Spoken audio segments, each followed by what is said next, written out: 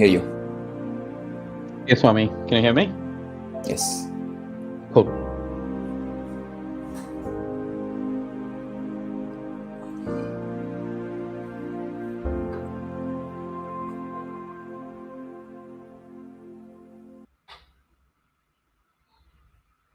Hello, everybody. Good morning and good evening.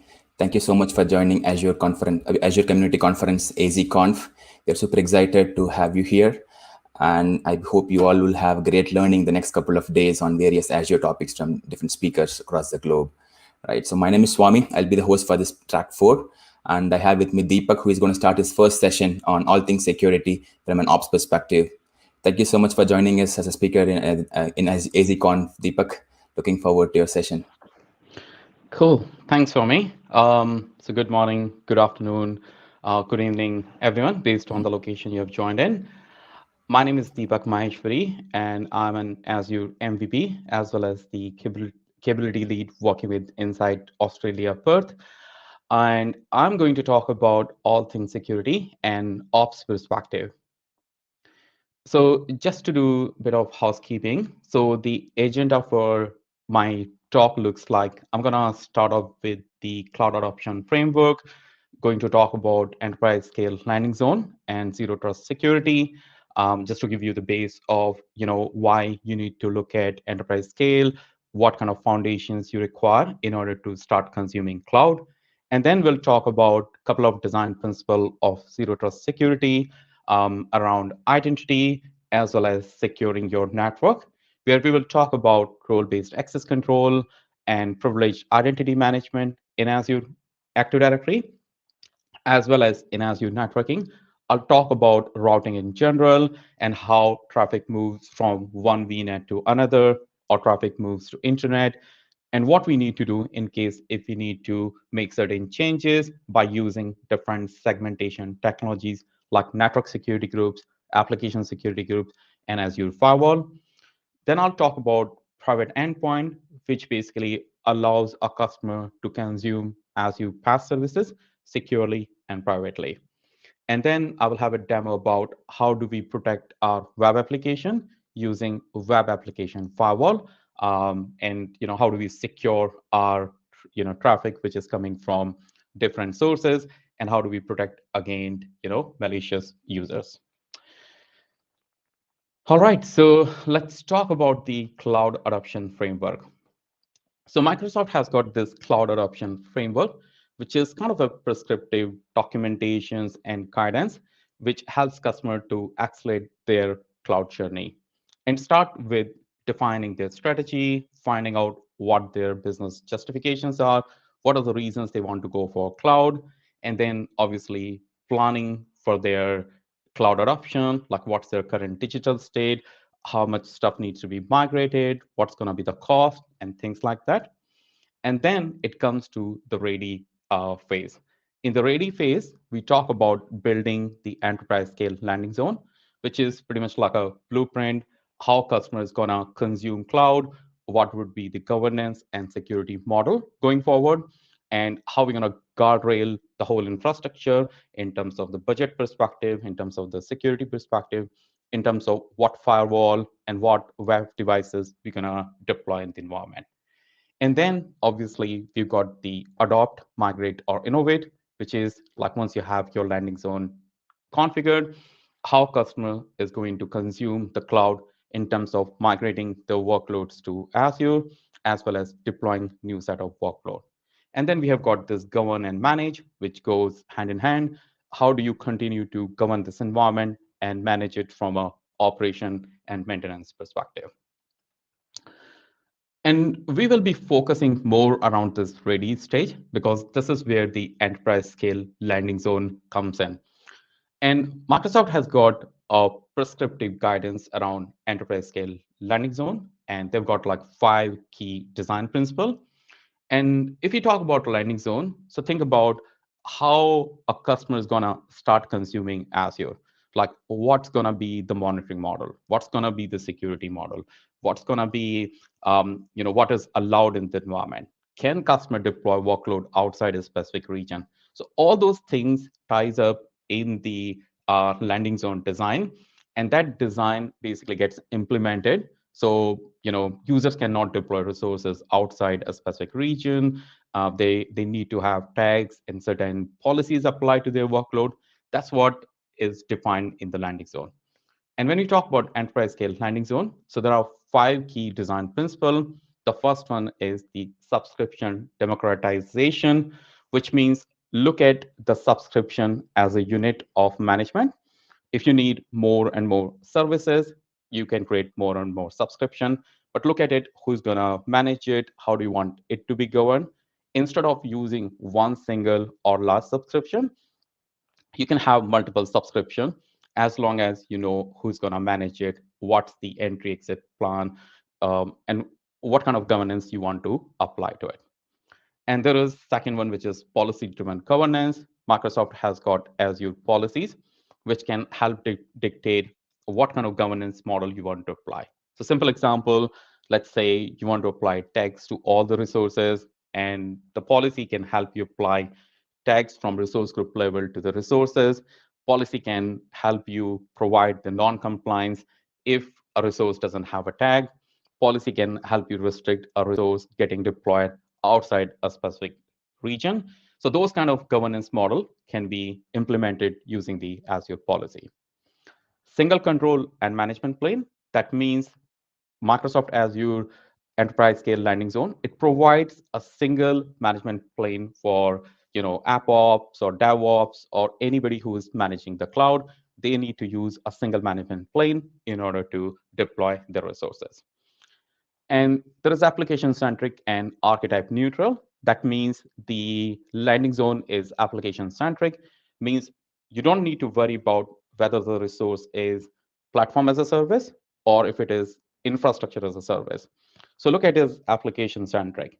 If it's a database, service, it can be Azure SQL, or it could be SQL sitting in a VM, and look at it and deploy it in that aspect, maybe in a single subscription instead of IS goes in these subscription, PaaS goes in these subscription.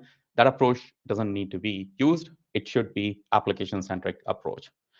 And the last one is the Azure native design and platform roadmap alignment, means use the cloud native tools wherever possible because they always have a roadmap and they are like a first-class citizen, and you would be able to utilize them more effectively and securely in the cloud environment. So these are the key design principles when it comes to enterprise scale landing zone. And this is how the enterprise scale landing zone looks like. Because if you want to understand what happens when somebody's talking about building a virtual data center or foundation or enterprise scale landing zone, so they're talking about putting a governance. They are just making what kind of model they're going to implement for logging all the logs coming from different solutions which are going to get deployed. What kind of firewall is going to be there? Is it going to be Azure firewall, or is it going to be a third-party firewall? So there are different, you would say like options here. One is obviously for identity, and then there is a management group structure, which determines where the policy is going to get applied. And there is a platform management group, which is going to govern the subscription related to the platform. So for example, there will be a dedicated subscription for connectivity for hub and spoke architecture. And that's where the express route is going to sit in. That's where the firewall is going to be there. And it's going to be one single entry and exit point for a customer. And then there would be different subscriptions for security, like identity subscription, where the domain controller is going to sit in, or any identity related service is going to sit in. There's a management subscription where any of the management services is going to sit in. And then there are landing zone subscription. So all these subscription would be based on the design principle we talked about, like archetype neutral, subscription democratization, means if you need to deploy a service which needs to be separated from other services, we can have a separate subscription for it. And at the same time, Microsoft is building these landing zone architectures. So you would find there is a landing zone architecture for Kubernetes, Azure Virtual Desktop, Azure Data Platform, and services like that. So this can be used in order to deploy more and more subscriptions for different workload. So So this is what makes up the Azure landing zone. Now, in order to secure this landing zone, Microsoft also has got three key design principles for zero trust security. The first one is verify explicitly, and that says like any user who is accessing the resources, he needs to be verified explicitly. So if there is a user who needs to do some admin activities, there should be a second set of verification, maybe multi-factor authentication, and that should verify, yes, this user is the one who needs to get access. And the second one is the use least privileged access, which means don't give full access to everybody. Don't give global admin. Don't give owner access to every user who's the administrator in the organization. Try to use privileged identity management, where you can define a user can elevate himself as and when he requires, more, high level access or maybe admin access. Whereas normally that user always have got a limited or restricted access. And the third one is assume breach, which means you always need to assume the environment is breached. So you need to make sure that you have got a limited blast radius. If one environment is breached, it should not spill over to another environment. So microsegmentations, making sure the services from one VNet to another VNet are only talking to a specific set of ports. And at the same time, you need to have some sort of visibility to look at what is happening in the traffic as well. So these are the three key design principles for zero trust security. Now, moving on, I will talk about identity and access, and I will give you a few demos. So this is a demo heavy session. I'll try to talk about some theory, and I'll keep on jumping on to the demo to show you how does it look like. And obviously, if you have any questions, please try to hold your questions or maybe put it in the chat window, and I'll be able to answer your questions once I kind of finish my presentation. So for identity and access, so Microsoft Azure Active Directory, it governs all the Microsoft cloud services.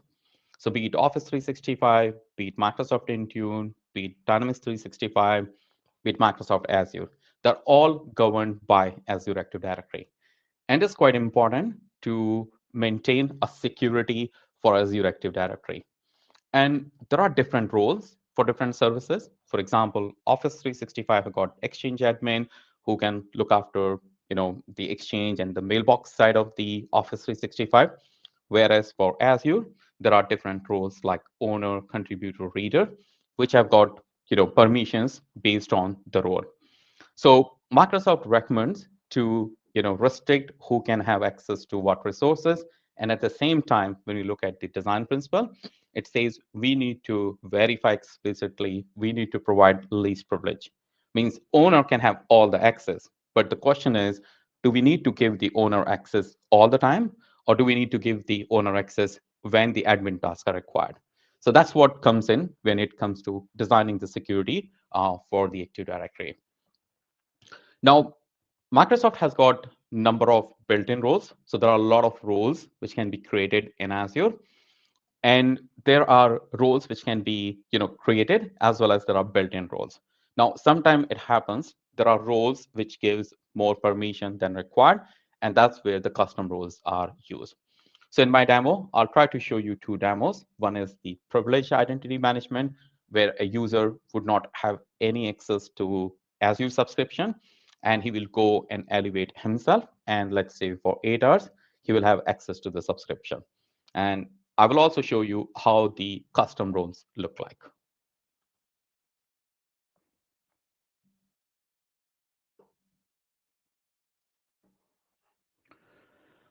So in order to give this demo, I'll start off with the privileged identity management. And I have a user who's logged in incognito. Just move this here to my screen. Okay, so I've got a user named PIMDemo. So this is just for privileged identity management. This user doesn't have any access to the subscription. Means this could be admin, this could be user who can even be given a read-only access, which means he can see the subscription, he can view the services deployed, but he won't be able to do the admin task. So we can protect our access in that way as well. So if this user has to elevate himself and need to become owner of the subscription, what he will do, he will just go and he'll look at the privileged identity management, and I have configured privileged access group. And with this privileged access group, because this user is part of that group, he can go select this group and he can actually look at the roles assigned to him. So I have configured as an admin what kind of role this user can have. So I have created a PIM group where I have added that PIM group to the management group scope. So I have made this group as an owner to the management group scope, which means this user now can have access to all the subscriptions which are falling under my management group. So in order to activate himself, this user will have to click on activate, and he will have to um, provide his justification. And if required, I can also configure the multi-factor authentication. So I have not done it for this demo, but this is about, we want to verify explicitly. Means when this user is trying to elevate himself, I want a multi-factor authentication request to come in to this user, and then only this user can elevate himself. If required, I can also have an approval workflow where this user can try to elevate himself, and then the request goes to anybody who is designated as an approver, and that user can approve it, and then only this user can become an owner. But just to make this demo simple, I have just simply made it straightforward without the multi-factor authentication, and this user can now elevate himself by going through these stages. And just be mindful of the fact that this user is only going to be the owner for 8 hours. And after that, he will have to go through this process. And this window can be reduced to 1 hour or 2 hour or 4 hour, whatever is the accepted duration for the organization. So this goes through the process, and what happens is this gets refreshed and it takes a couple of minutes. And if I want to look at the subscriptions, and let me see if this user has got the access to the subscription, and let's verify. Okay, there we go. So this user who didn't have access to any of the subscription, but after going through the PIM process, he is now able to see the subscription assigned to him, and he can manage those subscription. He's the owner of those subscription just for 8 hours, and if he needs to get those owner access again, he will have to elevate himself again. So that's the process somebody will have to go through in order to access the resources.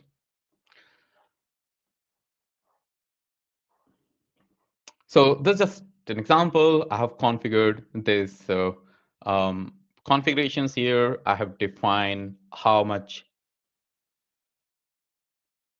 hours I have allowed, and I can edit it. Do we want to ask users to provide justifications? Do we want to have the MFA workflow for multi-factor authentications? I have selected as no. And does this access expire after 6 months? Means, let's say I have a contractor and I want to give him access only for 2 months, not for forever. So that way, once the contract is finished, he would not have any access anymore, because that would kind of go away. So I can define those durations completely editable. So I've just made it more relaxed, but as per the requirement, they can be trained in. Now, just to show you the RBAC as well as the scope where I have given this PIM Dynamo group access. So what I've done is, in my environment, I've got a management group. And if I go to access control, and if I look at the role assignment, so what I have done is I have given PIM group as the owner role to this management group. So what's happening is, any user who is part of PIM group, they can be made eligible to elevate themselves to become an owner. So they don't inherit the owner access by default. They have to go through the elevation process. Now, the second demo which I wanted to talk about, that about the role-based access control. And what I wanted to show here is the custom role. Sometimes what happens is the owner and let's take a step back. So in Azure, so when it comes to Azure subscription, there are three main roles. One is the owner, who has got the full access to Azure subscription. And that user can basically add other users as an owner or provide different access. Whereas contributor, he's very much like owner, but he doesn't have access or he doesn't have privilege to add any other user. And reader is just simply reader. He can only read the resources and cannot make any changes. And there are whole heaps of resources, whole heaps of roles which are available in Azure. And sometimes it happens these roles are not good enough, and you need to create your custom role. Now, in order to do that, it's pretty simple. You can do it through Portal. You can do it through PowerShell. And if you need to do it through Portal, it's simple. Go add a custom role. If you want to clone an existing role, you can use it, select, take an example. I want to create an owner lookalike, and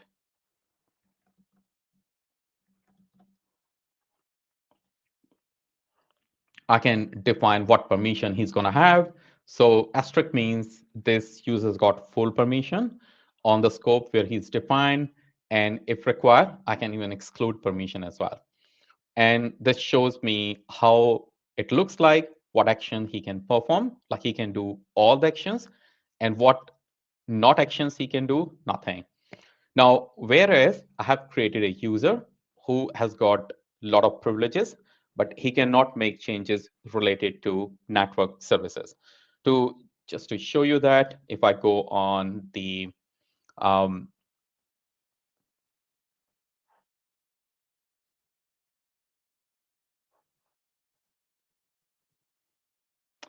not this one. So let's go for NetOps.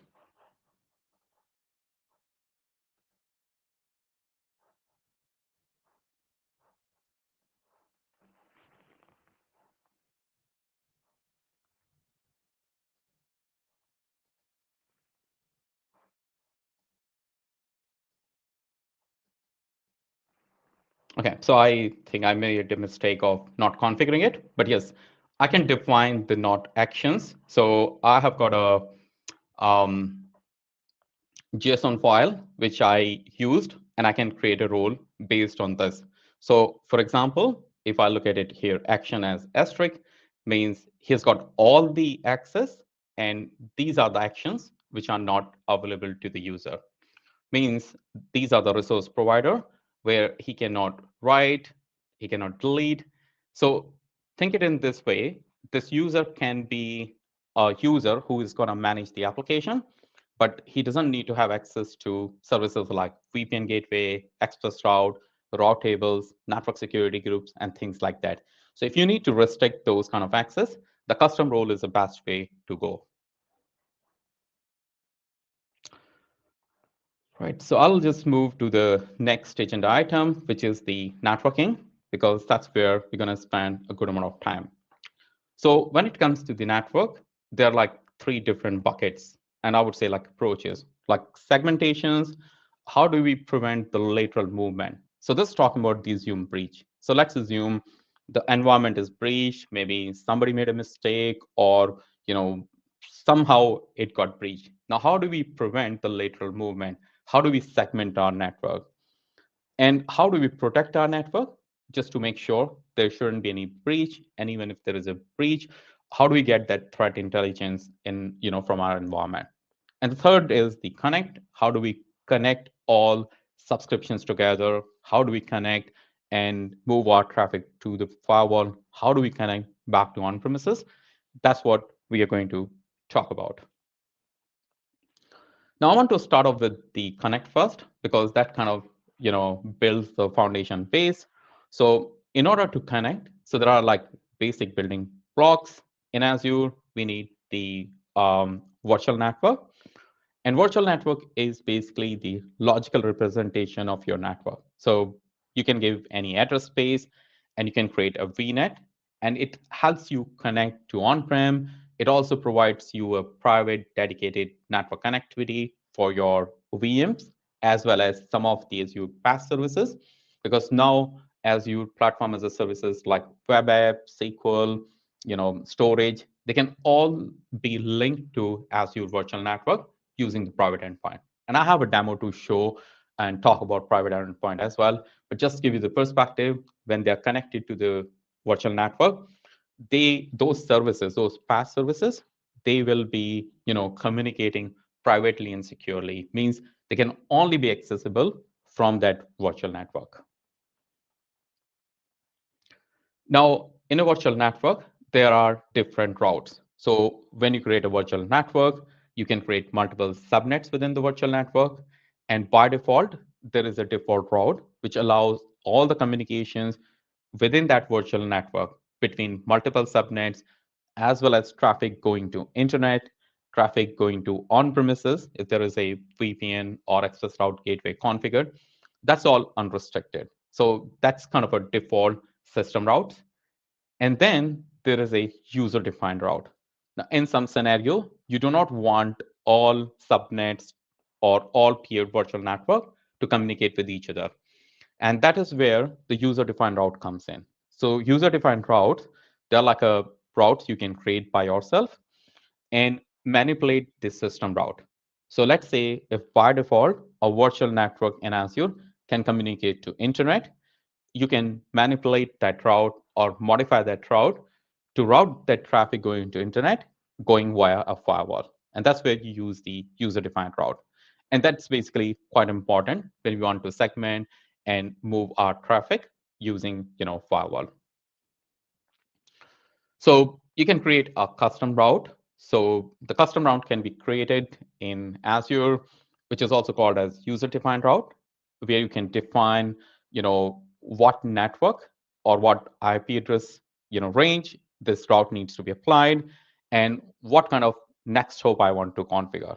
Should I throw this traffic to the network gateway? Should I throw it within the virtual network? Should I, should it be applied for internet? Or should it be going to the virtual appliance? So what happens is virtual appliance is like a firewall. So in Azure, so virtual appliance means a firewall device or any device which is kind of deployed to manage the network. So with the help of the virtual appliance, we can send all the traffic to virtual appliance instead of the traffic is routing it, with its default behavior.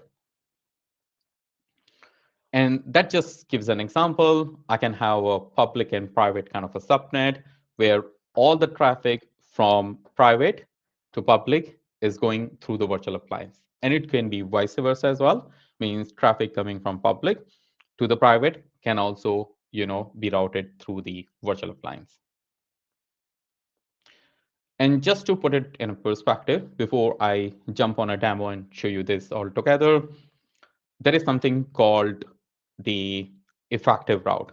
So when you deploy a virtual machine in Azure, in any virtual network, that virtual machine receives these routes. And these routes could be based on whether there is a route table, whether there is a no route table, and this would change. Now, in this example, if you look at like the first one is the virtual network. So the first one is only about the virtual network itself, means the VNet where this VM is sitting. Now the second one is about the VNet peering, which means if this virtual network is peered to any other virtual network, that is what it will get as a route. And all these route means I have the information about another network, which means I can communicate with that network. And then we've got a whole bunch of virtual network gateway routes. That means we basically can communicate to on-premises. So the virtual network gateway routes are also called as kind of a BGP routes. So these routes are propagated from virtual network gateway, which is deployed to communicate back to on-premises or somewhere else outside your network. those routes are also propagated. So the VM knows, okay, if I need to go on-prem, if I know need to go and talk to another network, how would I do it? And those routes come through the effective route. Now, in bottom, we have got a default route, which is something which I have overridden, and that's why it became invalid. So if you look at it here, it's invalid because I have overridden this route by using the user-defined route. So it's kind of in the bottom. And what it is saying is any traffic which is intended for 0.0.0, which means which is not known here. These are all known traffic, and all these traffic will be routed, you know, without going via the firewall, because your virtual machine knows about that traffic and it can all go without going to the firewall. Whereas any other traffic which is not known, which is outside this range, will always be going to the firewall. So that's how the routing and route table looks like in Azure. And just to let you know in terms of the priority, because we've got three different type of routes, which one has got the priority. So it goes like the system route, which is the default route. It has got the least priority. So it can always be overridden either with the BGP route. Wherever the conflict is there, you'll find the route becomes invalid. And then the highest priority is the user-defined route. So if you create a custom route in Azure route table, that custom route takes the priority over any other routes. So that's how the routing works in general. So with this, I'll quickly show you the route table of one of my VM and give you a sneak peek of how does it look like.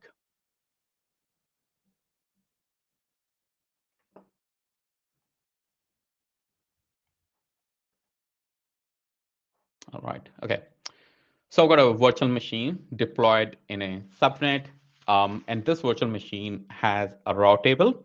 So this VM is attached to a route table, and I'll show you in a minute. And that route table is basically overriding the default route. So if I go here and look at the virtual network interface of the VM, and there is an option called effective routes. So if you look at it here, this is there in the properties of the network. So every VM has got the network interface card, and that network interface card receives all the route. And these route determines based on whether you have got the virtual network gateway to connect to on-premises, whether you have got any route table you have configured. Now, in this one, if you look at it, it's a very simple environment. I have got routes for my VNet peering, and those routes, sorry, so I've got one route for network itself, means within this virtual network. Then I've got another route for VNet peering, and here I have overridden this route with the route I have created in the bottom. That's the user-defined route. So that's how the route, routing looks like in Azure. Now, if I want to look at the route table, so just quickly, I want to show you the route table. I have configured this route table, and this route table, it is basically have a single route. So I can have a complex route table as well. Means I can create. So let's say if I want to restrict a traffic between the VNet peering, because that traffic is not going via the firewall, I can do that as well. And in that case, instead of using 0.0.0.0/0, I will provide the address space of my peer network. And I'll say to go to my peer network, you should always go through the virtual appliance, because that route is getting picked up by the system route, but I can always override that route.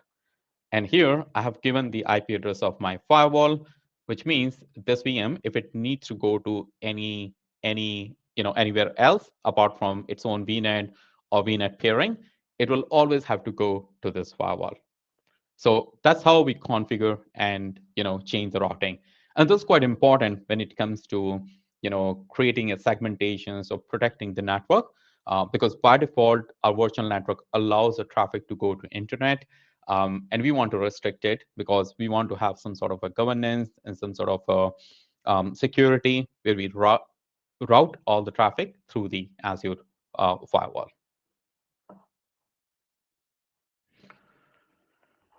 Right, so I'll just go back to my.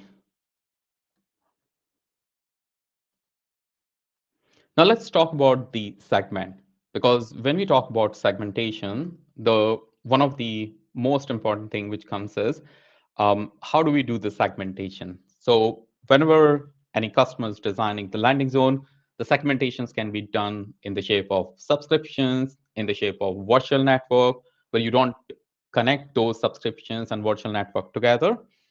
You can also implement network security groups, NSGs. You can also implement the um, application security groups, which are very much like network security group, but it helps you, use a bunch of servers which are changing the IP addresses. Instead of providing the source as the IP address, you can provide the name of ASG, and you can restrict the traffic.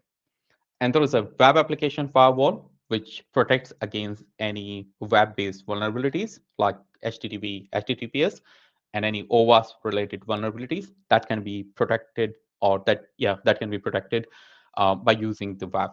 And there is Azure Firewall, which is the next-gen firewall. It has got IDPs and threat intelligence, URL restrictions. So all those kind of capabilities are there in Azure Firewall as well. Now, when it comes to the segmentations, we've got network security group. So this is more like your first line of defense. So if you're configuring any virtual network, and if you're deploying any workload, so by default, you can start off with the relax rule, means what traffic can come in, what traffic can go out. And network security groups can also help you restrict the traffic which is coming on a specific port from a specific IP addresses and on a specific protocol as well. So by default, they get applied either on a subnet level or on a interface level. So in order to applying these network security groups, you have two options. Apply them on the subnet, which means all the VM within the subnet gets the same rule. But in some scenarios, if you want to protect a specific VM and you want to override, or you want to have more restrictive rule to that VM, so means you can create another network security group, and that can be applied to that VM network interface as well. And in any case, if it is kind of applied on a network interface card, means you need to make sure if you are creating any outbound rule or inbound rule, and you want it to be a legit rule, means it has to be open on both the network security group. So in theory, if you apply two network security groups, one is on interface, another one is on subnet, and if one says the traffic is allowed, and if another says traffic is not allowed, the traffic will not be allowed. So it just takes a restrictive approach, because they both work in independence. So that's where it must be, the allow rule must be configured on both the network security groups. And then you have got the application security groups, and they basically helps you assign the application security group on a virtual machine. And then when it comes to allowing it, disallowing any traffic, instead of traffic coming from an IP address, you can define traffic coming from ASG as well. So they're very much like NSG, but they are pretty helpful if you got a bunch of servers which are SQL servers, and sometimes they can change an IP address. Instead of giving the individual IP address or range, we can provide them the application security group and create the rules according to requirement. So I'll quickly jump onto the demo, and I'll show you the network security group and how does it look like.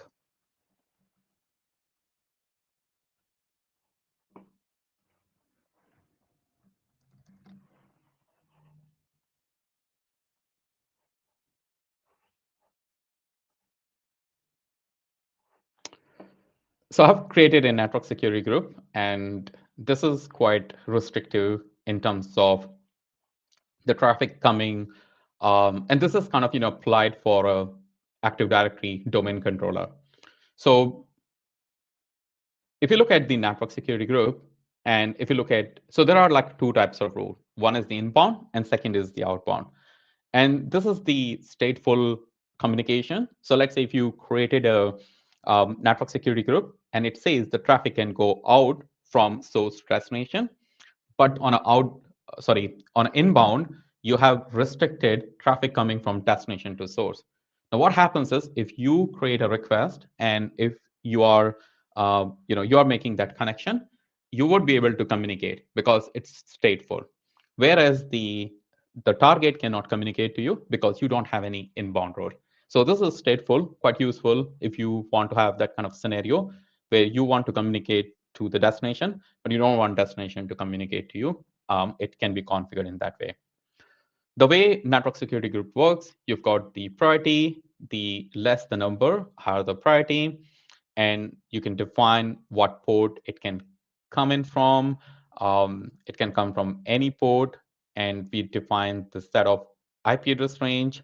We have defined the custom ports which are used for the Active Directory, and we are gonna allow or deny the traffic. So these network security groups, they can be applied to a subnet level or to individual network interface card.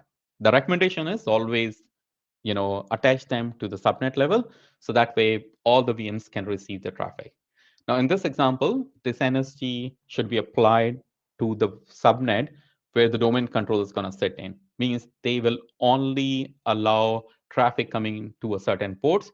If the traffic is not coming from those ports, the traffic will be denied. So you have got multiple layer of segmentation. So you can have rules on firewall, and let's say if somebody misconfigured the firewall, you also have got your second line of defense, network security groups. So you can restrict like traffic can only come on these ports as well. So that kind of helps implementing the micro segmentation.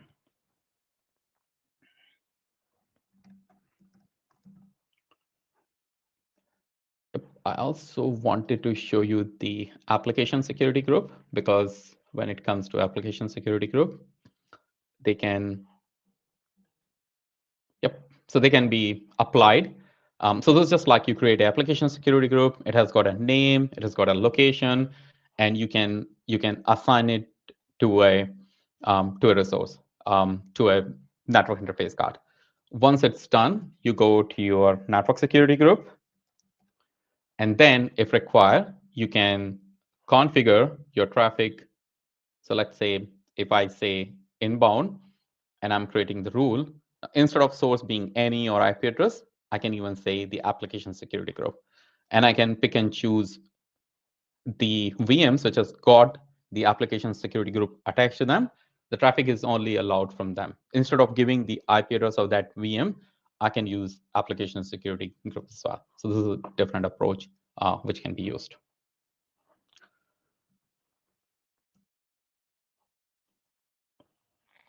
Right. So I'll talk about protect. So this is kind of quite important when it comes to protect. So there are different solutions available. So there is web application firewall, which basically protects against the OWASP vulnerabilities. So there are like OWASP top 10 vulnerabilities, like SQL injection attack. There are like a cross-site scripting attack. There are like very known vulnerabilities in the web application, and they create a lot of problems. So there is a specific behavior where a malicious user can try to compromise your server and get some information which he should not be getting. Now, in order to protect it, Microsoft has got different solutions. So there is a web application firewall, which can be applied to the application gateway, or it can be applied to the Azure front door. So there is a Azure front door, which is a regional load balancer. And I'll show you a demo. How does it look like when we use Azure front door along with the web application firewall?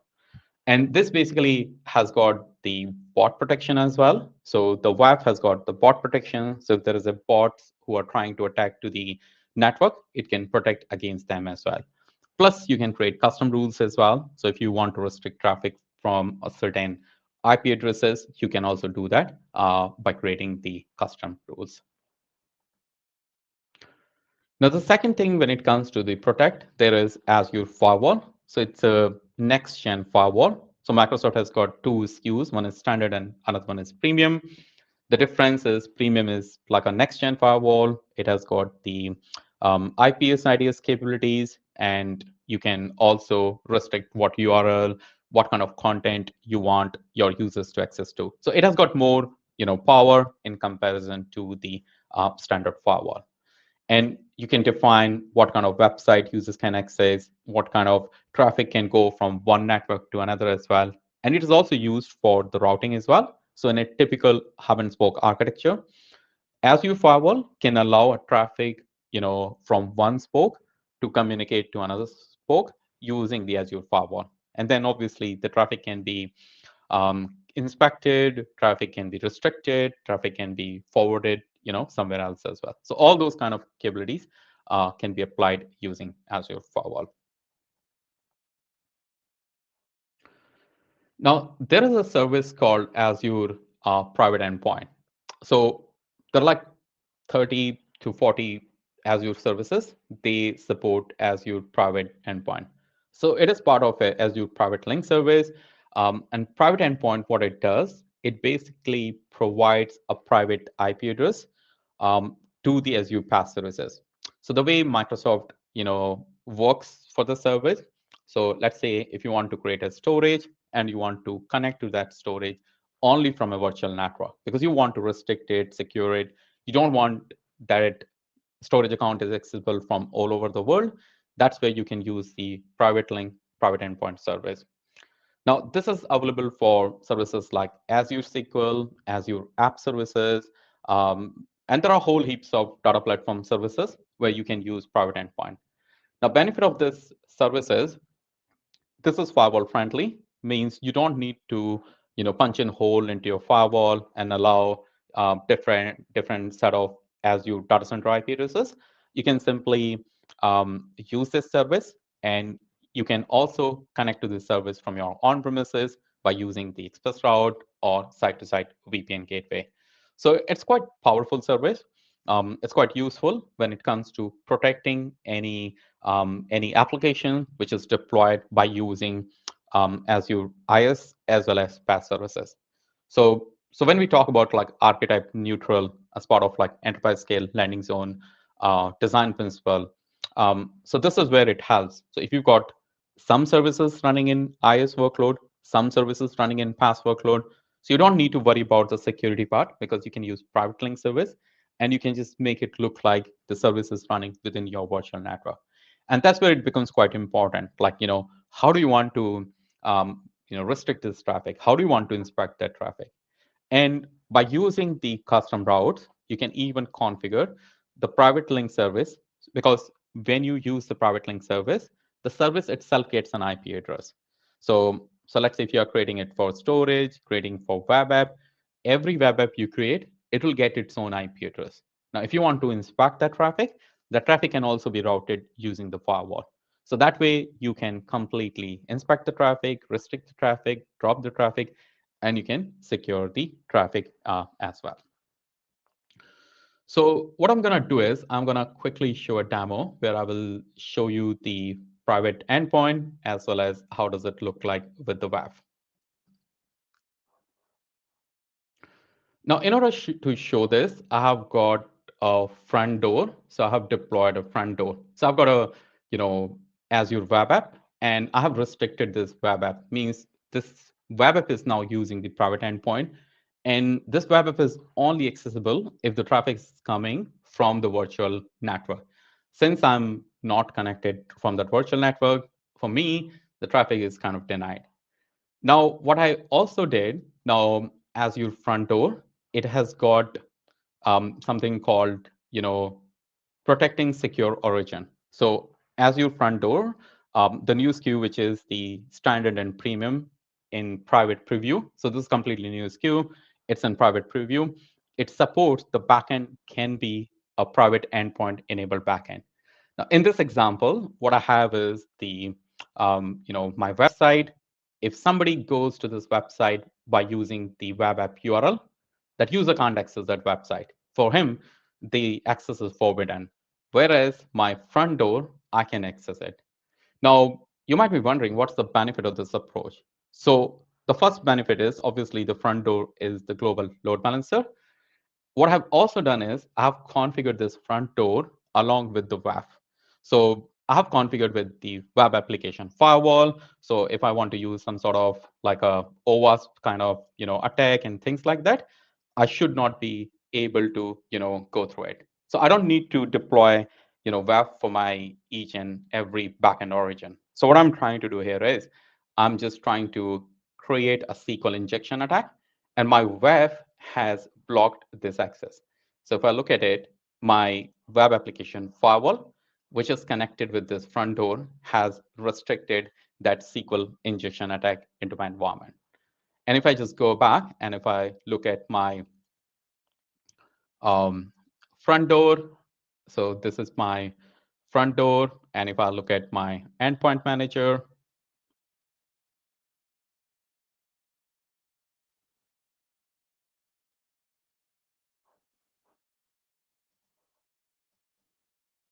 if I look at my backends, which I have configured in my environment, and if I edit those backends,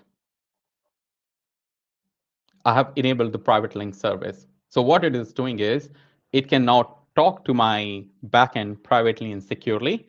And this backend is now globally accessible. It has got the web protections now, assigned to this service as well. And this is going to make, my website much faster. Now, if I just go here on the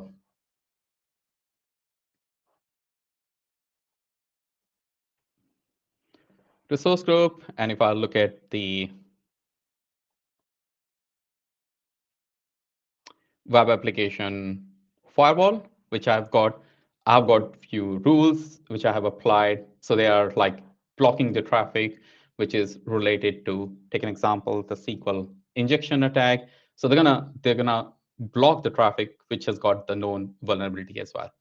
Now, on top of it, if required, I can create custom rules, and I can say the traffic coming from a specific geolocation, specific IP address. That traffic can be blocked as well. So I can create custom if and then kind of rule in order to in order to add more security to my website using the web application firewall.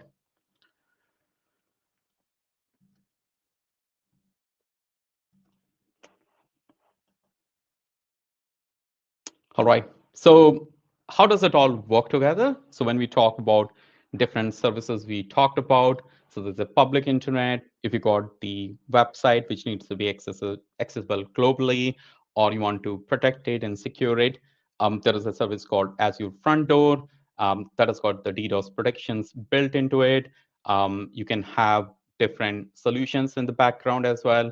If required, if the service is only meant to be regional and it is not meant to be global, you can also use application gateway along with the web application firewall. If it is not HTTPS service and you want to access, or if you want the service to be accessed from outside, you can even use Azure firewall as well. Any traffic which is going in and out of your network to the internet, it should always go through the firewall. And then when it comes to the connectivity back to on-premises, you've got the site-to-site VPN, you've got the Azure vWAN and ExpressRoute. Those solutions can be used as well. And then if required, your workloads can be public platform as a service, or if required, they can be a private platform as a service as well. So you can have workload which can be deployed according to your requirement, and you can apply security based on your requirement. And you can segregate them into their own separate subscription based on the application requirement, isolate them. If it is a public PaaS services, it should not be peer to your connectivity VNet, whereas the private PaaS services, it can be peer to your production VNets as well. So you can apply different rules.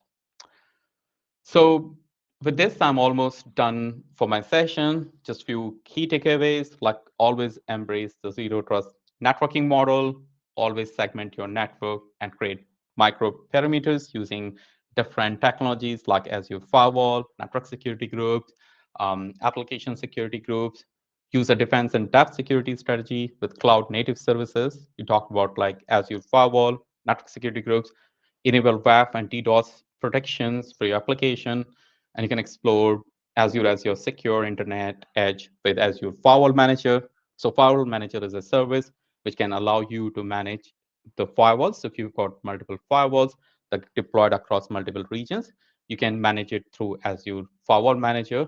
And on top of it, you can integrate Azure Firewall Manager with third-party services as well. So with this, I am almost done with my session. I would like to thank the community as well as the Azure conference team as well for organizing this session. And if you have any questions, please feel free to ask your question. Hey, thank you so much for that informative and very in-depth session on security, Deepak. I thoroughly learned a lot of things. Yeah. So I see one question from Mr. Subrajit Dal. I'll just bring it up here. So are we having something ZAP related or any VTP tool? Subrajit, would you just kind of double click on this? Like, what do you want in terms of VTP? Like a virtual trap router, something like this? If you could just explain exactly what you're looking for. Because the traffic can be forwarded to a virtual network appliances. It could be Microsoft, or it could be appliance which can be deployed from a partner solution as well. So that's something can be done as well. And let me know if you have any further question. Okay. Please, Subrajit, if you're there, please feel free to elaborate your question further on the chat window, and then we can answer it better. Yeah. And I don't see much questions there. Okay.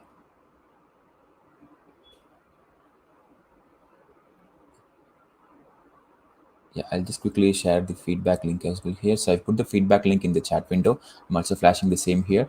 So please use the session code 2777713 and then submit your feedback for the session at that particular link, feedback link.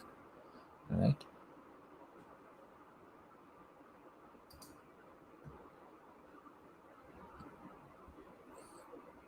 Awesome.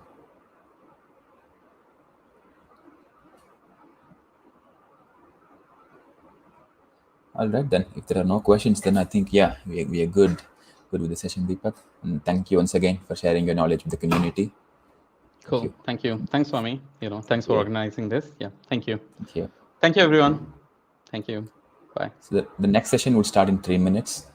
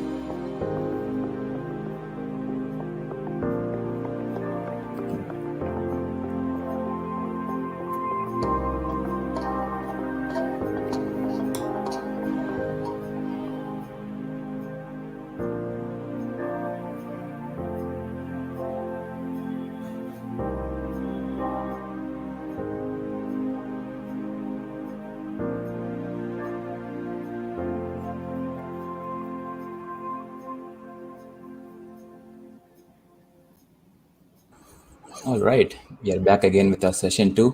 So I would like to welcome Mr. Subhajit, who's going to be talking about designing scalable applications through performance modeling and SRE practices. Over to you, Subhajit. Yeah, thank you, Swami. Can you hear me okay? Yes, all good. Okay. Hello, everyone. Good morning, and welcome to this session on designing scalable applications through performance modeling and SRE practices. This is a level 200 session, so I'm just gonna kind of give you a bit of overview and how to apply some of the techniques. And towards the end, I'll leave you with some like some tips, resources, and other things that you can kind of follow up and get more information about this stuff. Okay. Just wanted to kind of put this book across that I've recently written, and that's primarily the inspiration for this session. And the title is Designing API First Enterprise Architectures on Azure. Basically, it would give you kind of like, if you, whether you're an architect or you're a solution developer, it would give you a view of how to kind of build real world applications on the cloud, primarily involving API platforms being the the core of it. Because like we are seeing more and more omni-channel access and all these things becoming like the thing. And I've used like a case study based approach. So you kind of like as you go along the chapters, you kind of elaborate on the case study, and then you kind of understand what tools, components of Azure you can leverage to build that solution. Okay. Yeah, I mean, I have shared the link. That's on Amazon.com. But if you're a reader in India, this book is also available in Amazon.in. Okay, so what are the key takeaways of this session? Basically, you will understand how to model your workloads and user scenarios using scalability requirements.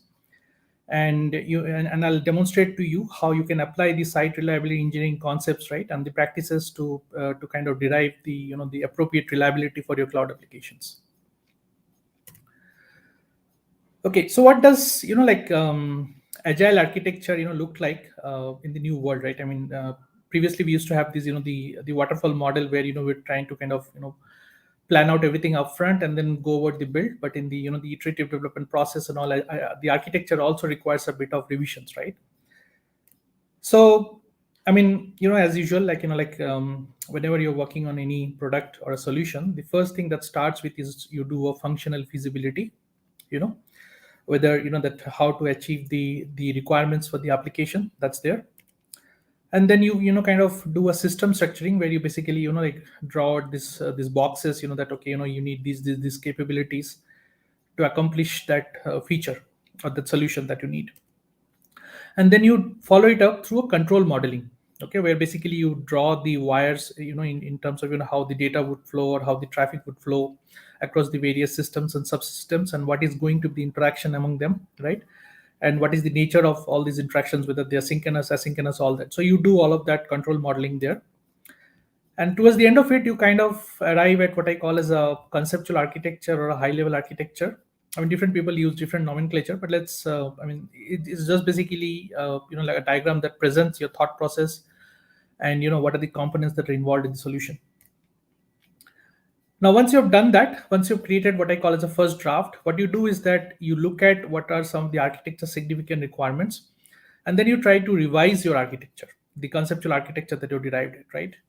And then you follow it through a modular decomposition where you try to identify some of the key Azure resources or the solution components that would be involved to kind of implement that conceptual architecture. And you kind of derive at what I call as the physical architecture, which is kind of like the low level architecture. I mean, in a cloud world, low level architecture typically means identification of all the Azure resources that would act like the Lego blocks, to build your the story, right? So that's what it does. And then you do some sort of like trade-off analysis, like in the context of non-functional requirements, certain things might be important and certain things might be lesser important, and depending on the context, right, it all will change. So you do, and then you further revise it, right? If you need to scale out or if you need to scale up, some of these decisions you will have to take at this phase. And you also try to, like, once you've done the first draft of the physical architecture, right, and you further revise it, like by applying the quality attributes or the well architecture framework principles, right, primarily around performance, reliability, testability, security, and monitorability, right? And then you follow it through what I call as the technical design, where and this is the phase where you start building stuff, right? And then you implement your design, and then you start using it production, right? And what is the most important thing, in the agile world of delivery of, of solutions, is that you need to use the feedback, okay, from all each of these subsequent phases to continuously improve your modular design, okay. And so that you are able to make adjustments to your architecture to meet the demands, be it scale demands, be it end user expectations, or or the feedback that you continuously receive in production, right? Certain features might be more frequently used over others, right? And probably there's need to pay more attention to them, right? So all of these kind of act as feedback loops, right? The subsequent blocks, and then you iterate over your design, and the architecture constantly evolves. And there might be a time when you may want to sunset certain solutions, and bring in the cloud world, as services evolve, you always get better services, so probably you sunset some old old way of doing things, and bring in new concepts and new stuff, okay. So the agile architecture, it always evolves, okay. It actually, you iterate it through the life cycle of the project, and you constantly evolve your solution, okay. Now coming to this, the terms, right? The scalability, reliability, and availability, right? I mean, though they are three separate terms, but they are kind of interrelated, right? And we'll look into that. So scalability, it kind of refers how well your system, it can adapt to the changing demands. Sometimes you will have more loads, sometimes you will have less. So how do you scale up or scale out to, offer the same experience to the users? And reliability is all about, whether the system is able to perform the task it is expected to do, and and it produces the expected outcome at the time you need it. And availability is all about, whether your solution is available to the customers or employees, through any device that they're using, and if they have an internet connection. So I would like to introduce, I'm sure I have seen that there was a session on the Azure well architected framework, so I'll not go into details of that, but I'll just introduce this concept so that you understand the further topics better. I mean, the Azure well-architected framework is based on 5 pillars of architectural excellence. It starts with cost optimization, where the objective of that is to ensure that you keep your cloud costs optimal. We have the reliability pillar, where basically the practices are more focused around how do you ensure that the systems are always available, they are able to recover for any failures that may happen. I mean, when it comes to cloud, you have to assume that the failure may happen, and you're designed for failures. And how to provide good performance, right? I mean, the so depending on the load patterns, and okay, and seasonalities and all, is your solution able to offer the good expectation to the customers, right? Because the adoption of any platform will depend on what the users of the application have an experience from it, right? And then we have this whole operational excellence pillar, where you ensure that your systems are up and running, you're able to deploy patches, upgrades at a faster rate. Like weeks, I mean, earlier days we used to have these 6 months, 1 year deployment cycles, but that's no longer valid. We need to constantly innovate, and we need to release stuff to production at a rapid pace. So we need to have this whole the automation and many other practices baked in, so that we are able to accomplish without resulting in error of the system. And of course, security is paramount to any solution, and at the end of the day, your system should be secure, and then there should not be any data breach and all that kind of stuff, right? Now when it comes to site reliability practices, at the outset you might see that that if you implement them, they kind of touch the three main pillars, right? But as you go deeper, and you start implementing, and you start seeing the benefits, you would actually see that it kind of covers the entire 5 pillars of the well architected framework, right? So while there is a slight bit of nomenclature difference, but essentially if you start implementing some of these practices, you can see benefits or impact in all these 5 pillars, and you can build a really well application or cloud solution in Azure. So what is site reliability engineering, right? I mean, it's something that was popularized by Google, and it basically means that it's a practice of applying certain engineering principles to operations and infrastructure processes, so that you can build a highly reliable and scalable software systems. Okay, and as a discipline, you tend to focus on key categories that are like availability, performance, latency, efficiency, capacity, and incident response. And I would suggest the so there are two. The site reliability workbook is something that I've found really useful, and there's also a chapter in my book as well, where I've kind of explained in that case study context, how you can apply the site reliability principles to when you're designing your API solution or the API platform. Okay, now when it comes to reliability, a term that is important to understand is that we kind of term it as appropriate reliability. Okay, because reliability may mean different for different customer context, right? So what is appropriate for your business scenario or context is something that you kind of like define, and you go and measuring that, right? So appropriate reliability, it's basically, it can be broadly defined as the probability that the system will function, right, under the expected conditions, right, within a specified time. Okay, I mean, some people may require a higher reliability if it's a mission critical application, whereas certain other businesses might be okay with a lesser reliability. Maybe they might be okay with a some downtime, or like, so that they can save on costs, or so depending on the trade-off analysis, they would agree on what's the level of reliability that they need for their business. And typically you measure, like, so we define a term called service level indicator, or an SLI, which is a metric that quantifies the reliability of a service. And I have a follow-up slide where I will take you through an example, so which will make all of these things a little bit more clearer for you. Okay, there is another term called SLO, which is like the service level objective, which basically we define as the target value, okay, for any particular service. And it is measured via SLI, right? So that you can kind of see how you're faring against the target, right? I mean, SLIs are the values that you get in terms of the metric, and then you compare it with the SLOs, which are the targets, and then you see how you are faring against it. And reliability is defined and measured using service level objectives. Okay, I mean, that's how we do it, right? There is another term called service level agreement, which is basically between a service provider and a customer, where it includes certain legal and like some penalty clauses in case certain the reliability aspects have not been met. But that's more of a on the business side of things. So I haven't considered that over here, because for from an engineering perspective, we always look at SLI and SLO when we have to measure reliability. And some sample monitors, like some like would be like the response time, latency, or the success rate, availability, capacity or throughput, or even interruption latency rate, right? Now in this presentation, because we are going to kind of focus on how can you get appropriate reliability through scale and performance modeling. Okay, so in SRE, it says measure what matters. So the first thing that you do is that you identify the metric to monitor for ensuring appropriate reliability. And let's say we take an example of service availability being our metric. Then we define how to calculate, right? So how to calculate the SLI for the metric.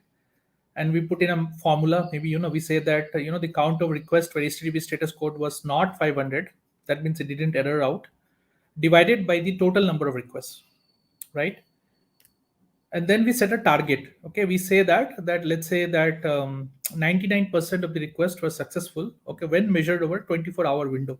Okay, so both the percentage and this time window is important when you define an SLO. Okay, so taking an example, let's say that when we say 99, let's say that if there were 1000 requests that were received, right, so probably 990 requests were successful, right, in that 24-hour window. So then you can say that you've made the target. If the data says that no, it's lesser than that, maybe 800 requests were successful, right? So then you have not made the target, and probably there is something wrong, and you need to take action on it. Okay, so this is the type of insights that you can derive when you have defined this the SLIs and the SLOs. And the important point to note is that it is not a post facto thing. It must be completed before finalizing the design. Okay, because I mean, as I showed you earlier, right, the architecture evolution process, right? So what if your solution design is constrained, and you can no way achieve the SLOs, right? So then definitely you need to change the design, right? So this is something that has to be done proactively and towards the beginning before you finalize the design. When you've done the design, when you've implemented, and then from feedback from actual execution of this service, you kind of like see how you're faring against what you defined earlier. Okay, and I've given an example of how you should phrase your aspirational SLO. So it says that the service must be available 99% of the time when measured over a 24-hour window. Okay, I mean that's an example that you can relate to. Okay, now when it comes to like reliability, I mean the one of the important aspect is design for observability, right?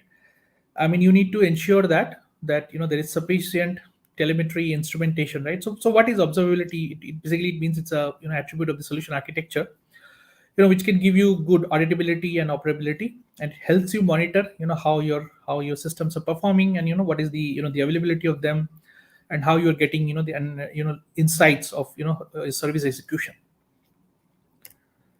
And when you design for it, you kind of get certain capabilities which focuses around you capture the logs, you derive metrics out of it, right? You can have some heartbeats mechanism to check the system health periodically, right? And then you can generate dashboards, which can be looked at by the key stakeholders or the operations team, to see how your service is performing, and whether any intervention is required to improve the reliability, right? And then you can also create periodic reports. Okay, so this is something that also goes hand in hand whenever you are doing something designing for reliability. Okay, so let's try to take a case study. Okay, so what we are going to consider, so we are going to consider a solution context. Okay, which basically we are going to probably marketplace portal, we'll take that as an example. Okay, and this is going to be like a single page application that would be developed using Angular 9, and it would be supported with an API platform, which is like a set of microservices probably hosted in an AKS cluster, right? And it can have disparate backend storages, could be like SaaS storages like Office 365, Dynamics 365, or even Cosmos DB, or any other third party systems. Okay, so basically it would be like we are using a microservices, and we are using the polyglot persistence, and you probably have a database per service, right? That kind of concepts like probably would be used to implement this solution, right? And the key user journeys, I mean for the discussion today that I have considered is that, let's say that you have registration as one user journey, you have browsing of the products. It's a marketplace portal, so the customers would come in, they would kind of browse the products, right? And they might log in, and they might order a subscription of the product, right? And or they might want to see some news articles, or certain FAQs, or even launch a chatbot to do a conversation. So the first step, when it comes to going about this whole SRE, is that you do some sort of capacity planning, right? I mean, the numbers in this table are not so important. I mean, it's just that that I've shown how typically you would do some capacity planning. You'll look at what is the estimated users of that, what percentage are active, right? And during peak hour, how many are active, and what is the distribution of load across the various use cases would look like, right? And how it would result in something called request per second on your platform.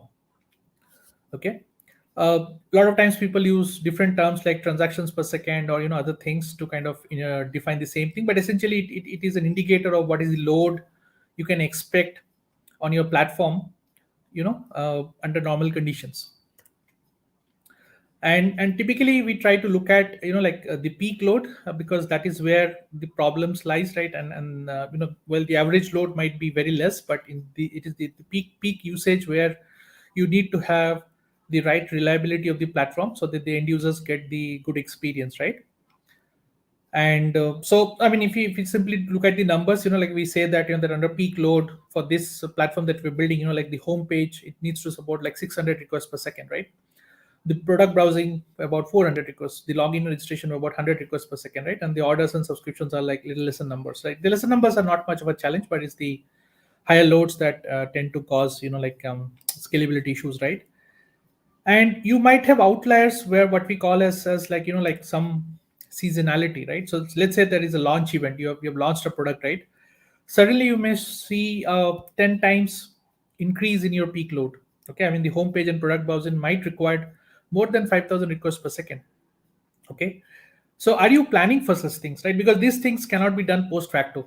Okay, I mean because depending on some of the decisions that you may take around your Azure resources, their scaling, and and some of the design patterns that you might follow, it can either constrain your architecture, okay, so that it is not able to either scale up or scale out, or you may have to then like kind of go and like change your architecture, right? So post facto, these are expensive things, so it's better that you do planning upfront, and so that you have some bit of predictability around what you can expect. Okay, when these things will happen, what can you expect from the platform?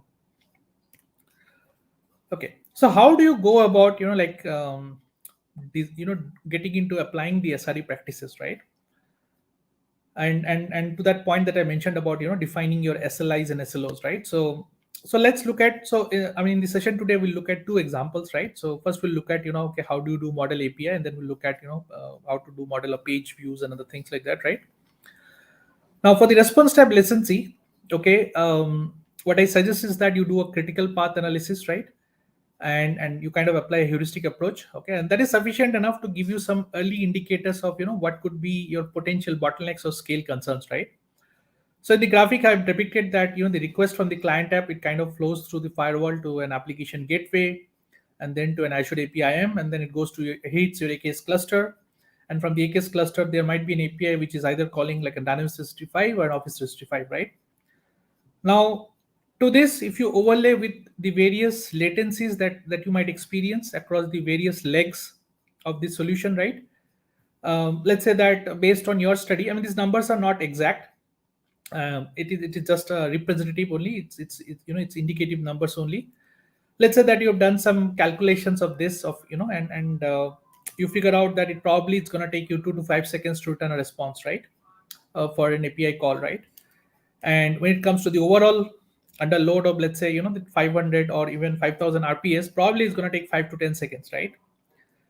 The question that you need to ask yourself is that good enough? Okay, or does your architecture needs change? Okay, or should you look at and even the design patterns that you use to build your solution, right? Maybe you're using today a synchronous approach, right? And probably an asynchronous is a better pattern, right? And then what is required? I mean, certain transactions, if you make them asynchronous, then you need to do compensating transactions and many other things, right? So what are some of these other changes that may be required to your design to kind of achieve the goal that you may have, right?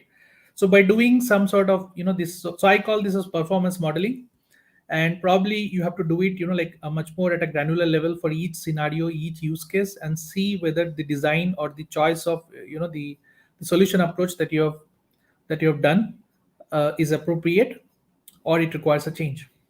Okay, so you need to define your user journeys, and you identify the initial SLOs for each of these user journeys. Okay, now one of the recommended practice when it comes to SLOs is that do not assume that one size fits all. Okay, we have to keep them granular per user scenario, per user flow. Okay, the reason for that is that in certain cases, say if you're doing read transactions, yeah, it is expected that those should be blazing fast, but when you're doing an update, probably not, and it is impossible sometimes, right? I mean, depending on the complexity of that update, if it has to update multiple systems and other things and all. So you can actually get very good you can have a conversation with your customer to also like kind of I mean in a much more detailed way, and if there are changes, because a lot of times what we try to do is that the way the solution was designed maybe in a certain way, you try to implement the same thing on the cloud, right? But probably that's not the right thing. Maybe you need to re-architect, or maybe you need to change your business flow, right? All of these conversations can happen only when you kind of keep things granular, and you identify the SLI SLOs for each of them, and then you have those conversations. And it is most important to pay like utmost focus to the critical functionalities. While you may have like 100 user scenarios, maybe out of them 5 are most critical or 10 most critical, right? And that's where the customer would like more reliability, okay, over others, right? So that is something that you identify that, and you're able to narrow it down, and you pay attention to the ones that are most important, right? And you have to have adequate telemetry and instrumentation, okay, to get the data that you need, okay, as I told you earlier, so that you can predict how things are happening. Okay, so let's look at when it comes to defining the SLOs, and typically we always response time we always measure at the server, and how would you define, right? So we are saying that will consider the percentile as a 90th percentile. I mean, nobody can uh, do 100, nobody can say that everything will be perfect, right? So there would be some outliers depending on the system's health and situation at any given point in time. We ideally try to always keep these SLOs measurements between 90th to 95th percentile, and if needed, we can also go to 95th percentile, 99th percentile as well. But there are there are cost implications and other things. If you need a very high reliability, right? I mean, we know that, right? So what would your aspirational service level objectives look like, right, for a response time latency, right? So what you may say is that let's say that for any static or reference data kind of API calls, the gate operations must get completed, like say 500 milliseconds, right? And if you are getting an array of objects, and this is at load, okay, at the peak load, I mean, a single user load, you actually should return pretty fast. I mean, you didn't wait 500 milliseconds at all, right? But when you are having a 200 requests per second load on the platform, or maybe 600 requests per load on the platform, right, there would be some threads waiting and all. So how long it still might take for it for the response to be received, right? So that's where these numbers come in, right, at the high range numbers. And then you say, okay, for the user transaction data, maybe because this needs the the data has to be latest, so probably it makes a round trip call, and okay, it must respond within 100 milliseconds, 1000 milliseconds, or 200, or even 2 seconds. And when you're doing an updates, right, so if you're doing synchronous, that might take longer. If you're using asynchronous, that might actually can execute faster, right? So this kind of gives you some sort of like a model, or what I call as a benchmark, an aspirational service level objective, okay, which is kind of kept like in mind when you're implementing the solution, right? And essentially, when you've implemented the solution, what you do is that you kind of go and check the app insights or log analytics data for about a week, okay, and see how you're performing, right? So what you do is that, so you look at the data and you see some numbers, okay, so you see that about like these many requests, total requests came in, of which how many were successful, right? And the latency that you can see on the 90th percentile is about 497 seconds, 95th about 870, 99th about 1024, right? And you compare it again, and then you calculate the SLO using the SLIs, right? So we see that we are getting about 99.8%, right?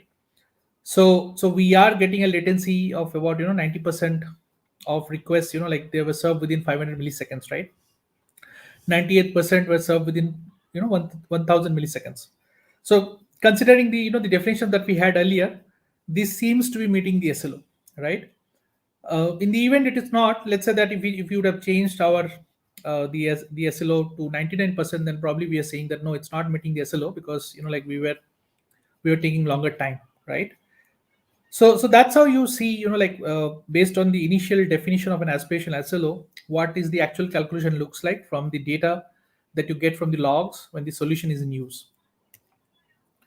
And there is a concept of like error budgets. So the delta from the 100%, right? I mean, say so the 10% that you have in the specific case that we talked about, right, is what we call as an error budget, because that is something that you can utilize for driving like innovation. So there are times when you have to do testing in production, right? Like the ring based deployment and other strategies, right? So where you release a feature, you did not have, I mean, you did not have the opportunity to test it in the lower environments, and in the production you see how it's performing, right? And that you utilize that budget to see, okay, whether it's good enough or not, or you need to roll back and do some improvements, right? So this is also another thing that that 10% that you have, you can utilize for some other purpose, and to ensure that you are able to bring in features quickly enough. Okay, so now we will look at like, okay, for a single page application, how do you define the SLO SLI for a page load metric, right? most of the times customers would say that we need less than 3 seconds. Okay, now that is very subjective. What does it mean, right? So we will try to look at this one, and we'll try to see what it means, and then how you should have the conversation with your customer to kind of discuss on things, right? So typically what I've like depicted over here is that what happens, it's a timeline view. What happens when you request for a page, right? A single page application, the first time load, right? Yeah, I mean, basically it starts, then you do DNS lookup, then you get the HTTP request and response, right? And then the server would kind of respond, right? It will do the processing, it will respond, it will return you the byte, the stream, right? And then you receive on the client, and then you do client side rendering, okay? And then you follow it through once the the solution has the HTML DOM has been rendered, the scripts have been loaded, then you fire all the additional JavaScript code that's there, right? And then you repaint your UI, you do the DOM manipulation, right? And this is typical to any single page application. So what we see is that the first thing that we do is make an initial request, right?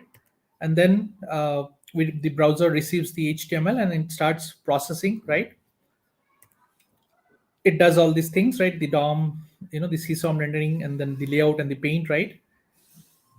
And then it follows it through with what we call as the page rendered or the window load event, right? When actually everything is there, and now the further processing on the UI user interface can happen. And then we say that the page is ready for user interaction, right? So there are 4 steps, I mean, at a high level that are involved, right? And post this only, typically the user would start using that particular web page or the app, right? Now in this graphic, the blocks that are marked as red are the ones where you have control over, which must be optimized for performance. Because the remaining ones is you cannot do much. I mean, depending on where the app is hosted, right? I mean, your the lookup and connection time will be dependent on that, and like your depending on what network you're using, like the payload, how long it takes for you to receive and stuff like that, right? Now we do, as we start doing further analysis, what we see is that probably like the T1, which we call as time to first byte, probably that happens around 800 to 1200 milliseconds. And then the T2, which is basically time to last byte, so you probably receive it within 1500 to 2000 milliseconds, right? And then the actual DOM load, it takes about 3 to 5 seconds to load, okay? For SPA, because the first hit is always very expensive, so like it probably might take 3 to 5 seconds, right? And then the page load, the T4 or the page load time, right? So probably it takes about 5 to 6 seconds, and then you spend around 3 to 4 seconds depending on how many API calls are there, okay? To get to refresh the DOM, and then probably your T5 or the HTTP load time, it takes about 8 to 10 seconds, right? So for sure, nothing can be done in 3 seconds, right? And there are these things and all. So depending on how you modeled your page, what you should look for is that you have to optimize all these blocks so that you can bring down these times to whatever is relevant for your for the application that you're building, right? And I've taken an example, right? So let's say that you have overall 200 MB payload, right? So you can imagine that it will take about 10 seconds to download over a 2 Mbps mobile network connection. So are you optimizing your, and this is quite popular. People, most of the time we use our mobile devices to kind of, like the browse website. So these need to be optimized for, the mobile rendering and other stuff, right? Okay, so now like considering those numbers, how would you define the page load time client side metrics for using SLO SLIs? So we say that that okay. So we do a modeling like this. We say that on the home page, on the assuming that 200 RPS is the peak, so the T4 should be less than 7 seconds. The T5 or the HTTP load time should be less than 10 to 15 seconds, right? And then you kind of define it for all the other pages, right? You might see a lower HTTP load time for some of the pages because in a SPA, the first call is high, and then after that, like you just need to make an API call only to get the data and then refresh the page. So I mean the numbers are not so relevant, but I'm saying that this is the way how you kind of do the modeling, and then you kind of make it more granular, that what should be the aspirational service level objectives for each of these screens that you are going to build in your solution. Okay. And what you should do is that you can compare it with some similar websites to establish the baseline targets, okay, and so that you're able to see, whether are you, because there are a lot of popular websites who have already done this, all this kind of adjustments, fine tuning, and I'll show you an example also. And you just compare with them and see how your numbers are faring, and then and probably you try to improve upon that. Okay, so what is important, and why this is important, right? I mean, basically, as Murphy states, if something can go wrong, it will go wrong, right? So that is why it is utmost critical that you invest good amount of time, as part of your planning stages, maybe iteratively, as every service comes up for the implementation. I mean, you get the requirements, and that iteration model that we followed, right? So you need to kind of ensure that if there are any technical risks, they are mitigated upfront, okay, and you have good predictability on what you can expect.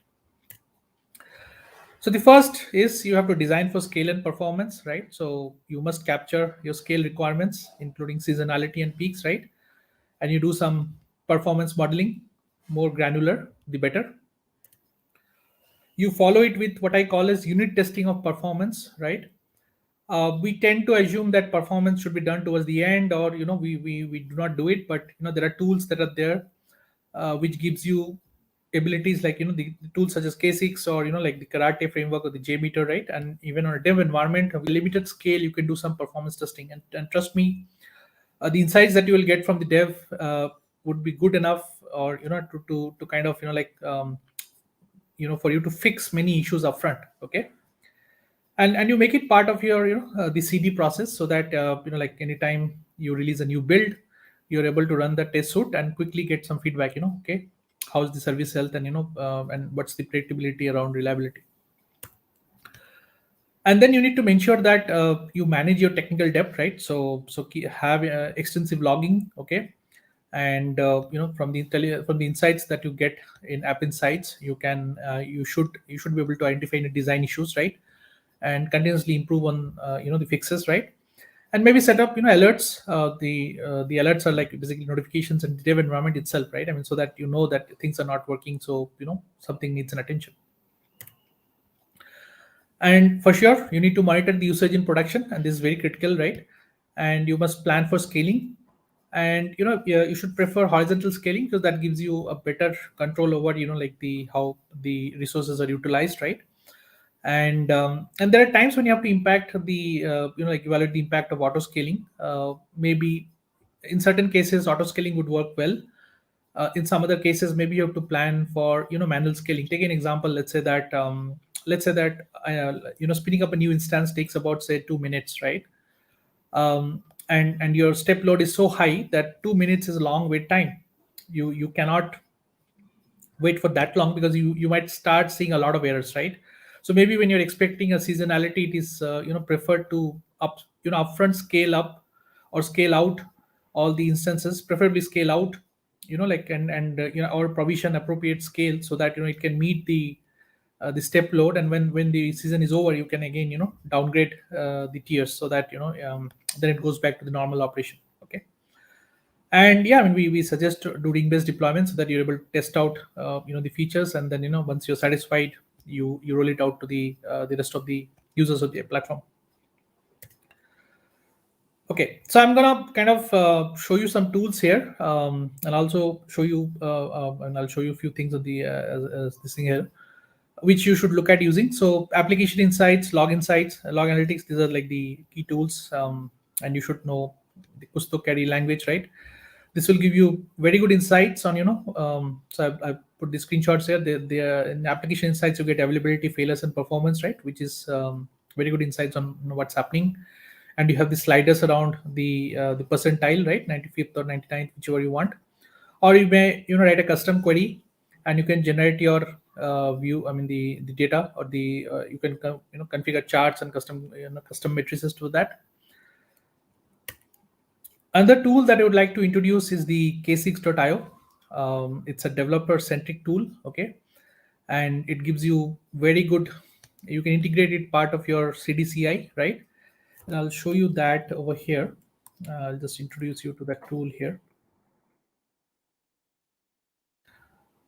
So this is that website, and they have very nice documentation, and it's quite easy to use. It uses the ES6 syntax. So if you know JavaScript, you can just quickly write scripts that can like fire your tests, right? So in this example that they've given is that let's say that they're just hitting using HTTP GET and endpoint, right?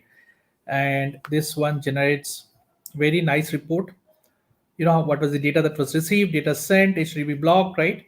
Connection request time, and then you can define all these matrices that you want.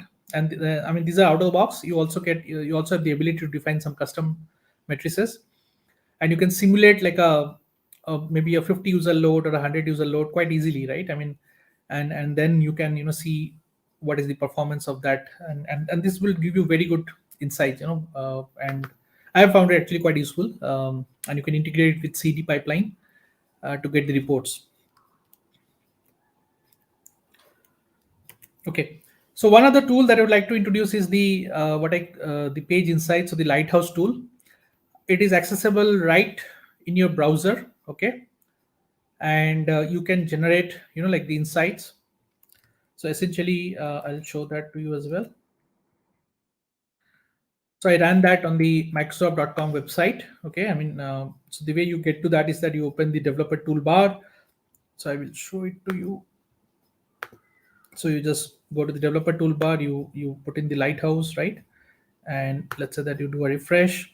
So the default it would look like this, and you may see that there are like apart from performance, there are many other things that you can run a report on. So for the time being, we'll just keep. Okay, and we would like to see how is it optimized for mobile, right? How does it look like, right? And we just run the generate report. So it will fire up.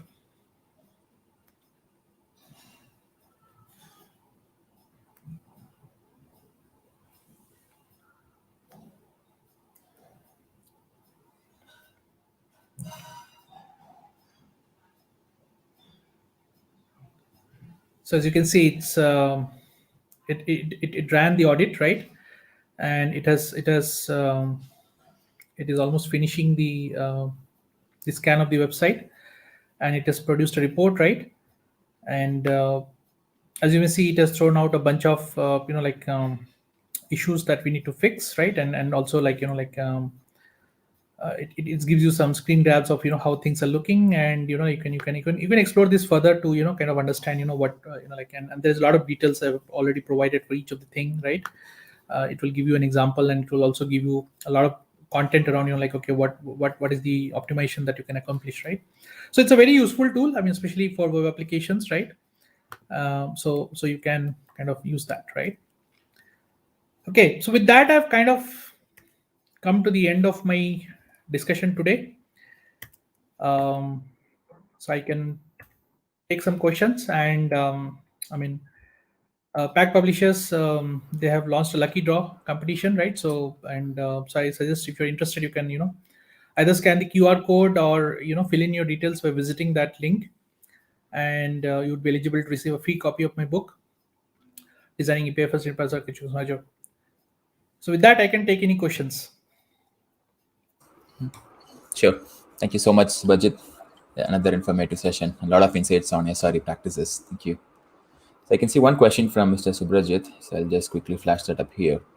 So what is the best tool for Kafka consumer lag or producer lag we can use? So I haven't actually worked on Kafka that much. I think probably that is something that you'll have to explore. But I mean, in the Event Hub, in Azure Event Hub, if you're using the Kafka as your like the protocol, I mean, Event Hub comes with diagnostic logs which write to log analytics. So you can use, if you're using Event Hub in Kafka, then you can use the log analytics. But if you're using Kafka as a separate like entity, so that is something that you'll have to research on. Okay, great. Yeah. I don't see any other questions. I hope that answered your questions, Subhajit. If anybody else have any question, please feel free to post in the chat window, and then we'll take it up. I mean, I would strongly suggest that you look at Azure Monitoring, Azure Monitor, and the capabilities it offers. I think it's a very robust tool, and it caters to all the most of the, I mean, all the services that you may have on Azure. and it's quite a robust tool.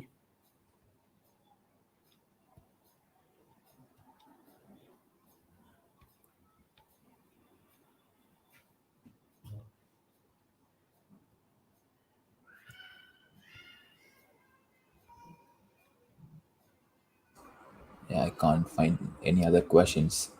I think Okay. everybody's clear with your session, Subhajit. Okay. All right. So I'll stop sharing then. Yeah, we still have some more time. Maybe, yeah, we can just hang around for a few minutes and then, yeah, we'll Okay. see if there are no further Okay. questions. Yeah, definitely we could drop. Okay. Okay. Yeah. Sure. Yeah.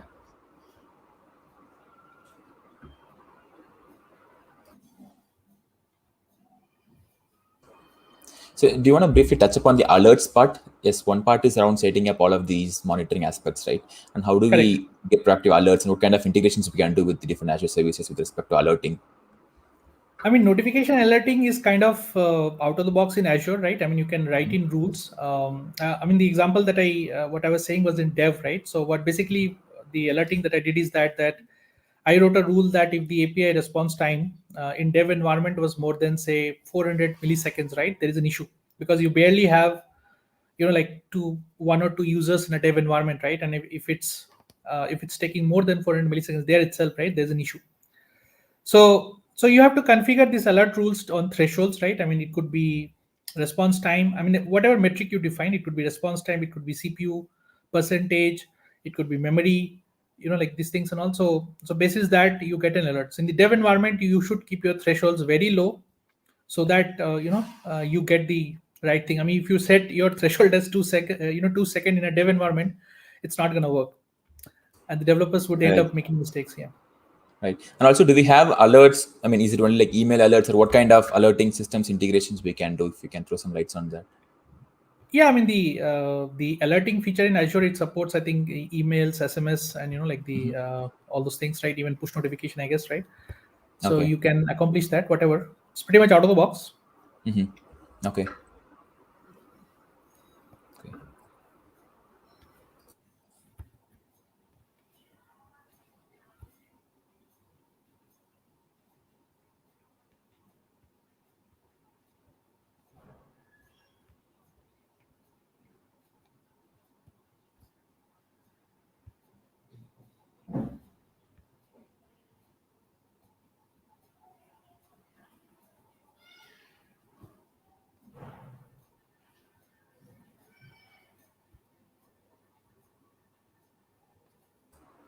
Okay. Yeah, I don't see any other questions. So then I think, yeah, we are good to wrap up the session. And thank you so much once again for sharing your knowledge with the community. Really appreciate it. Thank you. Yeah. Thank you all for joining as well. Thank you. Thank Have a you. good day. Yeah. Yeah. So the next session would start by 12 p.m. sharp, right? So we still have another 13 more minutes. And then, yeah, we'll all see you all there at the end of the 13 minutes in the next session.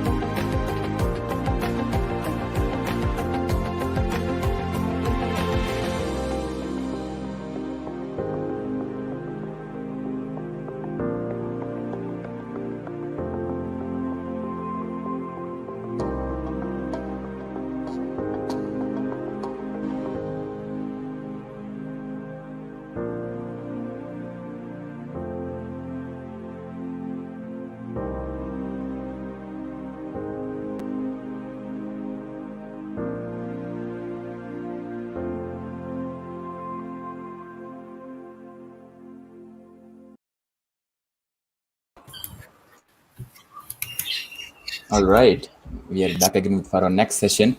I know we are just a few seconds ahead of time, but I think it's still okay. So the next session is going to be on Azure Functions, how you can go from zero to hero by two of our speakers, Dharan and Debashish. So yeah, Dharani and Debashish, over to you. You guys can please get started. Yeah, Yeah, hi thanks, Swami. me. Yeah, Thanks. Thank you. thanks for the warm introductions for me. Thank you.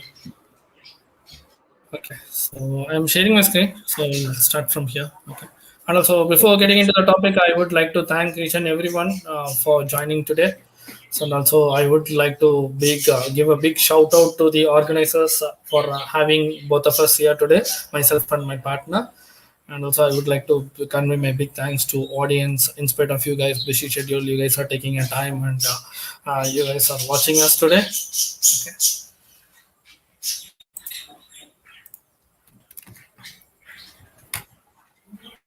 So, and also I would like to thank the title sponsor EY and the gold sponsor Microsoft and the community sponsor community partner Elastic for all of our the sponsorship. And my partner Devasis is here, so he will give a little introduction about himself. Over to you, Devasis. Yeah, thanks, Swami. So, hi everybody. So, I'm Devasis Saha from Calcutta, currently working on Wi-Fi Soft Pune. I'm a Microsoft certified trainer and also a CSAP Corner MBB and working on Azure platform since last couple of years. So that's all. Okay. So what do you, Ronnie? You can start the sessions. Yeah. Thanks, Mrs. So before getting into the topic, let me give a small introduction about myself. Myself, Dharani Dharan Balasubramaniam. People call me Dharani. I'm working as a computer scientist with Adobe. And I do have like a 9 years of experience into business applications area, especially in the Dynamics 365 CE and the Power Platform area. And I do have a good amount of knowledge into the Azure side, because whatever the business applications area we were using the integration, will consider Azure as the main thing, the integration key for all our the integration between the business applications. So that's how my Azure experience has evolved. And I'm leading the Tamil Nadu Dynamics 365 and Power Platform user group, and also leading the Malaysia Dynamics 365 and Power Platform user group, and also I'm part of Asian's Dynamics 365 and Power Platform user group. And I'm a Microsoft MVP in the business applications area, and also I'm a Microsoft certified trainer too.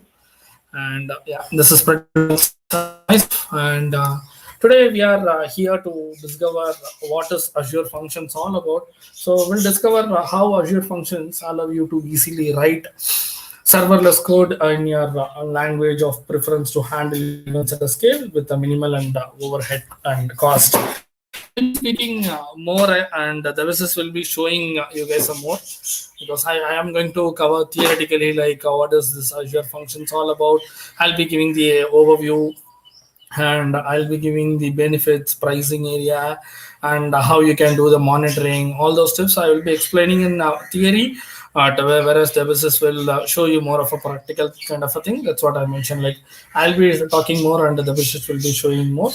And now let's get into the topic. First, we'll take some moment and see like what is this Azure Functions and what are all the privileges it is giving. So all those things. So this Azure Functions enable you to write a serverless code to handle the event at a scale with a minimal overhead and cost. And in this session, this we'll learn like the Azure function. We can see like how you can create your own Azure functions, and what is the benefits you will be getting. This main goal of this session is to teach you everything you need to know in order to get started using the Azure functions. But also I want you to get excited about the possibilities that the Azure functions open up, because I think this is the technology that has the potential to transform the way you architect your applications. So I'm going to start off by explaining what Azure functions are for and how they will fit with all the other multitude of the services that Azure has to offer. So before get into this, let's take a moment and see what is the agenda for today's session. Like as I mentioned, like I will start with the Azure functions overview, and what is the all difference about the Azure functions compared to the other things. What is the difference we had about this Azure functions, that we'll be seeing it. And then I will see the Azure functions pricing, and we'll see the benefits of Azure functions. And also we'll take some moment and see what is the serverless architecture all about, and what best use case the Azure function fit, and then I will pass it to Debasis, and he will walk you through the demo session, and then finally we'll see a summary of what we have learned today. Okay.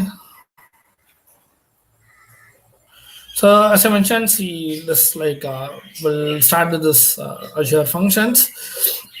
As I mentioned, I want you to get excited about the possibilities of the Azure functions open up, because I think this is the technology that has the potential to transform the way you architect your applications. So I will start off by explaining what the Azure functions are for and how they will fit with the other technologies. So, and if you are already using the Azure, and if you are wondering why I need or why I want to use the Azure functions, then I'll be explaining which scenario would be the good fit for using them. And if you are completely new to Azure also, don't worry, Azure functions are really easy to get started with. Yeah, so, and also as I mentioned, I will see this the serverless computing also. This Azure functions enable you to write a serverless code to handle the events at a scale with a minimal overhead and cost. And this Azure functions, you can work with the various languages. You can write your own function in the C language, and you can write your function in the JavaScript, whatever language you want, the Python. So you can learn, you can write your function in your own language, and this Azure functions will use as a medium to interact with the applications. So this is the new way of architecting applications. And this Azure functions, you need to understand when you need to use them actually, because if you take the Azure platform, there are lots of various things. We do have the Azure functions, we do have the Azure Web Job, and we do have the Azure Web API. So you need to understand, so when you need to go for the Azure function or Azure Job or Azure Web API, so all those things you should be aware of it. Now we'll see what is this Azure functions. It will do all about. And as I mentioned, let's talk about the Azure functions, which were originally introduced as part of the app service platform in 2016, and now are at version 2 actually. What do Azure functions offer that we cannot already do with the web applications and web jobs? Well, first of all, this Azure functions offers a simplified programming model. You can creating your first Azure function, as we are going to see in our the upcoming the session. The business will show you how you can create it. But all you have to write is the code that responds to the event that you are interested in, whatever that's an HTTP request or queue message, for example, on all the boilerplate code that you would normally write to connect these events to the code that actually handles them is abstracted away from you. And this makes for a very lightweight and fast-moving style of the deployment. Whether you are really just focused on the code that meets your business requirements and eliminating a lot of repetitive boilerplate code. And another major benefit that the Azure function offers is the consumption pricing model. With the more traditional Azure offerings, we just discussed this virtual machines and the web applications. You need at least one server running consistently, and you do have to pay for that. But with the Azure functions, you have the option to select as pay as your go pricing option.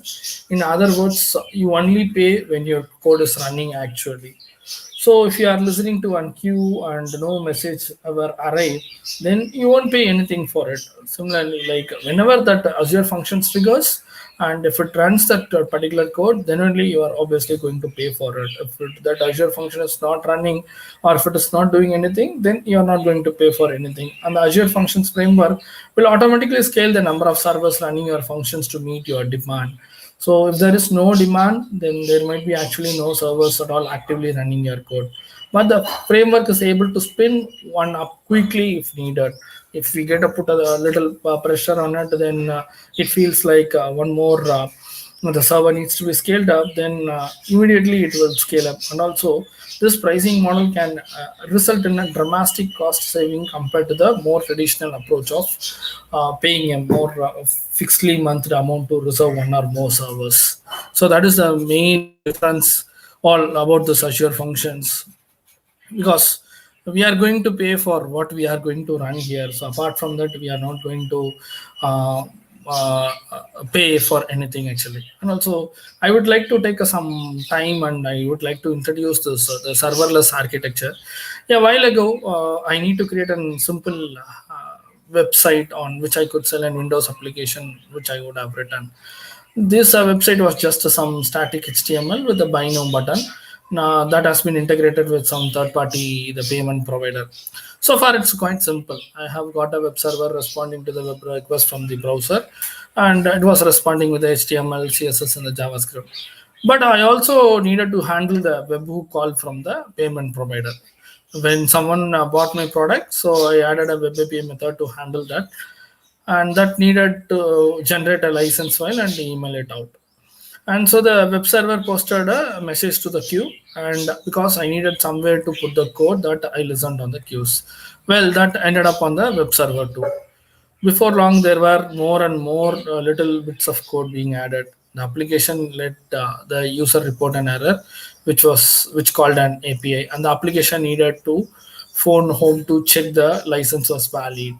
And then I wanted a nightly process to summarize all the activity from each day and email it to me.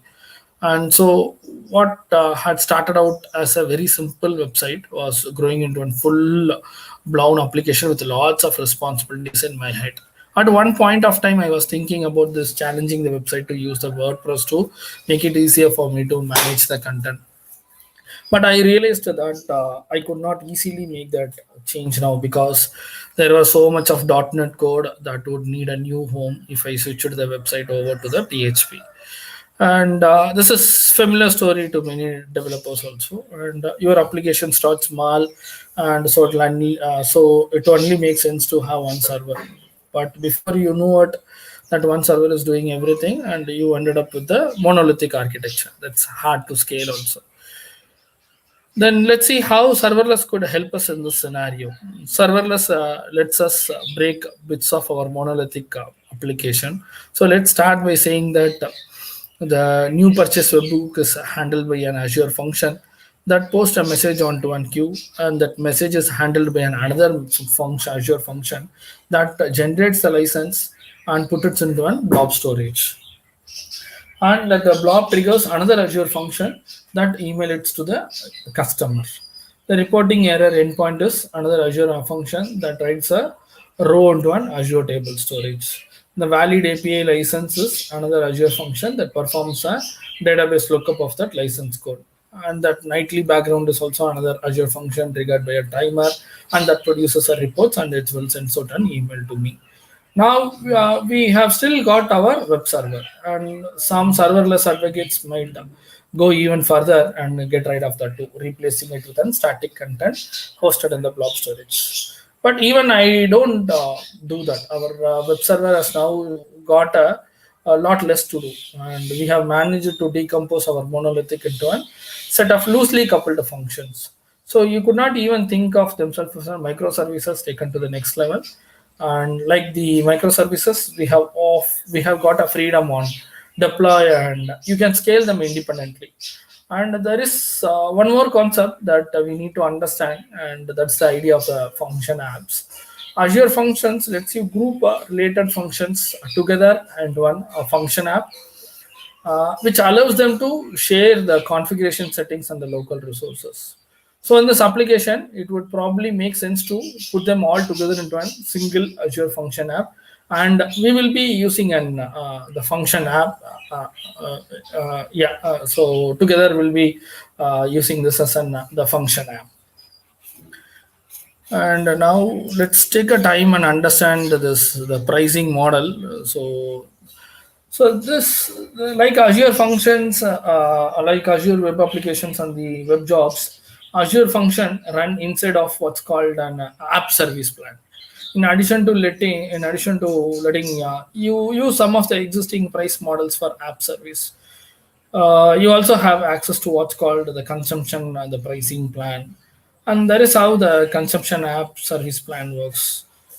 You are charged by two metrics: how many times your function runs, so the number of executions, and the time your function runs for seconds multiplied by the RAM allocated. So the number of units of billing or GB seconds. Now, the great news is that you got a very generous free grant, which is currently 1 million executions and 4000 GB seconds per second. And this means you can achieve a lot with Azure functions without paying anything at all. And even when you go over the free limit, the costs are very reasonable. And so, with this pricing model, the main way to keep your cost down is by ensuring that when you do run a function, it completes as quickly as possible, and obviously invoking the functions less frequently and keeping their memory requirements to a minimum will also help. In fact, this consumption plan actually limits a function execution time to 5 minutes, and this is a good thing as it prevents a cost from accidentally running away if you hit a deadlock in your code. And another nice feature is that you can set an optional maximum daily quota. Now you are not forced to use the consumption pricing tier. You can also host your Azure Function app on a regular app service plan, which means you are back to paying for dedicated servers rather than paying for the duration of your time the functions run. This makes monthly cost predictable, and also you can choose from variety of the pricing tiers that the app service depending on your needs.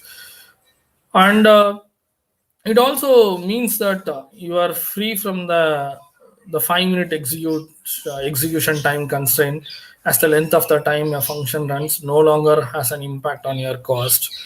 And you may also be interested to hear about the premium Azure functions pricing plan, and that is also there in the place. That is also has like how we are having our the consumption pricing plan. Similarly, we do have our the premium pricing plan, and that is also we don't have the time constraints. But I don't have the detailed the differentiation between all this the plans. But that also it does not have any the time constraints. So all those things are not there actually. And uh, this the pricing options do change from time to time, and so make sure you visit the page on the Azure website, which has the details of the pricing of the consumption plan and the free grant limits, and you can configure your page to show prices in your own local currency also. If you go to this the pricing plan, and over there it will ask you for the currency. So if you select your local currency, and it will show you the prices in your local currency. And also, if you want to see the pricing options for the dedicated app service plans, then you can visit the page on the Azure website. Although you need to be aware that even though there is a free and shared tier, these are not able to host Azure function apps. You need to choose the basic pricing tier or higher. Finally, I should mention that the Azure function runtime is available as a Docker container too. This means that you can run the Azure Functions apps on any computer that's able to run a Docker, including on-premise data centers or in the cloud providers. And so, obviously, if you choose this plan, the pricing would be simply be whatever you are paying for your container host.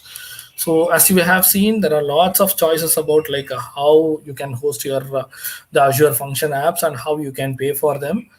So yeah, well, I suspect for most use cases, the consumption plan is going to be the most attractive option, because over there we are going to pay for what our code is going to run, and so that is how I feel like the consumption plan would be suitable for most of the use cases, and it is going to be the attraction option too.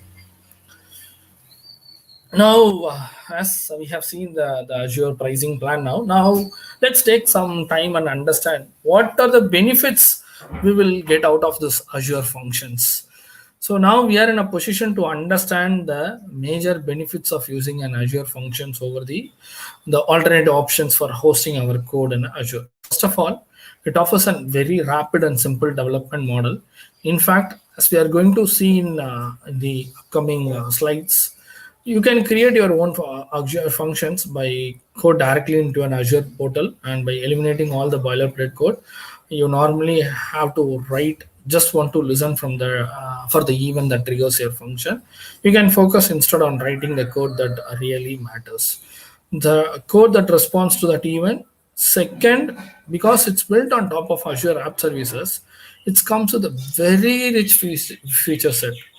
All of the core stuff from the Azure service app service, including the continuous integration, the Kudu portal, easy auth, support for SSL certificates, and custom domain names, easy management of application settings, and much more are all available to you with Azure Functions. And don't worry, if you don't know what all this, we'll be seeing in the later part of time. And it's learning this Azure is like a pretty much simple actually. This Azure Functions. And third, as we have just mentioned, there can be a dramatic cost savings with the consumption plan, as you are only paying for what you use. And this makes Azure Functions a very attractive proportion for the startups. And you will you are paying and this makes Azure Functions, yeah, as I mentioned, like this makes Azure Functions as a very attractive proportion for the startups. You pay almost nothing initially, as you are with the free grant. And when and only when you attract a high volume of users, you need to start paying. Finally, this model takes away the need to manage and maintain the service that you have with the virtual machines. And it even abstracts away your scaling. You simply trust the framework to provide the enough servers to meet the needs of your function, which could be anything from 0 to dozens or even hundreds of servers. And that brings us nicely onto the concept of this serverless computing. And now we'll see where this Azure Functions, the use case where you can use this Azure Functions. You might be wondering what sort of applications are Azure Functions and serverless architecture actually good for. Well, they are not increasingly the right choice for your right choice for every application, but here is some of the examples when they will make a sense toward that we'll see now. And it takes, first of all, they are brilliant for experiments and rapid prototyping, and it takes just a few minutes to get one up and running. So you can have a prototype application with the functioning back in next to no time. They're also great for automating some of your internal development process. So, for example, you might want to use a webhook to integrate a Slack channel with your continuous integration server. And here, it would not make sense to deploy a whole web server just to handle a single webhook. But with the Azure function, you just need to write a single function that you no need to worry about what server that will run. And they are also great for decomposing or extending the existing monolithic applications. So you can break a bit out, saying an existing queue handler into Azure functions, or you can extend an existing application by adding a couple of extra functions. And and also you can this Azure functions to automate the blocking and unblocking uses of this web API to avoid some server loads, and also just by adding a couple of Azure functions to our architecture, we can greatly reduce the loads on the web server. And also, when you are managing servers yourself, and it can be quite a headache to decide which handlers to group together onto the same server to balance the considerations of the cost versus scalability. But with the Azure functions, you can let the runtime solve that for you. Another great use case is integrating the systems together. often you need to create an intermediate adapters to connect together the two systems. See, in the business applications area, like we will be integrating this Dynamics 365 with the various third-party systems. Like we'll be integrating with third-party systems like SAP or IBM Maximo tool. So all those places, we'll be using the Azure functions as a medium to integrate between the two systems. And also, if you take the Dynamics 365 CE, there is a concept called a plugin. So if you want to put your custom logic there, so we'll be putting your custom logic, the custom code into the plugin. The time, the execution limit, the time limit for the plugin is 2 minutes. So what generally we do is like we'll create some Azure function if it is in complex logic, and if you want to create for some record, if you want to process some bulk records, we cannot complete that in 2 minutes, correct? And also we cannot depend on that plugin also. So what generally we do is like we will move all our complex logic into an Azure functions, and we simply, whenever the event happens in the Dynamics 365 CE, we just simply call this Azure functions. Let this Azure functions will take care of the other things. For example, when a payment record is created, we need to fetch all the invoices which is associated with the payment. And if you want to generate some CSV file, and if you want to put it into some SFTP server, I cannot rely on this complete 2 minutes. For example, for one record, it might be 10 invoices, whereas for the other record, it might be 100 invoices, whereas for one record, it might be 1,000 invoices also.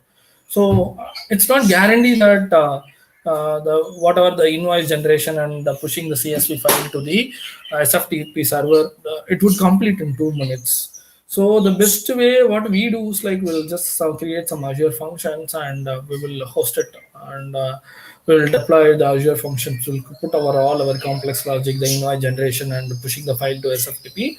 All those things we'll put it on the Azure function side.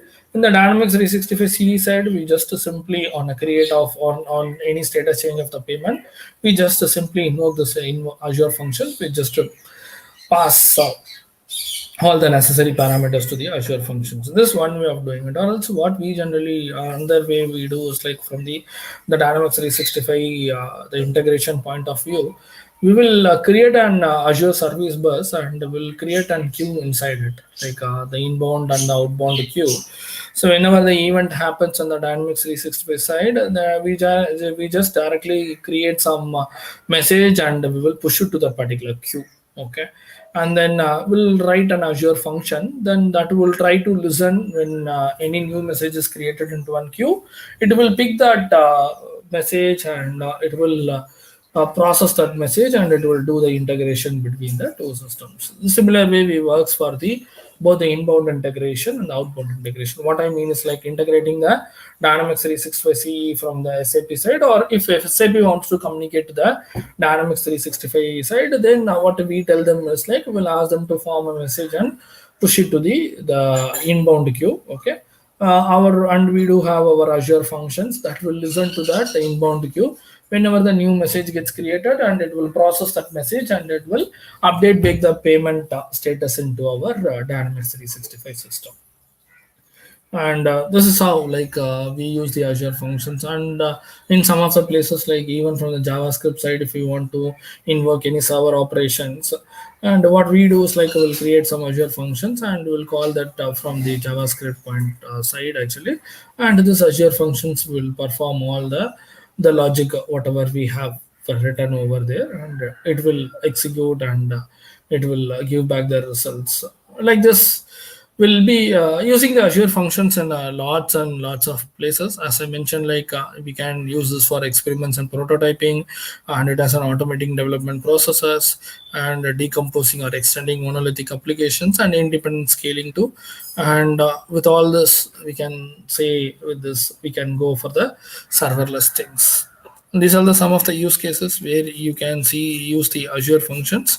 And now next we'll get into the demo. I will pass it to the business, so he will walk you through the demo, and yeah, he will take it up from further. Yeah. So thanks, Nani. Yeah.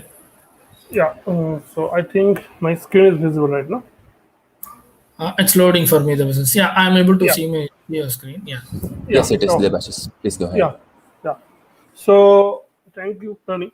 So Tony actually explained the theoretical concept of Azure functions. So if we want to create Azure functions, we have different approaches or different procedures. We can create the Azure functions using our Azure portal, as Tony already mentioned that. Also, we can use Visual Studio or any type of different types of language to create the Azure functions. Because Azure functions support different types of programming language like .NET, Node.js, Python, like this. So first, I'll demonstrate how we can create Azure functions using the Azure portal. So this is once we logged in our Azure portal. In the Azure portal, we have to create first create a resource called function app. So function app resource first need to be created. So once we navigate to the functions app resource and click on the create button, in that part we need to mention some parameters or some criteria. Like we need to choose the resource group. If we already have the resource group, then we can use that resource group, or otherwise we can create our own resource group. And at the same time, we need to provide the function name, and then we need to choose in for which platform we want to create the Azure functions, for code or Docker container. So what we are required. If we select Docker container, then we just need to be select the region for which regions we need to host it. But if we select the code, then we need to select some other parameters also, like the runtime versions or runtime languages. So these are the common languages which are supported by Azure functions for the developing Azure functions, that we can use .NET, C#, Node.js, Python, Java, and also we can use the PowerShell code. And if we select the .NET Core, then it right now .NET Core have two different versions for Azure functions. One is 3.1, which is the stable version, and also the another version is .NET 6, which is right now in preview mode. So that this need to be mentioned that right now the standard or release versions of .NET is .NET 5, which is not supported by the Azure functions. So if we want to create Azure functions, we need to create the Azure functions either in .NET Core 3.1 or 3. Or 6.0 preview versions. After that, we need to select the region where we want to host the Azure functions, and then we can create the Azure functions, and then we can provide the hosting materials. These are the what will be the storage account where these Azure functions will be stored, which type of operating systems we want to use for hosting either Windows environment or the Linux environment. So that's after mentioning all the parameter, we can create the Azure review and create the Azure function. So I have all for this demo purpose, I have already created one Azure functions uh, already created. So once that Azure function app is already created, we need to create a functions against that particular Azure functions app.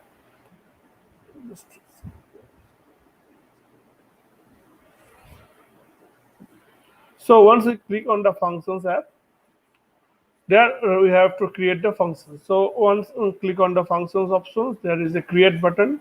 So once we click on the create, it will open up a pop-up of the Azure functions. So here we need to selections which how we want to create the Azure function. There are several options that we can use Visual Studio, Microsoft Visual Studio for developing the Azure functions. Also, we can use the Visual Code or any other code editor, or also we can develop the Azure functions by using the portal, that is the Azure portal. So default options are Visual Studio, Microsoft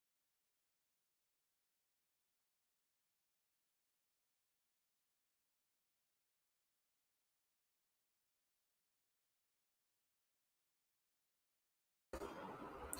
Hi, Devashish, I can't hear you. Hello. Dharani, are you able to hear him properly? No, the business. I think you are on mute. The business. Hello. Again, I have muted. Yeah. Now is okay? Yeah, Yeah, we are you good can now. get. Yeah. Yeah. So once we create the Azure functions, so after Azure function apps, we need to click on the function options in the left side pane. And after click on the functions tab, we need to click on the create options. So in the create sections, we need to mention how we want to create the Azure functions. Either we can use the Azure portal, or we can use the Visual Studio or Visual Studio Code, etc. So we are selecting the development portal. And then we need to select which type of Azure functions we want to create, because Azure functions have different types of trigger, like HTTP trigger or timer trigger or Azure blob storage trigger, different types of as per the functionality or activity, we can need to select the related trigger on Azure function. So first I'm selecting a HTTP trigger. So this trigger, this types of function is basically occur whenever any HTTP request will occur. So and then we need to provide a function's name, say test functions, and provide a name. And then we can provide the authorizations level, either functions level or anonymous level or admin level. So I will not change anything, by default to the functions. And then click on the create. So these options will create the functions in through the Azure portal. So once the function is created, it will open in a new window, and where we have already see the different of 4 or 5 different options. That is, one is code plus test, another is integration, another is monitor. So if I select code and test options, in that case, it will display the functions code in a online editor type format. So this is the functions, and this is the by default template of the functions. So if and this code is quite similar with a C# language, because we are selecting the .NET platform for this function. So once we select this and test, or click on the test or run button for testing the functions. So for these functions, we need to provide a one input parameter. That is to say, I'll provide a name as, say, is it Azure Conference, and then click on the run button. So it will execute, takes this value as an input parameter and run in this console window. Yeah. So it is connected, and this is the output result, because hello Azure Conference, this is the HTTP function executed successfully. So this message is already written here. So what are the name we have passed as an input here, the name, that function, that input will be received as a query here, and according to that, this message return functions returning this text message. So in this way, we can anytime create a functions and write down the content online and test it immediately, so that we does not need to anything in deployment or any other architecture or boilerplate procedure to create a functions and then deploy and everything. So you can directly create a functions through Azure portal, write down our required code here, and check the functionality by providing the input, dummy input. So this is the one approach which we can provide. And another second approach is we can create the Azure functions by using the Visual Studio or Visual Studio code. So I'll select show you a demo regarding the creating a functions in Visual Studio. So for in case of Visual Studio, if we want to create a Azure functions, then we need to select Azure Functions app, which is already available in the Visual Studio template 2019 template. So this is the Azure Functions template. So if we want to create a Azure Functions through a Visual Studio, then we need to select the Azure Functions project template and then click create a project template. So I have already created a project templates regarding this, and so once the project template is created, it will basically create a simple project file along with one host.json file and one local setting files and one .cs file. By default name is the function one. So initially, first I have made the changes here, some changes. So host.json file is basically contains some local configurations which is required to run these functions, and also we can use the local setting files. So local setting files, we can define the required keys. If we are using any database connections or Cosmos DB connections, then we need to mention those keys in the local setting JSON file, so that those connection strings can be read from the local setting file at the time of executions, and that value can be stored in that related storage medium. So for this demo, the purpose of this demo to upload an image picture by using a Azure functions. Okay. So for this purpose, I am using a Azure blob storage container. So I'm not connecting the Azure portal blob storage. I am using a Azure stimulator, blob stimulator here, local Azure storage stimulator here, and connected the stimulator through Azure Visual Studio. So for that purpose, I have already run a Cosmos DB emulator, and I've already copied this connection string, primary connection string, to my Cosmos DB connection string endpoints. So this is my connection strings, which I have copied from my local development emulator, and also I have marked that it is for the development storage purpose. So mark this too, so that it's not a deployment or production part. Then we need to add a new class files, which I have already added. This is basically the single CS file, or we can add a Azure functions type. So each and every Azure functions file is basically the static class, and we need to can provide any type of name as per the performance or as per the objective of the functions. So this is actually the functions name. We can use the different name for as per the class name and the function name, or we can use the same name. So that's basically depends upon us. And within these functions, I have created take some input parameter from the user, like that. It is basically is a image. Sorry, first I need to say the image upload function. So I have created two different functions. One is image upload, and another is the image download. So this is the image upload functions which I have already created. So it is basically the HTTP trigger, because for any HTTP request, this function will be executed. These functions will accept a blob, use the input parameter of blob storage for a photo, named photo parameters, and contains the blob container. And within that, so it will connect to a Cosmos DB account to store some photo metadata. So within the functions, first what we have done, I have read the functions body and received the body of the functions, which is basically is a JSON object. So the JSON object is just like I need to open the Postman. And then we have created a new GUI ID as a name of the or ID of the file name, which we need to upload it. And then we check the blob container, either that particular folder blob container, photo blob container is already exist or not. If not exist, then it will be created, and then it will try to save that particular photo in a byte format in the blob container and upload the photo. And also it will store some metadata information to our Cosmos DB part. So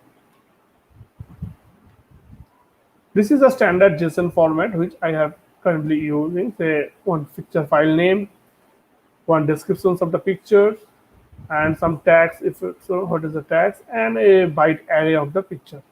So right now I have already downloaded one static image picture and converted that picture in a blob format. So if I go into my Cosmos DB storage accounts and storage accounts, so right now there is in the emulator,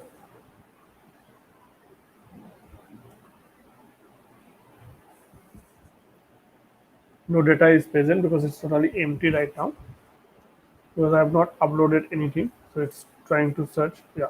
So if I check the blob container, so it's totally empty. So now I'll run this Azure functions from Visual Studio.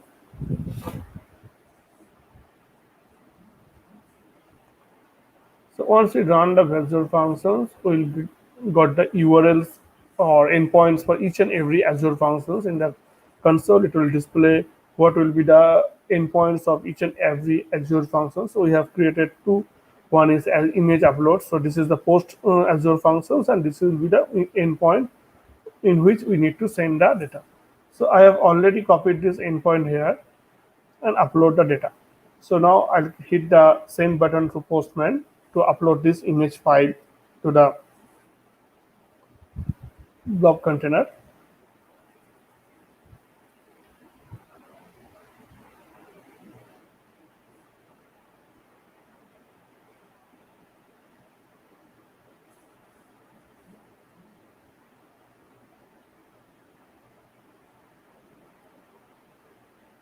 It will, so from first time it will taking some time to communicate with the port.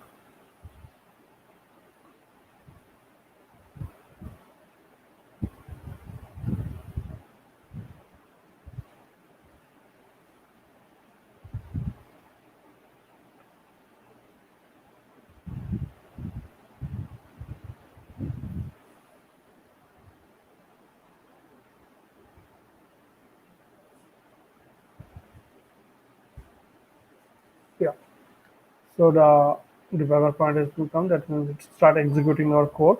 So just simply press the continue, and it will return me the success result, right? The result file has been uploaded, so it will performing the step by step, that it uploads a file and resizing the file. So if we go back to the, so this is our new file ID which already been created. So now for either we need to check that either this file is really uploaded or not. So I'll simply refresh the Azure storage emulator here, and then expand the storage account.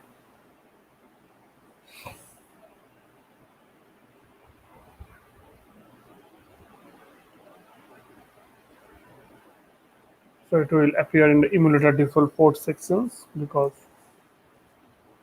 yeah, blob storage. See, there is a now, right, there is a container already created, that is called a photo container. So once we double click on the photo container, it will fetch the data from the storage emulator and display here. Meanwhile, if I'm going to the my Cosmos DB Explorer and refresh it, because at the same time we are storing some metadata to the Cosmos DB, so it automatically created a collections or DB name photo, and within the photo it create a collections called metadata, and in the metadata it's upload a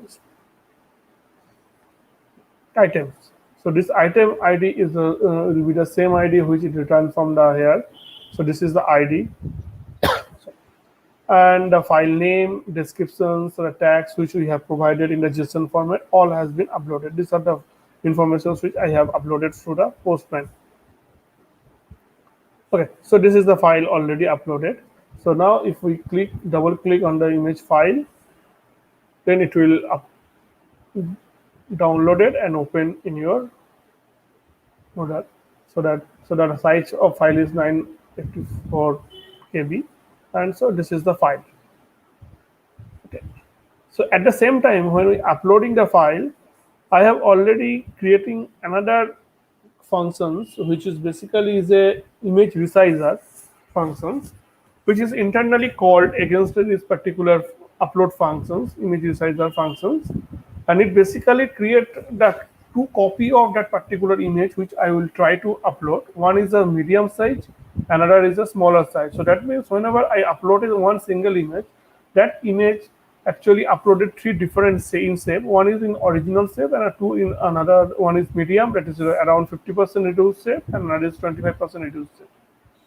Okay. So if I go back to the here, so there is a two different another collections. One is image small, and another is image medium. So if I click on the image medium, so original file size is 984 size KB nearly, and if I click on the image medium part, so it will open another. It will take some time.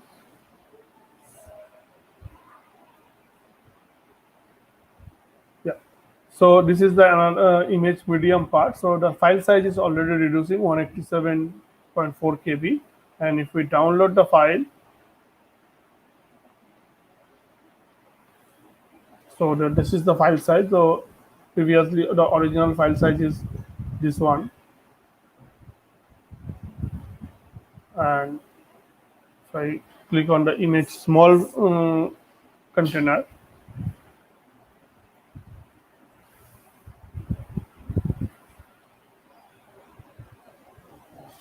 so it will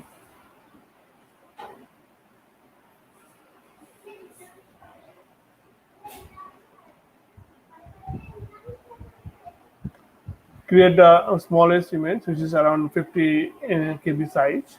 So this is the image size. So in this, at the same time, if we want to download the image file, we can also download the image file, and for that purpose, we need to just provide in the download part. We just need to provide the ID of that particular image file, and it will download in the browser. So I'll just copy the ID from here,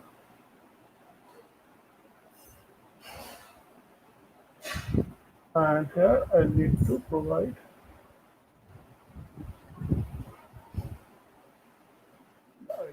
and then click on the send button.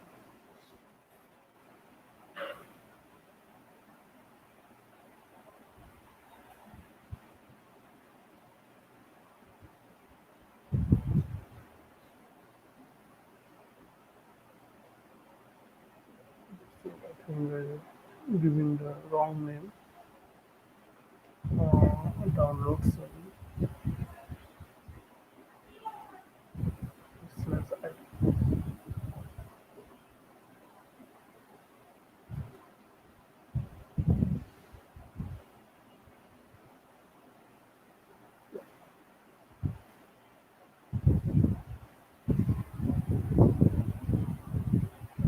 think so for downloads maybe some issues occurring.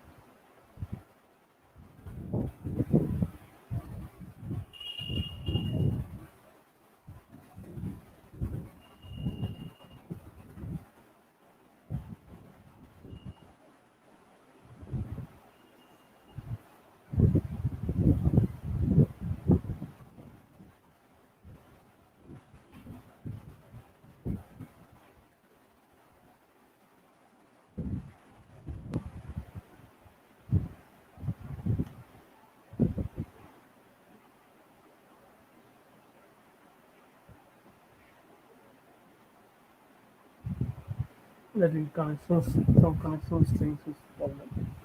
Okay. So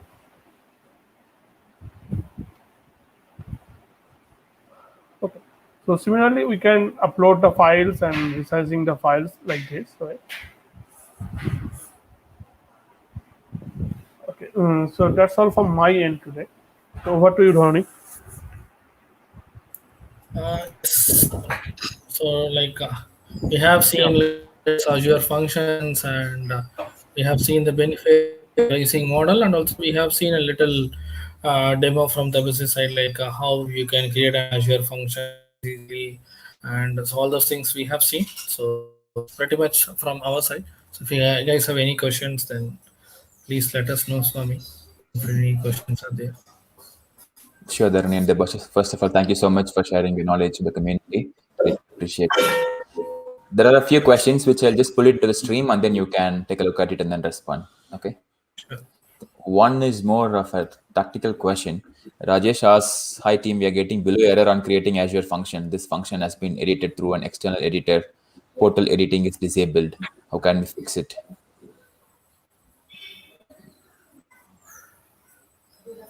Have we faced any of these? Yeah. So if I create the functions by using an external editor like Visual Studio or Visual Studio Code, and after that, if we upload that functions in the Azure function app, then in that case, that functions we cannot edit it through that Azure portal. We need to use the external editor because some external editors always take some extra parameters like this. So if particular functions we created through a Azure portal directly, then that functions can be directly edited through a portal. But if suppose I have created some functions through Visual Studio and then hosted that those functions in the Azure function app, then if I require some any types of alterations in that particular function, then I need to perform through the Visual Studio and then redeploy it through the Visual Studio. Okay. Yeah, I hope that answers the question, Rajesh. If not, please elaborate more so that we could take a look at that. There's also another question from him. Does app, okay, let me pull it here. Does app registration cost to us? I'm not sure I quite get the question. Yeah, actually, it is as a consumption based cost is basically the consumption based. So Right. whatever we have to consume the resources according that we have to pay. But for the app registration, it does not have too much of pay. It's a nominal charge. So you Normal, mean, it's I a think free. it's around, if I just create a function app and keep it in Azure, does it going to cost me? If I can rephrase that question, right?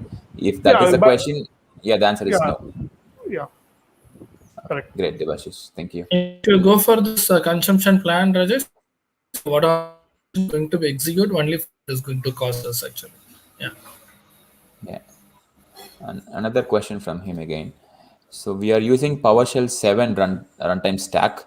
How can we use the SharePoint webhook to provision the site template? Any thoughts around this? No, not from my side actually, because I haven't tried Okay. it. Yeah. Okay. Yeah, I have also not tried it. Yeah, SharePoint. neither me. Yeah. We'll have to look at that, Rajesh. Yeah, we'll Yeah. get back. Yeah. And yeah, another question from him again. Can we use Runbook instead of Azure Function to get information of Office 365 members?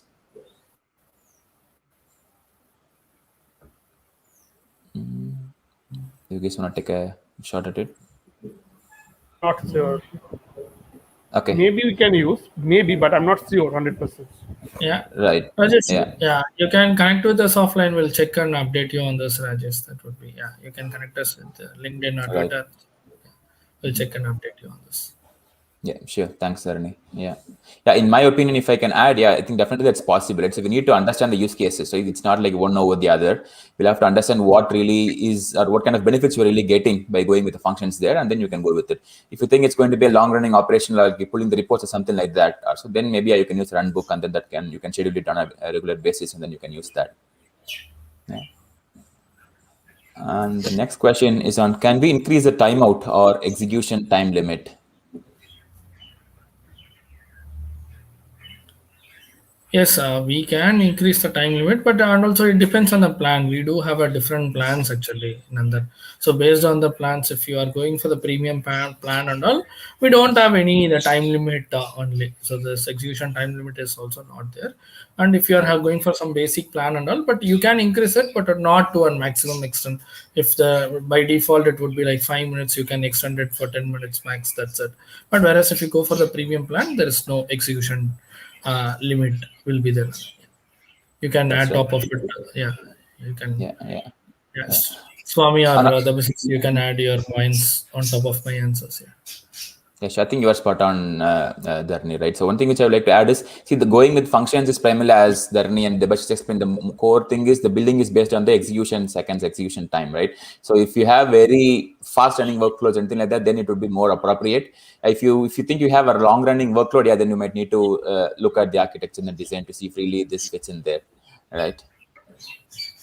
Yeah. And another question is, what is the crucial benefits of using Azure Function over Azure Web Jobs? See, if you know your the function is going to be very small and it is going to be short and crispy and it is going to run it very quickly, then it's better to go with an Azure functions, because in Azure functions, how they are going to charge is like what is the execution time of your code. So based on that, they are going to charge you in Azure functions. But in Azure Web Job, it's not like that. So if you host it there, so whatever you are hosting it there, so see, if you host Azure Web Jobs, so obviously, so you'll be having a dedicated thing over there, so you'll be charging for it. So whenever you want it, whenever you scheduled it, so it is going to run actually. But this Azure function, so you must be pretty sure like your Azure functions is going to be a short, and so that's how you will get a benefit out of this Azure function. Yeah, yeah, right. Again, goes back to the execution time and the kind of use case, right? Yeah, Yeah. yes. Right. I don't see any other questions.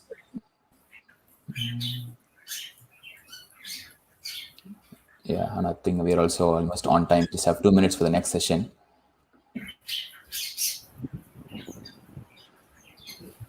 So, all right, then with that in mind, I think we are towards the end of this session.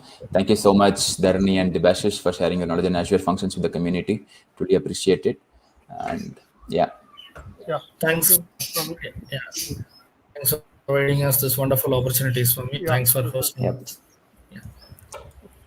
And for the audience, I'm just pushing the feedback link to the chat window. Please go ahead and submit your feedback for this session.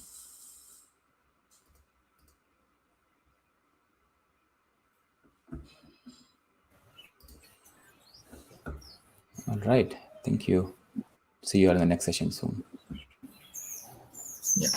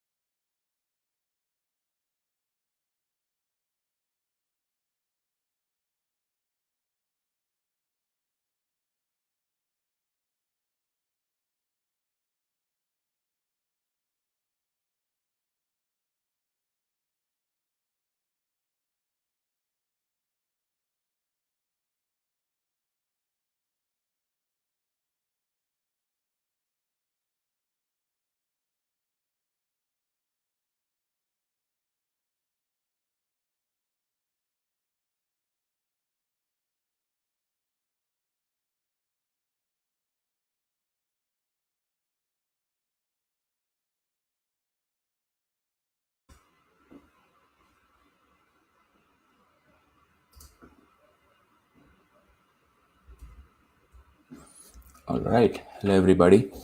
This session is going to be taken by me. So I'm just back here again. Welcome to Azure Community Conference. And yeah, first off, I would like to thank our sponsors, EY, who is the title sponsor, and then Microsoft, the gold sponsors, and the community partner, Elastic. Without the support, this conference wouldn't be possible. And yeah, that's a bit of introduction about myself. So my name is Swaminathan Vetri. I work as a senior solution architect at Maersk. I'm also a Microsoft MVP and developer technologies. And yeah, the session title is Architecting Planet Scale Microservices. So basically, let's understand what are different microservices and how you can make your microservices work for at planet scale. Right. So before jumping into the session, this is a brief introduction about myself again. So I work as a solution architect at Maersk. My areas of interest are primarily on Azure, Kubernetes, DevOps, and .NET. And like I said, I'm a Microsoft MVP under developer technologies. And if you want to follow me on GitHub and Twitter, that's my handle, which is @SV Swaminathan. And I also write blogs occasionally. That's my blog handle. And I recently started a YouTube channel in this pandemic, so you can also follow me to hear some of the to listen to the videos on these topics. And yeah, apart from work and these sessions and things like that, I'm also interested in photography, traveling, and then I also do a bit of home automation. Yeah, that's a quick intro about myself. And yeah, so now getting into the agenda of this session, right? So let's start with an understanding of what are microservices, and then let's also see what are the benefits of microservices, right? And then we'll also try to understand what are the different options in Azure and how you can deploy your microservices, right? And then once you identify the options, let's also understand how we can scale the microservices, right? And of course, scaling also would come with the choice of DB, right? So we'll also look at what are the different options available in Azure, and then how we can make a choice of a proper DB. And finally, we'll also see how we can handle the global traffic management, right? And I'll end the session with a small demo. This is going to be more like a breadth. You can think of breadth of different services available in Azure, and then we'll also see how we can make use of them, right? And once you kind of identify which is the right choice of your service as your service, you can definitely go deep down into it and then understand more things on it, right? Okay.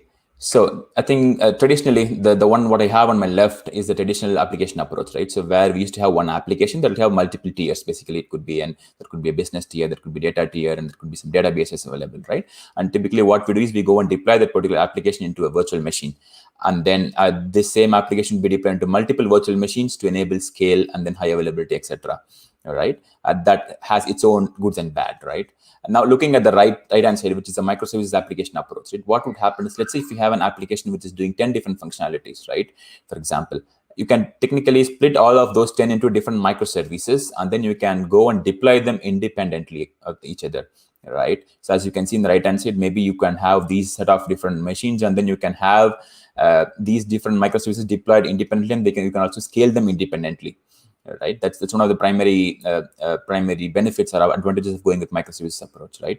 Instead of a monolithic where you will go and deploy everything. Let's say if there is one change in one of the functionalities, you will still go ahead and deploy the entire 10 different functionalities as well, right? But inside in microservices, each of these functionalities will be owned independently by different teams, and they can be built, tested, and deployed independently of each other. Of course, it also brings up with the scaling as well. We can also scale these microservices independently. Right, so that's what it's called a fine-grained density of services, and then it's independent deployment of these microservices, right? And yeah, this is again some more deep zooming in into the individual monolithic application, right? So in the traditional application approach, we will have single monolithic database, and it could have different tiers of specific technologies. You could use Java, .NET, or whatever, and then you could use some sort of a middle tier, and you can use some sort of a caching layer, and then there will be some data tier which will hold your databases, be it SQL or NoSQL databases. Right, and it will all be there will be only one tech stack, which is what you could use, because obviously it's a single application which is encompassing a lot of functionalities in it. Right, now when you get into the data in microservices approach, right, so you can think of microservices as a graph of interconnected services, right? So that means, like I said in the previous slide, right, if you have 10 different functionalities, right? Now each of them are interconnected with each other because of these microservices, and one functionality's data is owned purely by that particular microservice, and other functionality cannot really directly access the data. If it needs a data, it needs to either come via the APIs or via the events and things like that, right? So basically, each of this data is typically scoped to that microservice. So every microservice owns its own data, and then yeah, that's how we kind of get into more isolation in the world of microservices, right? And this also brings up a good opportunity for us to use polyglot basically. So you can, depending on the functionality what you are working on, you can choose what kind of databases would you want to use, or what kind of API layer you want to create, in which technology, etc. Right. I think this is the summary of the benefits of microservices. So first thing is agility, right? So again, going back to the same example, if you have 10 functionalities in a single application, imagine having a release cycle plan for it. You need to coordinate with all these different 10 teams, and then you'll have to plan for a big bang release of sorts, maybe quarterly ones or whatever be the cadence, right? Because there are a good amount of regression is needed, because changes in one of the functionalities is going to happen in the same code base where other functionalities are residing too, right? So you would need to ensure the changes are sealed, right? So all those things are not here, because now let's say I'm working on functionality one, maybe another team could work on functionality two, and each of them can, or each of us can define our own release cadence and then the release pipelines, etc. That brings a lot of agility. You can go to market faster, right? And this, of course, that also brings to a point of small focused teams, right? So each team owns its own functionalities and its own microservices, so they are more focused, and they don't have to really worry about what else is happening in the larger arena. And yeah, so the code base also would naturally become small, because we are focusing a specific functionality or specific bounded context in a domain, right? And of course, like I said, it's a polyglot, so you can pick and choose whatever the technology that fits the bill for that particular use case. If you think, okay, some of the use cases need gRPC, and if you want to use .NET, you can go with .NET gRPC, or something else needs Kafka kind of integration, and if you think Java or Spring Boot is kind of working out well, you can go ahead and use that as well. It's giving good amount of independency, and then the luxury to choose what kind of tech stack we want to use for individual microservices. Of course, this comes with the caveat around skilling the people and then having the right skilled people in the team, etc. But yeah, that's barring that. If you look at holistically from the technical perspective, yes, it brings up a lot of it opens up a lot of opportunities. And fault isolation is also all the errors and everything is isolated to its own domain or its own microservices. So one microservice being down is not going to affect the entire functionality. Of course, we need to design them appropriately. There are a lot of microservices design patterns are available. If we implement those in the right way, then we can definitely ensure our application is completely fault tolerant and then resilient. And data isolation, this also we just saw, because each of these microservices is owning its own data, so we don't have to worry about who else is having the right access or read access into the data. Any access to the data would come via the APIs or which are written on top of the microservices, on top of the database. And scalability, right? So because each one is small, you can very well scale. Let's say if you're building an e-commerce kind of an application, search is what is everyone does it, but not everyone will go and place the order. So maybe search is something, if you want to scale up more, you can scale out more, you can do that. But if you want to choose a smaller amount of scale for other parts of the application, you can also do that with the microservices architecture, right? So that's a bit of an introduction to microservices, and typically how a simple microservice-based architecture. This is a logical architecture. This is how it can look like, right? So we can have different microservices. This boundary is called a microservices boundary, and you can have multiple services placed inside this. And you would need some sort of an API gateway, because you will have basically what would happen within whatever was like a function call in a monolith application could become like an API call in a microservices, to put it simply, right? So you need to ensure how you want to orchestrate these API calls, how do you want to handle these different API calls, etc. That's where this API gateway would come into picture. At this level, we're just talking about what are the different components which are needed, not really touching on any of the specific technologies, right? So the client will interact with API gateway, and then the gateway will route the calls to appropriate different services, right? And to enable us on agility, scalability, and faster time to market, etc., DevOps principles is other thing which we also need to follow when we are kind of working with microservice architecture, so that when all of these things are put together, we can definitely attain larger benefits. And to run all these microservices, you need some sort of a management or orchestration layer at the bottom, and which is what we'll try to understand now on how we can start deploying our microservices, right? So with that, let's get into now, where do I deploy my microservice? Yeah, I got an understanding of what is a microservice. I know, yes, I'm having multiple maybe microservices. I split them up. Now, how do I go and deploy it on Azure, right? So we have multiple Azure compute options. So it depends on what kind of strategy you're following. Let's say if you want to have more control and if you want to use infrastructure as a service, then these are the multiple options which are available in Azure primarily. Virtual machines is obviously there. And then you can also use OpenShift on Azure VMs. And you can also run Kubernetes on bare metal VMs on Azure, right? And you can try and deploy your applications there. And if you want to use PaaS, which is the platform as a service, then you have, of course, Azure App Services are there. And if you want to use, if you want to follow Dockerized model, and then if you want to use a containerized model, and then if you want to run on containers, etc., then you can use Azure Kubernetes Service. And there's also Service Fabric available. And there is Azure Container Instance, which is more for running standalone containers. And let's say if you're coming from a Java background, if you're using Spring Boot based projects as in your applications, etc., right? You also have an option called Azure Spring Cloud, which you can use to deploy your Java based applications. So like I said, I'll just skim through all of these, and then maybe I'll take more questions in the end around how do you want to make a choice of each one, of one over the other, right? And if you have attended the previous session, we just learned about the Azure function. That's also another option where you can use, right? And in these, whatever the compute service which I have marked in green are the ones which would be more appropriate for microservices. That doesn't mean the other ones cannot be used, but these ones would blend well with microservices architecture, and you can reap good benefits out of the microservices architecture if you are using any of the ones which are highlighted in the green, right? And there is also a nice flowchart available to understand how you can take this decision. This is again available in the Microsoft documentation. The reference link is available at the bottom of the slide. All right. So yeah, you can choose whether if you're working on a migration project or on a new project, right? If you want full control, of course, IaaS is the option. So you will go with virtual machines. And if it's a cloud, or if you're working on a cloud optimized model, and if it's a high performance compute, if you need, then obviously you have to use an Azure batch. But what we're looking at is these components here. So maybe I can look at Azure App Service, Azure Functions, Azure Container Instances, and Azure Service Fabric and Kubernetes Service, right? Like I mentioned, all these are the ones which would be used for microservices architecture. And it depends on your scale and the kind of number of microservices what you write. You can pick and choose however you want to use any of them, or you can also combine all of them as well in your architecture, and then you can do that, right? So now, okay, so we just learned, yeah, maybe with all these decision metrics, I kind of understood, yeah, maybe Azure App Service could be sufficient because I'm starting slow on a bunch of microservices, and I don't have huge number of microservices and things like that, right? So then, yes, then how do I now scale it, right? So what are the different options we have to scale our microservices, all right?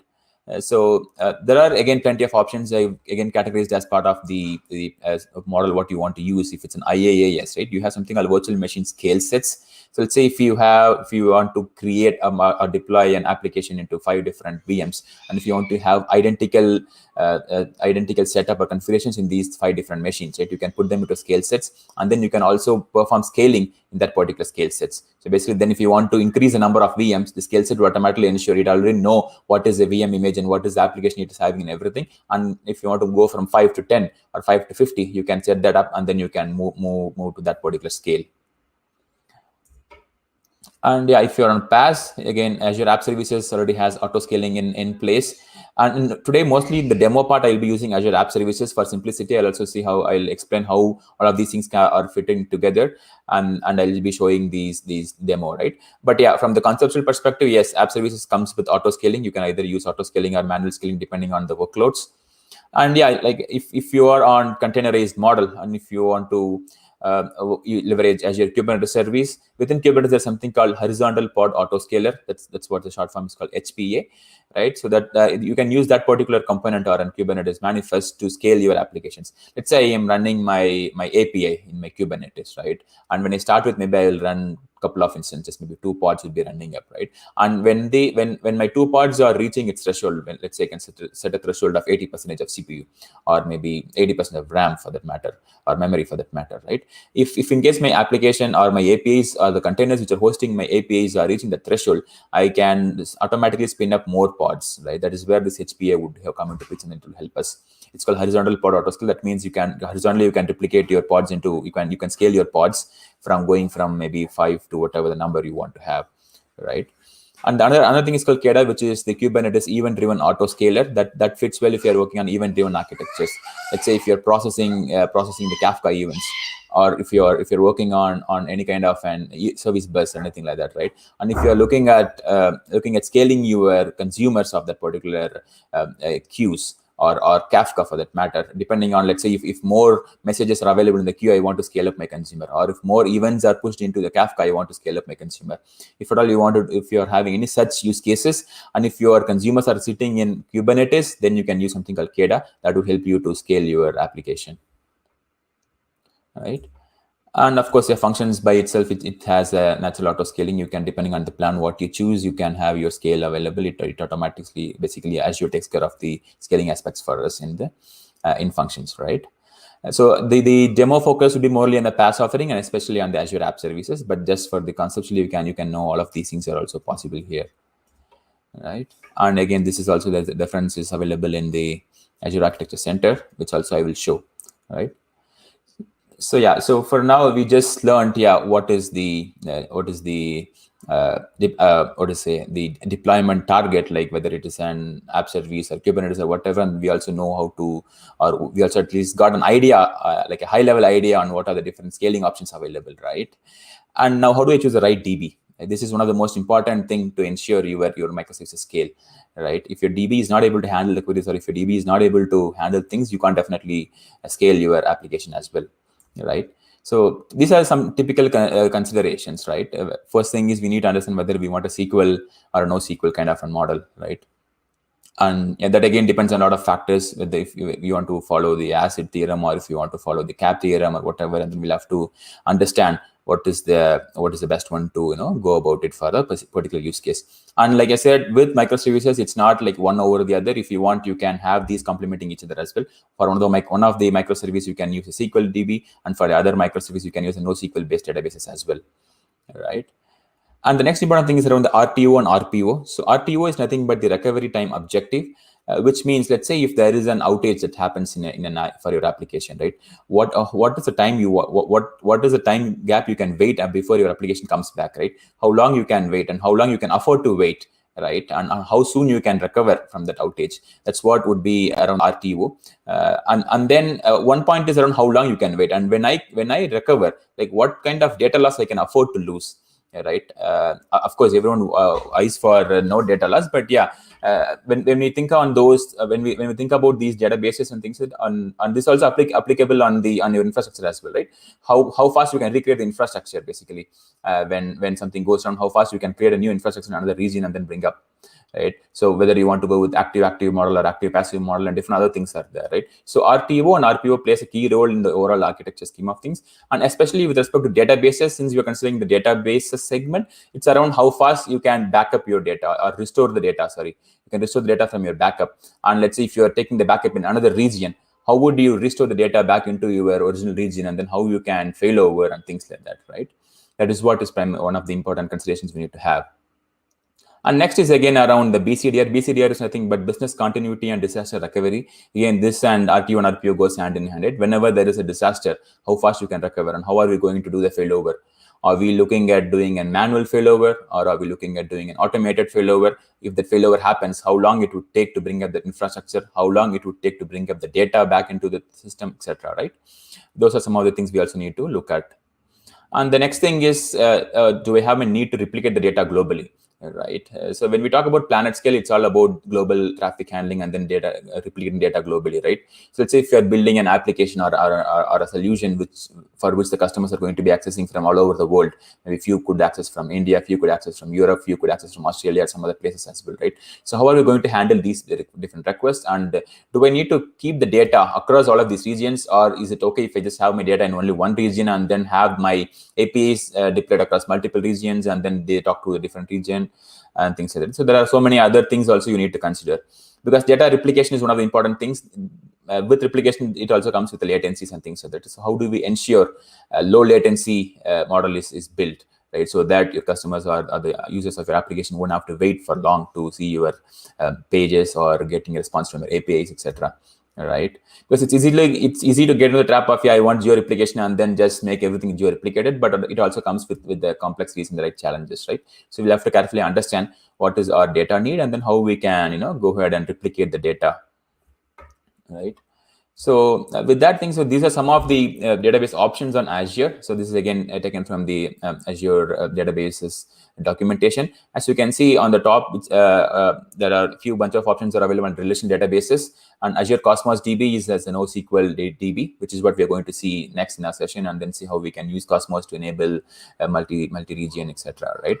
The one which I highlighted below in that box, like distributed multi-master rights, that's what is the key for enabling multi-region writes and multi-region reads. That's where Cosmos stands out than the other DBs, right? So that doesn't mean we have to use only Cosmos. Like I said, consider all the other factors on what really matters, and then we need to pick and choose the right choice, right?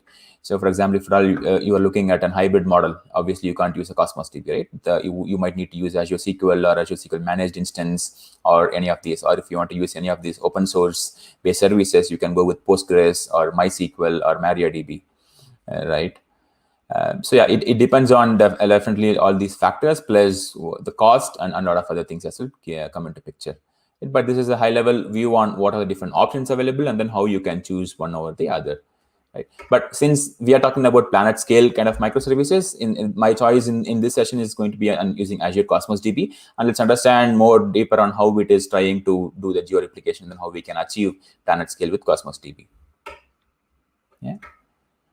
So with all of these things, if you try to put things together in a little perspective, right, for us to understand how they are going to fit in, right? So if we can relate with that logical architecture which I shared initially, so this is where your users are going to come from, and then they would be reaching out to some sort of a front-end portal. For example, if at all you are building a web application, then that comes via an application gateway.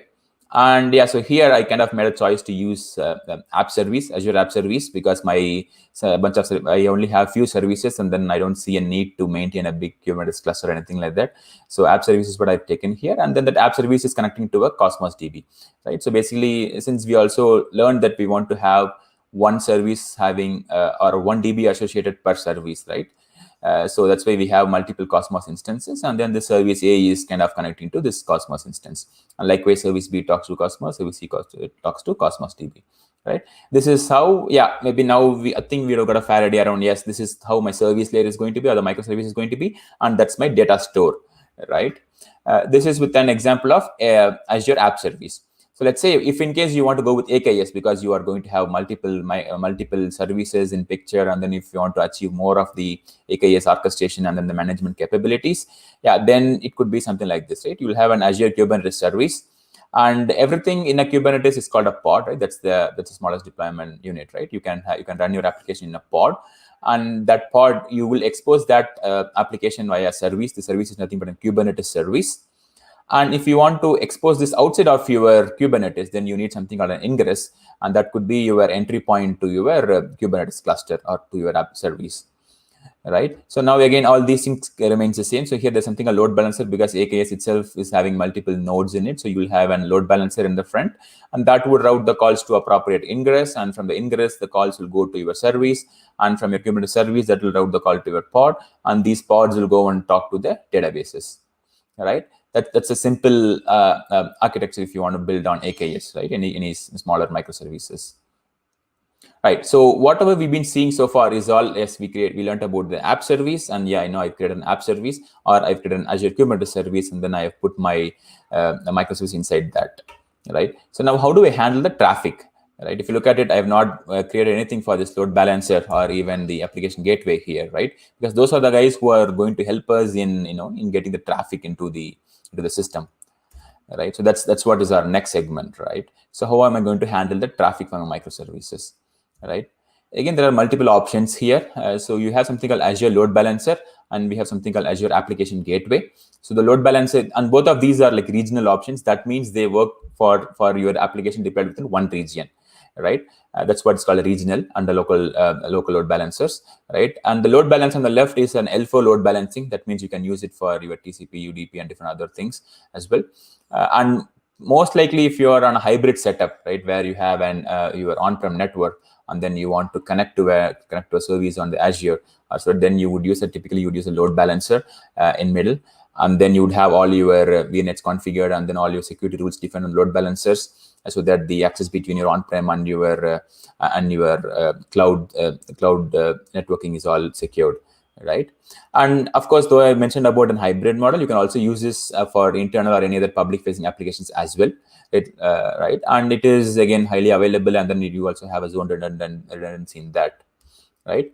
And next is an application gateway, right? So for example, if you want to use an application gateway like I showed in the previous ones, it comes with a lot more other features than just load balancing. So first thing is it does load balancing at L7. That means you can handle HTTP, HTTPS traffic, etc. and it can also be used for internal services or for public facing services as well.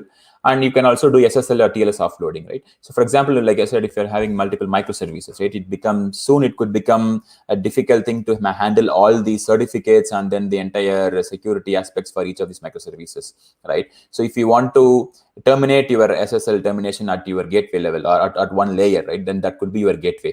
So basically your external calls will come to your application with an HTTPS or SSL certified ones, and then from your gateway to your internal ones could be offloaded from there, right? Plus, you can also apply other traffic rules or the rate limiting and throttling and few other things can also be done at an application gateway level. So now looking at just modifying or bringing in the gateway. So we had these boxes with the service A and the service B and service C here. Now we kind of put in an application gateway, and that would become like the entry point for the external world, right? So none of these endpoints, whatever we have in the Azure App Service, would be available for everyone outside. So all the external calls would come via our application gateway, right? So now this is, like I said, these are at the one region level, right? So now how do I handle the global traffic? Let's say I've created my microservice and I've a microservice-based application, and then I've deployed it into maybe in Asia Pacific region, right? Now I am trying to expand my business, and then I want to move or maybe take this application global, right? So now how do I handle the global traffic, right? That's the next part which we want to understand. So again, there are a couple of options here in Azure. You can use something called Traffic Manager, or you can use something called Front Door.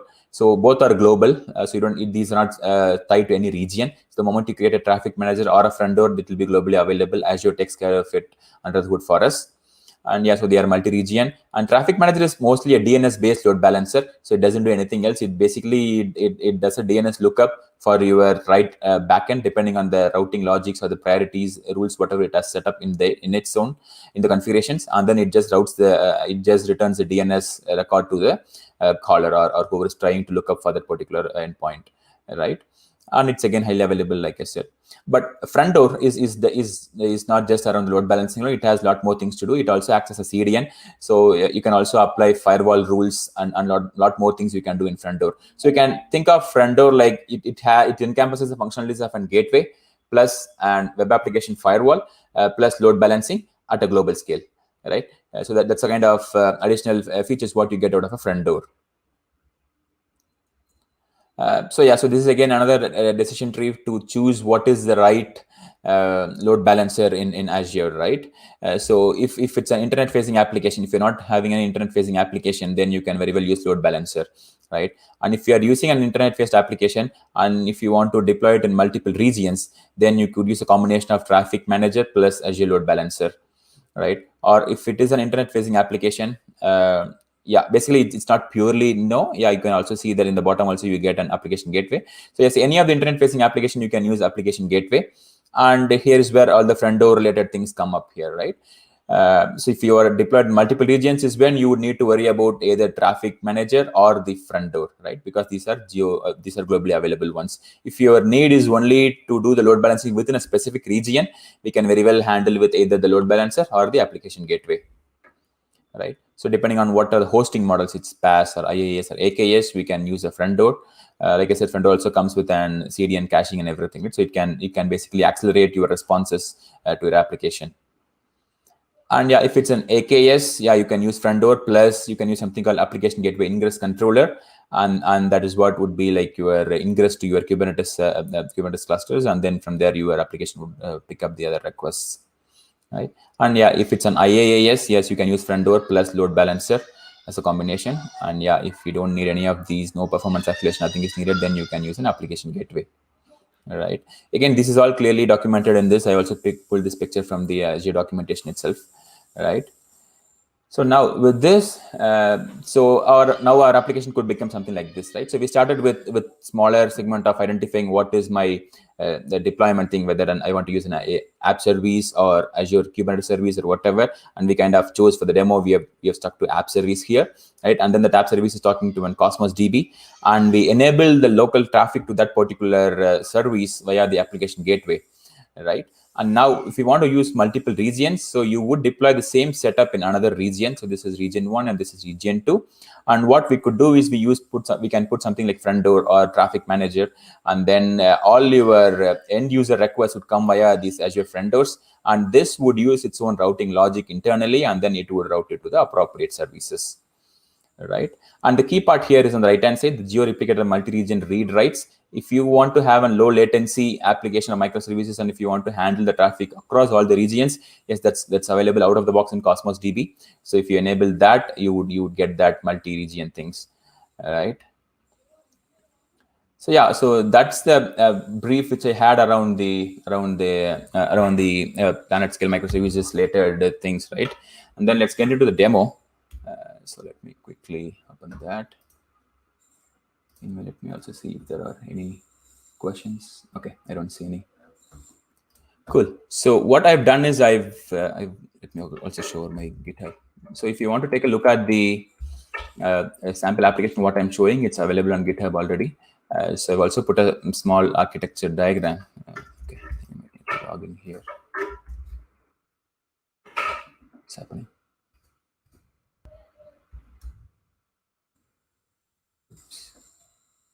Stuck. Okay, let me pull up something else here. Okay, sure. I think, yeah, my system is hanging a little bit.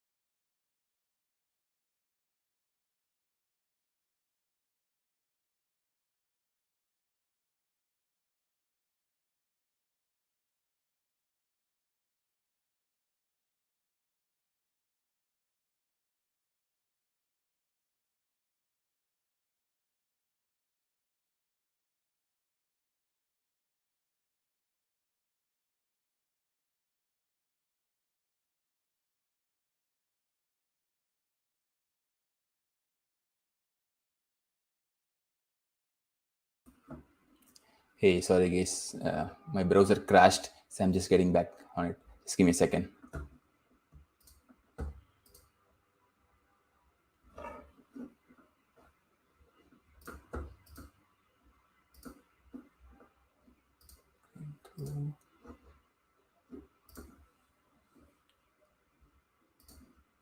All right, I hope the code is visible. So let me quickly pull up the Azure portal as well.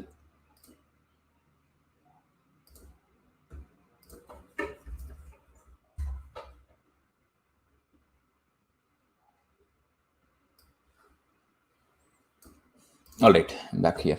Yeah, so what I've done is I've created a couple of resource groups, basically. So one is on the Southeast Asia, right, to hold my resources. So I have a bunch of resources, which is the one is the app service, and then my app service plan, that's where the app service is running. And then I have my Azure Cosmos DB account created here as well, right? The same thing, I also have it in another resource group,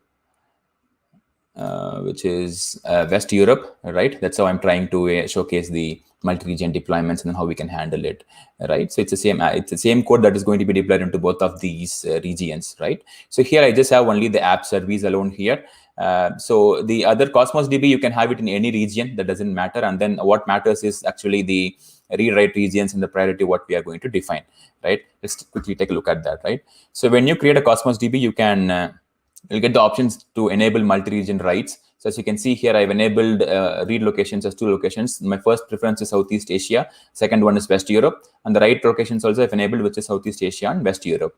right? If in case you've not enabled it during the creation, you can also do that later after creating as well, right? You can go to replicate data globally tab here, and then if you go here, you can add more regions here as you just click away, right? If you just click on it, it will get added here. Of course, it is going to come with a cost for each and every region you're going to add.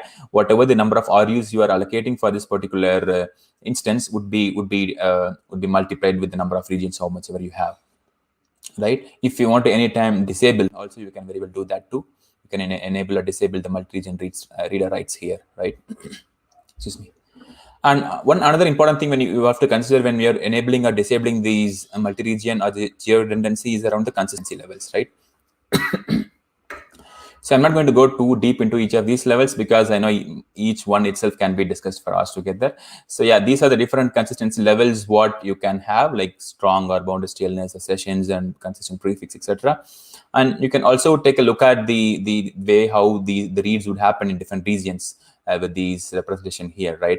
Let's say, for example, in a session A, somebody's in Southeast Asia, somebody's writing this, right? If you're having a session based one, this for the same session in multiple regions, everything would be people would read it immediately, right? But somebody else in session B, which is the North Central US, which is the bottom of this here, as you can see, there could be some lag here, right? And this is more of a design choice which we need to make. If you need to enable much faster writes and the reads are not really near real time, then you could choose something like eventual consistency, right? That means you're not waiting for your write to happen in multiple regions. You just write and then move on into the primary region, then you'll move on, and eventually all these will become consistent, right? So yeah, so another quick tip to note is what would be the consistency model we need to look at in the data, in our data, and depending on that, we'll have to choose a consistency level. By default, when you choose Cosmos SQL API, it will come up with a session-based consistency, which is what I've chosen as well. Right. So those are the two primary things which we need to look at when you're creating Cosmos. So in the interest of time, I've already created these resources because each of these resource creation could take a few minutes. Yeah. So the point is, yeah, there is one Cosmos which is running in this resource group, and that is having this geo replication enabled. Right. This is one of the things primarily, and I just have a basic items container here, which is where our application is going to write the data into, right? This is one, and then the app service is already deployed with the with my microservice. So basically, I just created a basic .NET based API, a web API, and that is deployed into here. That is just going to return some of the to-do items, right? So this is my app service URL, and just for brevity and demo sake, I have not put in any other security restrictions. Of course, you need to handle all of those things when you are really designing or architecting your applications, right? I was trying to focus more on what are the pieces we need to use for enabling these multi-region and then handling the global traffic, etc. Okay. So yeah, so this is one of the instances, like I said, and the other one is sitting there. Right now, going back to the code. So what other code changes? These are all on the setup side, and as you said, like we've created the resources, etc. Now, how would if I do this, would it automatically take care of multi-region, or do we need to do anything else in the code? Right, that is what we are going to look at now. So let's say, for example, if you're using Cosmos, right? So if you're trying to connect using Cosmos client, that's the SDK which I've used to connect to Cosmos. So when you create the client, you have the options to provide, right? You have something called Cosmos client options, where you can specify which region you want to write into, right? So typically you would parameterize all of these things, right? What is the Cosmos client, and then what is the key for it, and what is the region I want to do it, right? Because if you want to deploy into multiple regions, you would need to change these values dynamically during your build pipeline or release pipeline, and then you can deploy it, right? But one of the key thing is, yes, when you create the Cosmos client options, you have to specify the application region, right? Let me hover over this and pause for a while, right? As you can see, when the specified region is available, the SDK will prefer it to perform operations. So that means my application, when I deploy with this setting telling I want to read or write from the from West Europe, this app will always go to West Europe first, and then it will read or write, right? If in case West Europe is having a problem, only then it will try and go into the next ones, which is defined the failover priority, right?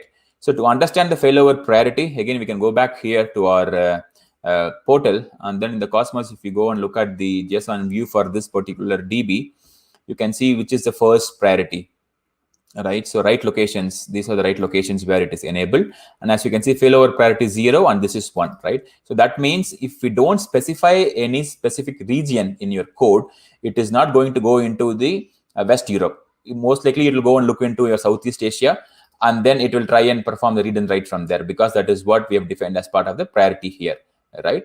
But I know for a fact that yes, my users are going to come from West Europe region, and then if I want to enable the reads and writes happening from that region alone, then yes, we need to go ahead and set up this particular property, right? So I've done this, and then I've deployed this API into Azure App Service, right, for both of these regions. And just to understand whether the data is coming properly or not, I also put this log statement with which you can understand from which region your microservice is really pulling the data. All right. So yeah, that's about the code changes. So there are two ways which you can do it. Either you can use Cosmos client, or if you're on .NET, you can also use Entity Framework. You can also you can use EF core, Entity Framework core, and then you can establish connection to your Cosmos DB. So again, if you're using Entity Framework, then you can put it in the options builder. On options or region, you can specify the region. Then it will go and do the operations in that particular region, both reads and writes, right? So if in case you've not enabled multi-region writes, but still if you're trying to go and set up these regions and you have enabled only multi-region reads, so what would happen is only all your read queries will go and pick up from that region, and basically it will not give you good benefits, right? Because obviously you're not writing into that region, so there's no point in when I say there's no point, what will happen is it will first, your writes will go into the primary region, and then it will come to your next region, and your read will happen from that particular region. Okay, so it's again up to us. We'll have to carefully look at all the different scenarios and then see what would really fit for us, and then we can make a choice of whether we want to enable multi-region or multi-region writes, or just multi-region reads is sufficient, right? So yeah, so these are about the code changes what you might need to. So though I am showing in Java, so Cosmos also has SDKs for though I'm showing in .NET, Cosmos also has SDKs for Java or Node.js, etc. So on each of them has these different notations available where you can go and choose the appropriate region as part of your established communication to the database, right? And like I said, I've also created these resources using AZ CLI commands basically, and all these commands are also available in the GitHub repo. And when I was trying to open the GitHub repo is when things got crashed. Let me try opening once again. And I can show that. Yeah, okay. Before that, maybe this I will leave it for the last. Well, let's look at the application itself, what it is trying to do. So this is a basic to-do microservice, like I said. So I would have something like this, right? Let's say if I am on app AZCon Southeast Asia is my thing, right? Typically, if I'm one region, I'm just trying to go and hit this directly. Yeah. Now you might wonder, so where is the application gateway here, right? So I've not deliberately put it because I just have only one microservice. If you just have only one or two, you don't really need to bring in additional layers and then make it complex. So you can directly, you can directly wire up the app service backend itself to either traffic manager or to front door. Okay. So yeah, so this is how I would do when I am hitting my region specific endpoints, right? When I hit this endpoint, yeah, obviously it is going to return with whatever the response it is having, right? And if I have to access my West Europe thing, I also have my West Europe specific URL, which says app azconf West Europe. And then I'll just go and say send, and that is going to return me with the West. As you can see that the latency is already more here, right? Because I think from my region, it's the Southeast Asia is closer, right? So that's how individual access would happen, individual entries would happen to your application, right? But now we don't want to do this way, right? We want to make all of this happen dynamically, right? That is where we would leverage front door, right? So now switching gears here to front door. So I've created front door in a common resource group because it doesn't matter in which resource group you create. It is not tied to any specific region, right? So with front door, you would do three things primarily. You need to create your front door domain, right? Like what is the domain in which your external customers or users would hit, right? That is what would be your front door's domain. And then you will also specify the backend pools, right? Here is where you will define what are the different backends this front door should connect to, right? So here, if you go look at this front door domains, these are the basic stuffs. You have session affinity enabled or not, so that every session of that particular users would be routed to the same backend. It doesn't switch between different backends, right? And you can also use front door as an WAF. Like I said, web application firewall. I have not enabled any WAF here, right? So first thing is you have to enable a front end, and then you have to enable a backend, the backend pool. And here is where you will specify what are the different backend hosts. Let's say if I have another region, if I have my application running in another region, right? Then I'll go and choose here. So, and these are the different backends you can target from the front door. Your app could run on app service or any cloud service or storage accounts, application gateways, API management, public address, traffic manager, and all of these different options are available, right? And you can also route based on specific headers and things like that. And priority is where we will define whether it needs to, but you can also manage active, passive, or an primary, secondary kind of a concept of Friendware as well, right? If you want to always route some of the things to one of the servers, then you can use set the priority appropriately. And wait is again for the again handling traffic, whether you want to evenly distribute the traffic, or you want to do some kind of a canary rollouts where you want to send more to initial one, and then the second one you want to do lesser, and things like that, like 80-20, 90-10, or whatever would be the percentage, right? You can do all those with the weighted thing here, right? So I've just set up this with a basic setting, which is again with 50-50. That means all the traffic would go between both of these backends, right? And this also does a probing under the hood, and then it keeps looking at which is the active one, and if in case there is any region outage, anything happened in one of the regions, it will automatically switch all the 100% of the traffics to the one which is available, right? And for that only, it does all of these metrics. What is the sample size it needs to send, and what is the latency which is applicable, or which can be used, etc., right? So with all these, we create the backend pool, and then the routing rule would be set up here, right? So here you can put more rules. So for now, I have just put all the things, whatever I'm getting from my friend from the caller, just everything will be routed back to the application, right? So I've not put any kind of things, and I've just put only the route as a forwarder. You can also do URL rewriting, and then other things as well you can do. So let's say if you're having an SPA, right? Since Friendor also has a CDN, right? If you're having if you're deploying your SPA or a single page application into Azure Storage, and if you want to make that available for all the users across the globe, right, then you can put these Azure Storage on top of your Friendor on top of your Azure Storage, and then you can enable the caching so that your request will be served much faster. And since in this session the scope is more around the microservices, I have just tried to show only on the backend side of it. When I say backend, the API side of things.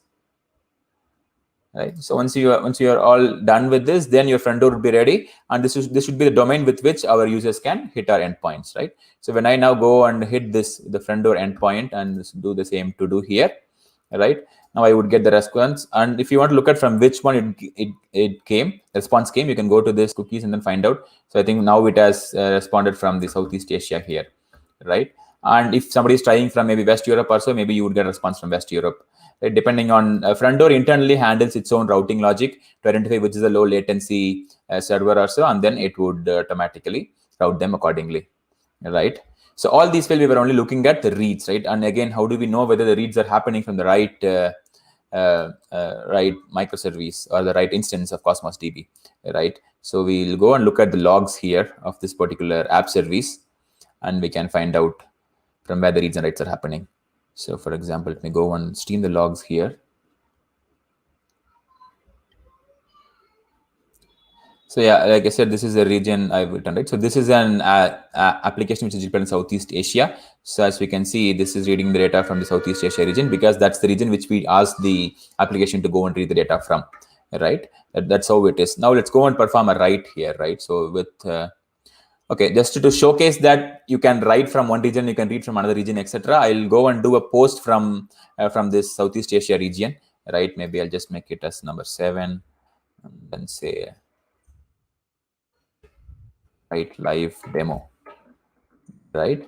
And then I'll go and send this, hit this endpoint. So please note, I'm hitting the direct Southeast Asia endpoint just to showcase we are directly here. If in case there a call comes to this, and if the write is happened here, right, we just did the writes, right? Now if I go back to the West Europe, which is my other instance which is running, and if I go ahead and do a get here, right, I should already see that particular entry available here, right?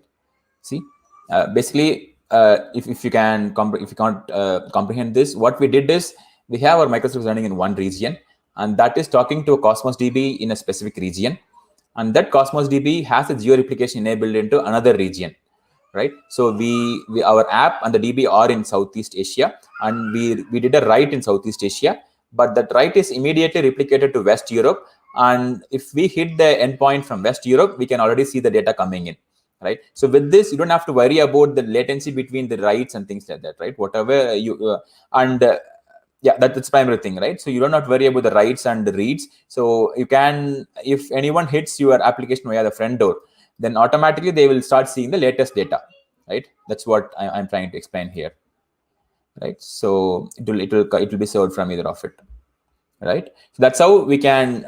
First is, yes, how do we handle the traffic? That's where Friendor helps.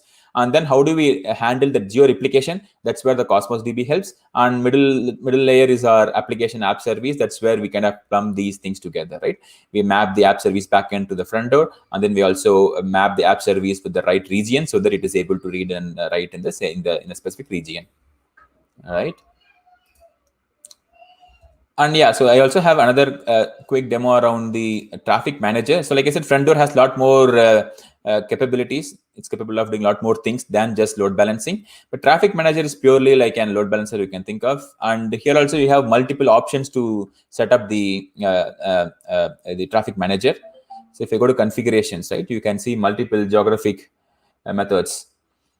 See, multiple routing methods are available, right? So performance based, weighted based, priority, geographic, multi-value, and subnet, right? So performance means traffic manager itself will keep doing a heartbeat to its backend and identify whichever is having lowest latency, and then it'll go and route it to that. So weighted again is like if you want to split traffic between multiple regions, then you can do that. And priorities again on the primary, secondary kind of a thing. So geographic is what I have enabled. So in the geographic, you can go and specify what are the endpoints, and then from which geography we need to create these different routing, etc. Right. So let me quickly show that. Excuse me. So this is one of the geographical mapping I have done. So basically, this target is an app service here. And I mentioned that if a geo mapping, basically, if any requests are coming from Asia or Australia or Pacific regions, then it will always map it to my Southeast Asia instance of my application, right? If the request is coming anywhere from the Europe or Middle East or Africa, it is going to route my request to the West Europe instance of my app service, right? That's what I've just set it up here as a basic rule here. And then when you set up the Friendor, you will also get the traffic manager. You will get a traffic manager DNS here. And then you just go ahead and use that or share that DNS with your external people and everyone. And then people can start using that particular DNS, right? So now it would, first time it could be a little slower. And then after that, it should start routing it to the nearest one. Or since I am in India, Bangalore, which is and it's coming under Asia, it should always route my calls to my Southeast Asia instance, right? So here the point is, this traffic manager is primarily like a load balancing, like I said. Of course, you can map it with your custom domain mapping. You can do, if you have your own domain, you can do a CNAME mapping to traffic manager so that it can start doing the DNS lookups appropriately. But it doesn't allow you to do anything else than just the traffic routing alone, right? So that's pretty much around the different offerings. So just as a recap, we just started with one app service talking to one particular DB in one region, and then we have deployed this into multiple regions, like a couple of regions, and then we have put in Friendor on top of it and saw how Friendor configurations works. And we had put them behind the traffic manager to see how traffic manager works. And we also saw what are the settings we need to do in Azure Cosmos DB to enable the multi-region reads or writes, right? So with that in place, you would be able to, basically, I think I forgot to show about the scaling part, right? So I think that's one of the important things as well. Yeah, in the Azure App Service, if in case you are using, scaling is pretty straightforward. You can go to the scale up or scale out options present here. Typically, you would want to scale out unless you find the instance which you've chosen is not able to handle your request. You don't want to really do and scale up. So you go to scale out, and then you can also choose whether you want to have a manual scale or a custom auto scale, right?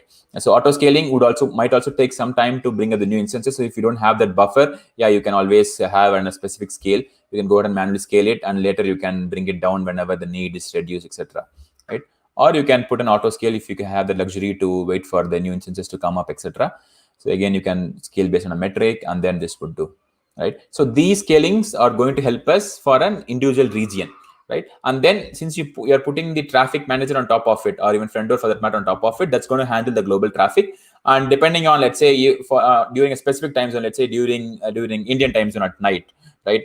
Maybe not many users would use, but maybe if your application is deployed or used by or consumed by the American users, maybe it could be available. There could be more traffic coming up from there, right? So you can split, or you can manage what the scale you want and at what point of time you want in the day, etc. And then you can manage these entire scaling aspects, right? So that's pretty much what I had to show. I hope you guys were able to follow me. Let me just quickly bring this up. And yeah, so just wanted to thank our partners. And yeah, these are the other communities who are also who have partnered together to bring up this conference. And with that, yeah, I'm open for any Q&A. Let me quickly check if there are any questions.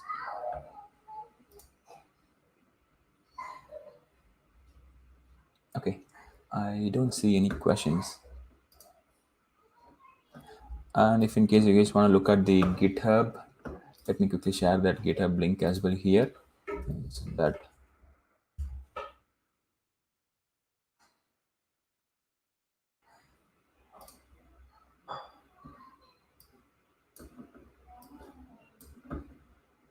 so yeah, so that's the GitHub location. So SB Swaminathan.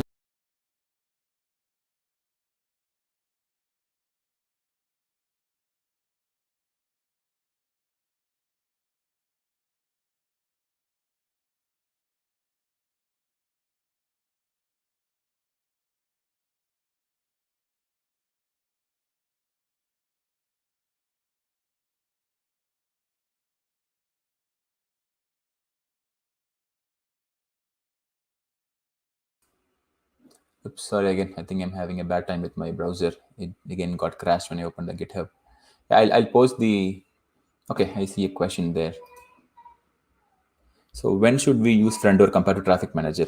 Yeah, that's a good question. See, let's say if you're using a web application, for example, right, which is having our SPA application, right, and if you want to accelerate the application loading time, etc., right, or if you want to use any kind of SSL offloading or tailless termination, etc., then you can use Friendor. Friendor also has a CDN capability in it, right? So if you are working with an SP or a web application, Friendor works well for that, right? But if your need is only around routing, if you need is only around, yes, on a DNS basis, you want to just route the request to the appropriate or the low latency endpoints, right? Then Traffic Manager would be a good option. Okay, I missed one question. So there is one more from Rajesh, which is on what are the different ways to communicate between small services and microservice. Right? Yeah, so it depends. There are a lot of options, right? So one is an HTTP call, obviously, right? You can make a REST API call, or if you want to even improve the performance, you can go with gRPC based calls as well, right? Or if you are following an event-driven architecture or a message-driven architecture, you can use some sort of an queues in between if it's a message-driven, or if it's an event-driven, you can use Azure Event Hub or anything like that, or Kafka also for that matter, and then you can establish a communication between two microservices. Right. So if you want to have hyperscale and large scale application, definitely asynchronous base is better, and then you can use some sort of an event hub or so as an event sourcing thing, or sort of event storming platform, and then you can use that to enable the communication. And okay, so how to keep data of particular region in that region in multi-region deployment? Yeah, so that let's say if we are talking about GDPR or any sort of privacy things, right? So obviously we can't replicate the data outside, right? So that is where we need to really isolate the things, right? Let's say if we understand for part of this microservice or for this particular data, I don't want to do any geo-replication, then you should not do that. You should not enable geo-replication, right? So that it doesn't really happen. What you will do is you'll create the DB instance in that particular region, and maybe you can only enable the zone redundancy alone, just for an availability zone issues alone, right? So you just enable that and then keep the data in that particular region alone. Right? Then in that case, what you can do is only your microservices or the API endpoints can be deployed to multiple regions, but yes, all of them would go down to the single region where the data is residing, right?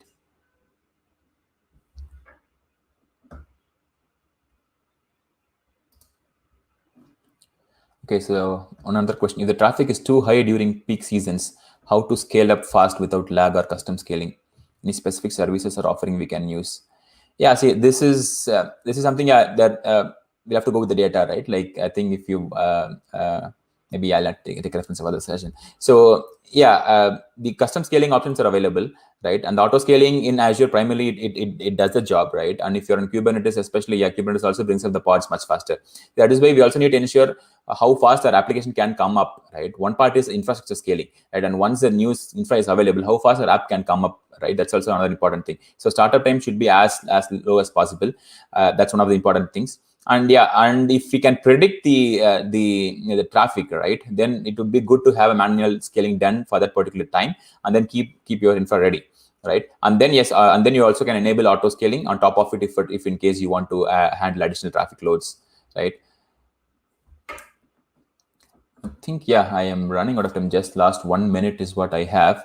So I would like to, I will answer the other questions in the chat window. Okay, so I'll be monitoring the YouTube chat, and I'll respond to the questions in the chat, right? So that I can give more time for the next speakers to come in and then start their sessions, right? So one quick note, I would just like to seek your feedback. So please feel free to go ahead and submit your feedback in the feedback form. I'll just put the feedback form here, link here. And with that, I'm done. Sorry, I'm running out of time. So I'll be bringing in the next speaker, Vijay, who is already there. And for the rest of the questions, I'll answer in the YouTube chat window. Okay. Thank you, everybody, for joining in.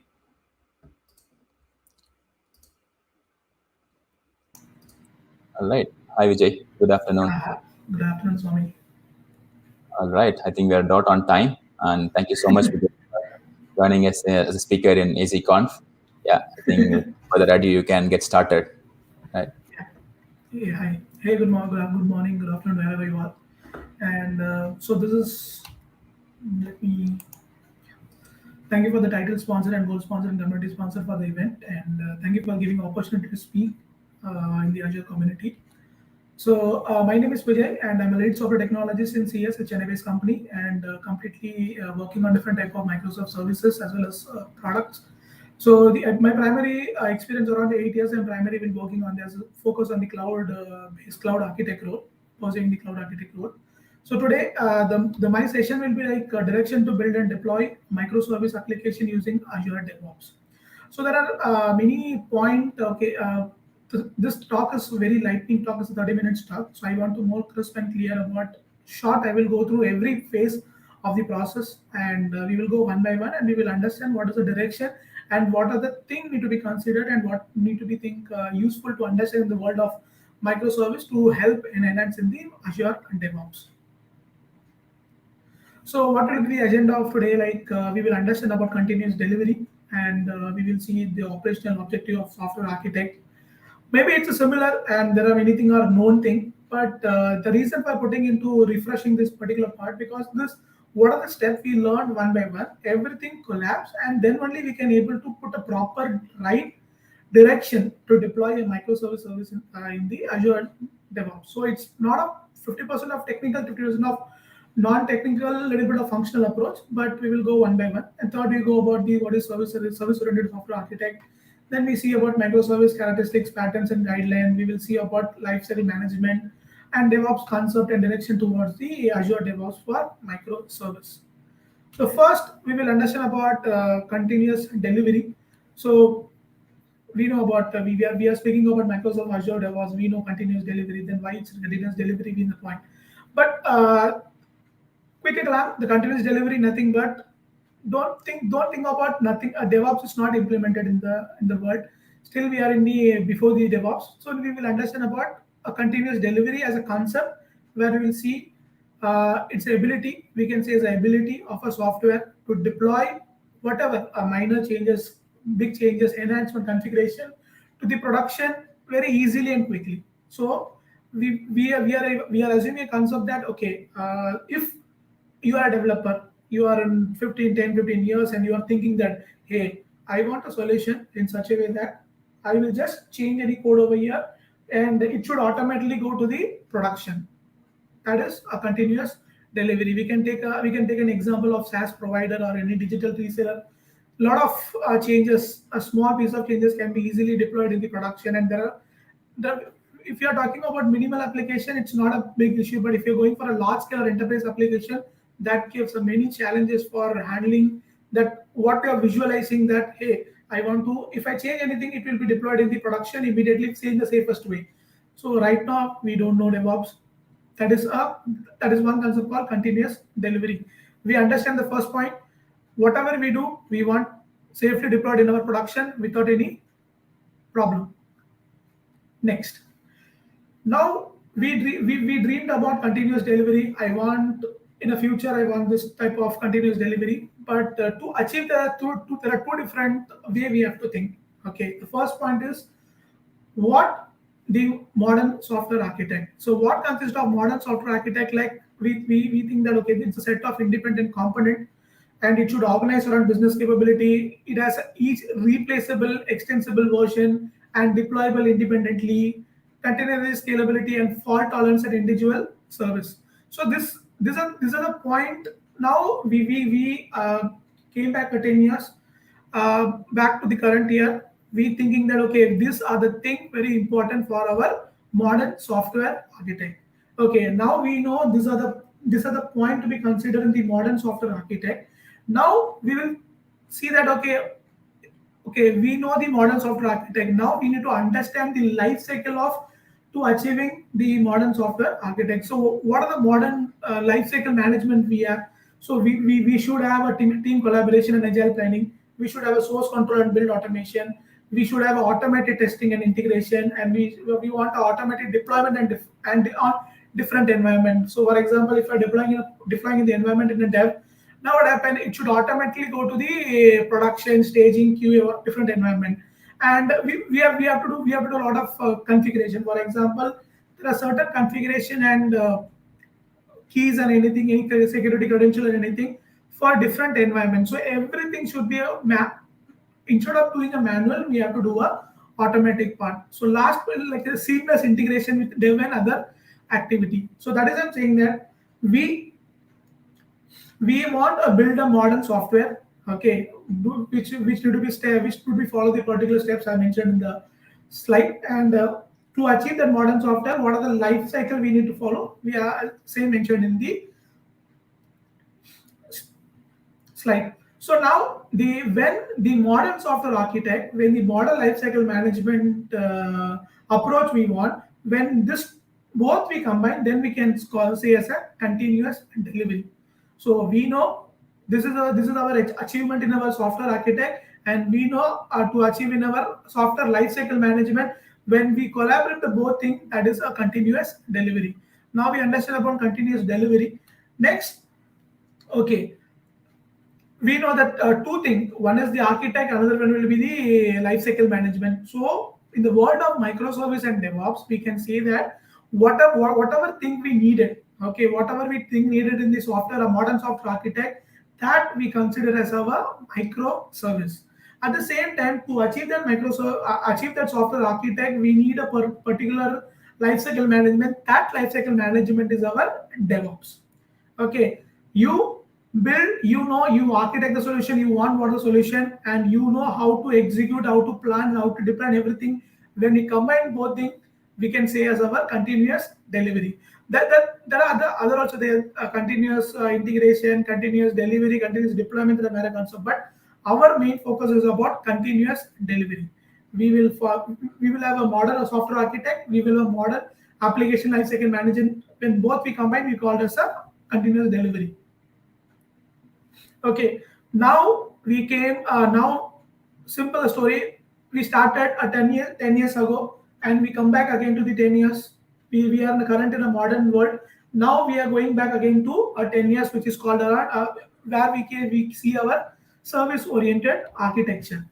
Okay, so service-oriented architecture is common. There are many common thing about service-oriented, which most of the company right now also we are doing service-oriented architecture. So we will understand small about what is service-oriented architecture. So what consists of service-oriented architecture? Like, so there are many things which is non-functional requirement. We can see one by one. Like for example, we need a scalability. Scalability means maintain performance and increase the data workload. Second, we need availability. That if you're doing a very crucial business and our application or any it should not go down. So we need our availability, reliability more than 99%, and we need a consistency to maintain of data, and we need a fault tolerance. So fault tolerance, like right, if anything goes wrong, it should be automatically we need to we can spin up and we can go up and running. And interoperability, like exchange of data. So like exchange of data and able to communicate between process and exchange of data. And next with supportability, which consists of monitoring, configuring, debug, etc., and portability. So we know like we have multiple environment like Windows, Azure, Windows Linux. We need our application should be more portable, so we can deploy in any server, any environment. Security and product secure Last one is security and production, so that we can keep our communication secure, we can keep our data secure and everything. The one thing is, if you compare to the if you right now we're at 10 years behind, and if we know this, okay, these are the case 10 years ago also, we know our application be scalable, available, consistent, fault tolerance, superability. But only one piece of thing is missing, is like the modern project development and delivery. Okay, because these are common non-functional thing. We are not talking about technical how to code and what are the configuration, everything. We talked about non-functional requirement, but the one piece is missing. That one piece is missing is like how we develop the software and how we deploy. So these are the small area where we can see about the what are the service available in the service-oriented architecture. We can see elastic, replaceable version, contain, organized around business capability, own, protect itself, own, isolated. If you see on the outside circle, there are four circles, which is a light shaded. So that is very crucial point right now. So in initial day, that will be a challenge. That is a challenges, and that can be separate person can handle, and there's a separate team who can handle the 4 point. But uh, right now we can solve it. But before 10 years, there is an issue with the automating, there is an issue with the open, and it should be programmable and it should be configurable. Everything needs to be done in the manual, and we need to hand over the particular code to the backend team, and they will deploy whatever configuration change, anything, everything can be taken from the backend team. So now we again we coming back to our current year. So we know 10 years ago what happened, service oriented, and now we coming again to the current year. So we know one thing, okay. Now at least in the last 3 to 4 minutes, we understand that, okay, we know the problem. Like, hey, this is the thing we need to be achieved, and these are the solution, and what would be the solution? Okay, what would be the solution of my problem 10 years ago, and right now what is the solution we have for that problem? So that one solution is around our is microservice.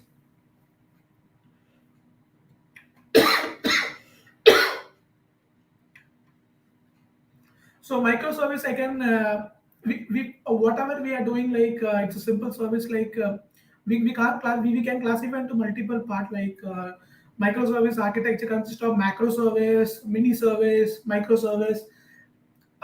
There's another word called monolithic application. So what is monolithic application? We know, like, we write everything in a single code base and we will deploy. But end of the day, what happened? That is monolithic in such a way that, for example, we can take a two example. One is a pure ASP.NET application where our front end we will interact directly with the database. There are only two layers. One layer will be the UI and the business logic, and the next layer will be the database. Now the other step is like we have a API based concept. So we will develop API.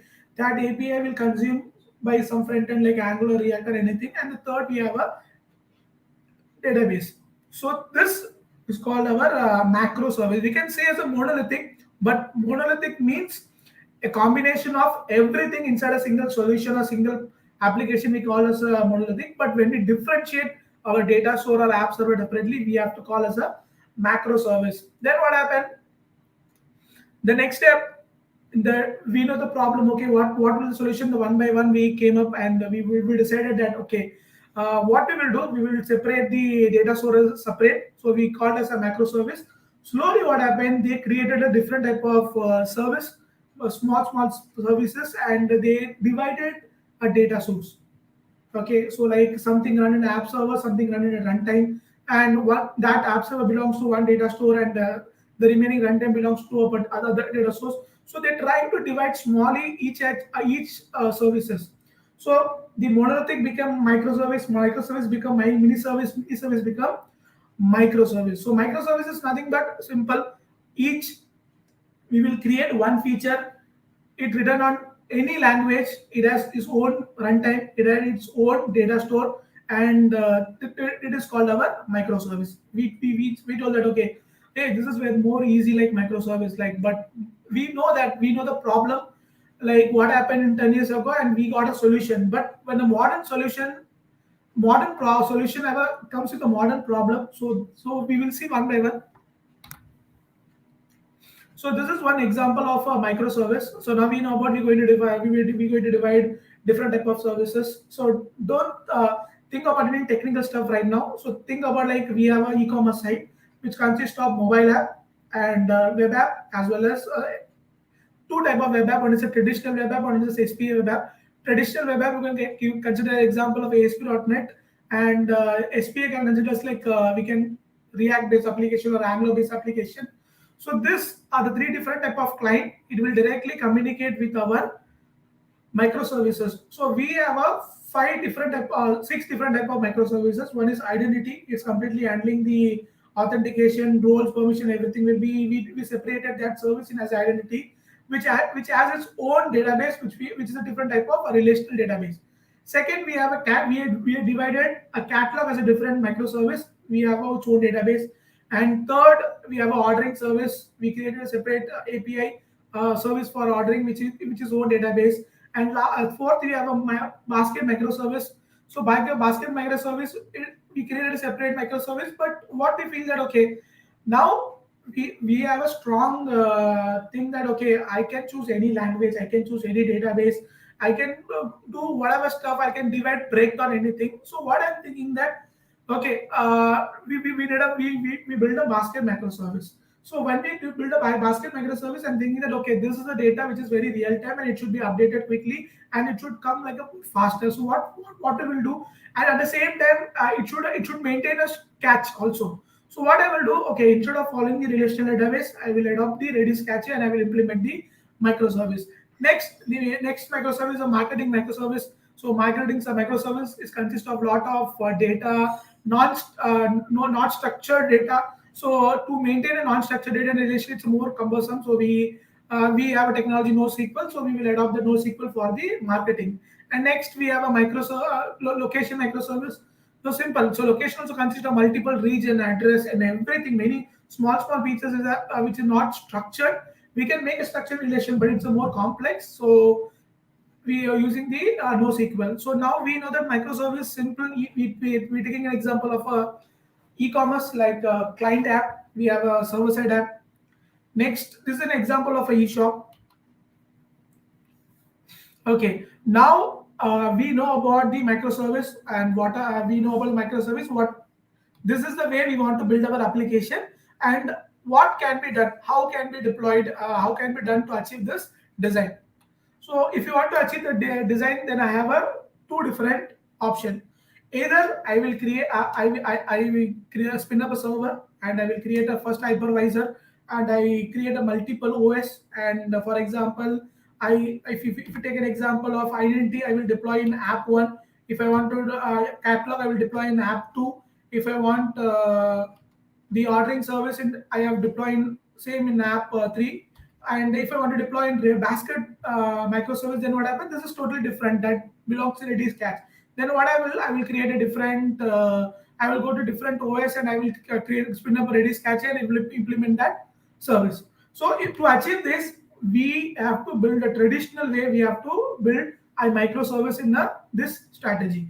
So now we know, okay, this will be the major problem. Like, okay, for example, if one operating system cost some 15,000 or 30,000 server. So now what happened? I have to scale. So I have to scale in two different ways. Either I have to scale vertical or I have to scale horizontal. So either I can add a multiple server or I have one server, I will increase the RAM, processor and everything. So this is the way to approach the microservice, what we have thought about this e-commerce site.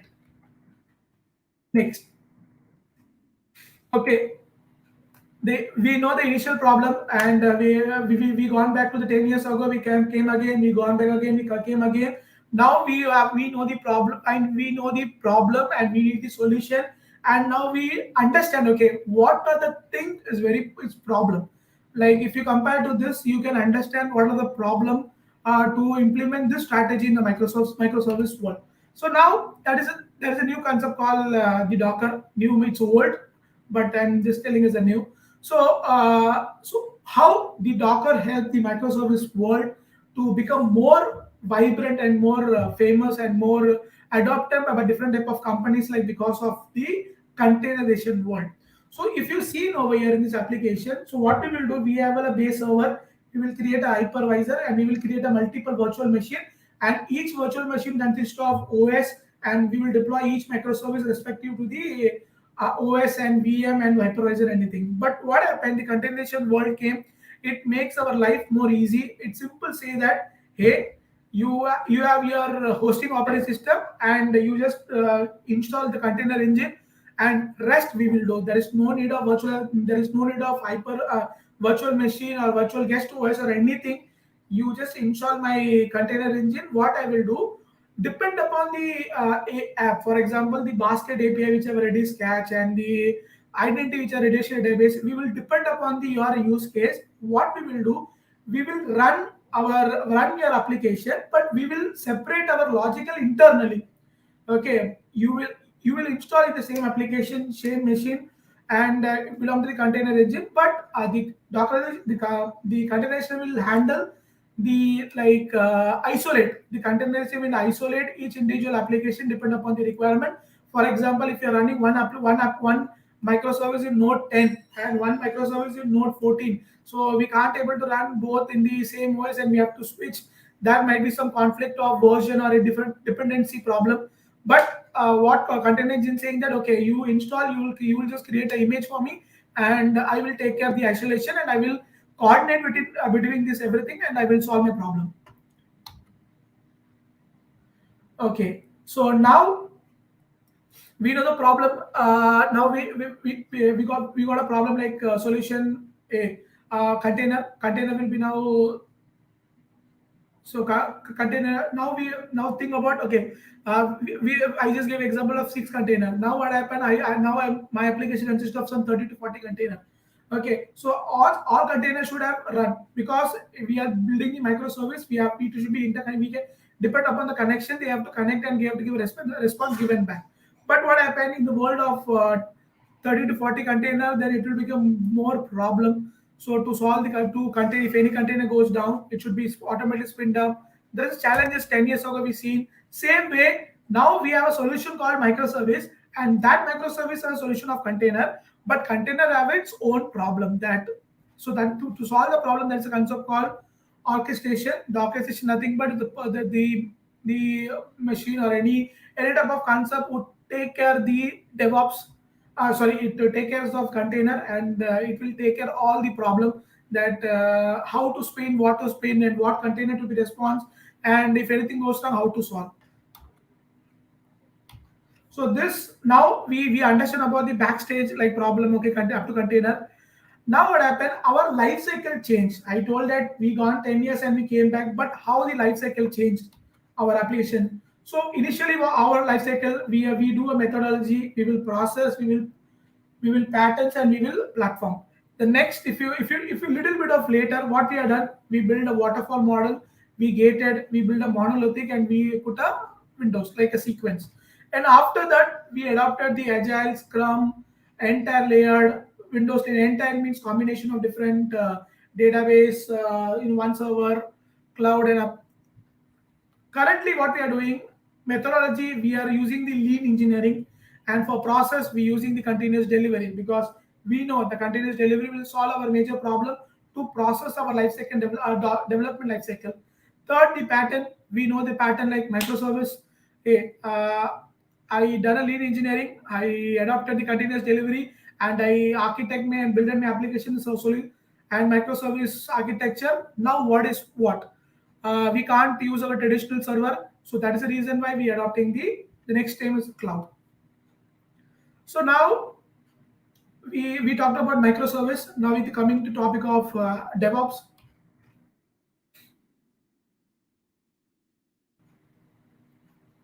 So DevOps, we seen everything. Okay, before DevOps, whatever we seen just a second ago, it's it's not a tool or anything. It's just a concept. It's just a process. So like there are, if you listen for more than 20 minutes, so we see that okay, we are solving we are solving one problem, and we giving a new solution, and that new solution we have a modern problem, and we are solving that, and we getting a new solution, new problem. So what happened, everything is a very chain based. So that is the reason why there's a concept and process called DevOps is implemented. So whatever problem, like how to where to store the source code, how to develop, how to plan the development of software, and where to deploy and how to take care of the environment and everything. So that complete consists of DevOps. DevOps is nothing but it's not a tool, it's a process. But we to achieve that process, we have a different type of tool. If you see the currently in the DevOps world, we can see this much of the process. Like if you see DevOps consists of what? Continuous integration, continuous deployment, continuous development, develop, plan, deploy, operate, build, and everything, continuous feedback. So we are adopting the Microsoft Azure DevOps. So the Azure DevOps comes with common all collaboration of all things, which is complete. We can use the Microsoft Azure DevOps board, where we can do our planning, research activity, and everything. We can adopt agile model, scrum model, CMA model, or basic model. And what happened next, we can go with the Azure repos, where we can maintain the source code, like our Git repo. We can take a PR, we can commit whatever code activity we need, version control we need to do. Next, we have a pipeline where we can design our where we can design our solution. Okay, how to build the solution, what are the parameter, and where to deploy. Everything will be taken care of pipeline, and our artifact where we store our own organization package, our own plugins. Last, we have a test plan. It's a collaboration of we create a test suits which will completely help for the QA team. So these are the major thing which we needed in our development of software, where we adopted modern software architect and modern application development. So the next important point, now we are coming to the direction. So this is the problem. Now you're able to understand map one by one to solve that problem. So these are the very important 12 point where you need to understand that, okay, if you want to build a modern solution, microservice or any cloud-based application, this is a very important 12 factor application process you have to adopt. This will be your first direction to build a microservice in our Azure DevOps. So the first point will be we have to maintain a code base. That code base we are using the Azure repos. We have a dependency management. We should resolve the interdependency conflict. And third, we need to maintain a configuration. We talked about like we need to keep our environment configuration in respect to each environment. If it is dev, the application should configure using dev environment, and QA different. Then we need a backing service. Fifth will be we have to build a solution like build, release, and run. Six, we have to do we need to build a stateless process, and we have to maintain a port binding. The port binding is very crucial point in our microservice world, because as before Swami also mentioned that the communication between microservice will be like depend upon your request, maybe HTTP call, gRPC like, or it might be a event-based service or queue mechanism service. So it depends. So everything will be more important. The port binding, concurrency, we have to scale up, scale down, because microservice depend upon the situation. Sometimes it goes up, sometimes it goes down. The next is a disposability. Depend upon which service is available, which service is not available and not needed. It should be automatically disposed and come back to the shutdown. And when it needed, it automatically deploy. And like 10th will be dev priority, and the 11th log, and 12th will be admin process. So these are the individual key point to be built in proper direction of the microservices. So Swami, just 2 minutes, I will give the small insight about the AKS. So Yes, sure, Vijay. We just have only 1 minute. The other speakers Yeah. also wait. So please wrap it. Yeah, sure. Just 1 minute. 1 minute. I will take 1 minute. Yeah. So these are what are the problem we have seen before? Like it consists of many challenges and many. If you slowly observe that, this that is the reason why we need a direction.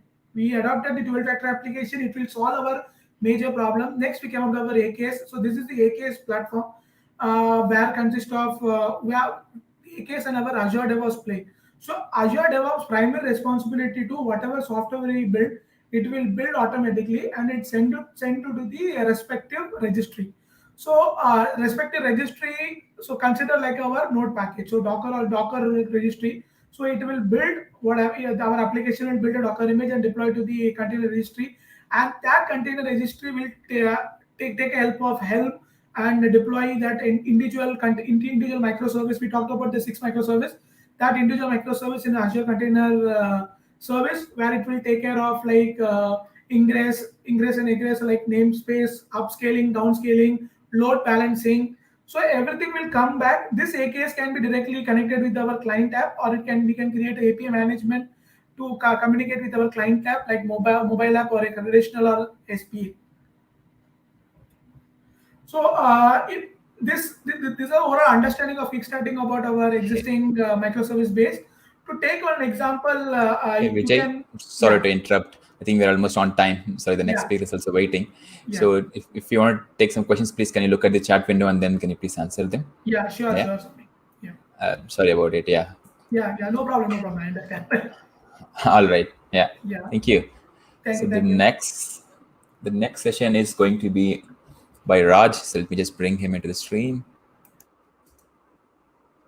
Hey, hi Raj. Hello, Good everyone. afternoon. Very good afternoon, Swami. How are you doing today? I'm doing good. Thank you. How are you doing? I'm doing very well. Thanks for asking. Thank you. Thank you. I think, yeah, we're just 1 minute ahead of the time. So, yeah, you can get started, Raj. I don't want to take any further time. Okay. We will do a couple of sanity checks first. So you're able to see my presentation, right? Yep. All good. Yeah. Okay. And one more sanity check. Are you able to see my Postman? Yep. Yeah. Okay. Very good. All right. So Cool then. I think we'll get started. Let me pick up my phone, see what the time exactly is. Okay.